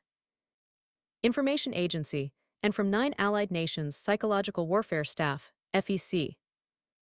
For nearly 2 years, the Psychological Warfare Section operated under the General Staff Supervision of Intelligence, G2. Since World War I Days G had been given the responsibility for monitoring Psy-War activity, a practice that was evident throughout World War II.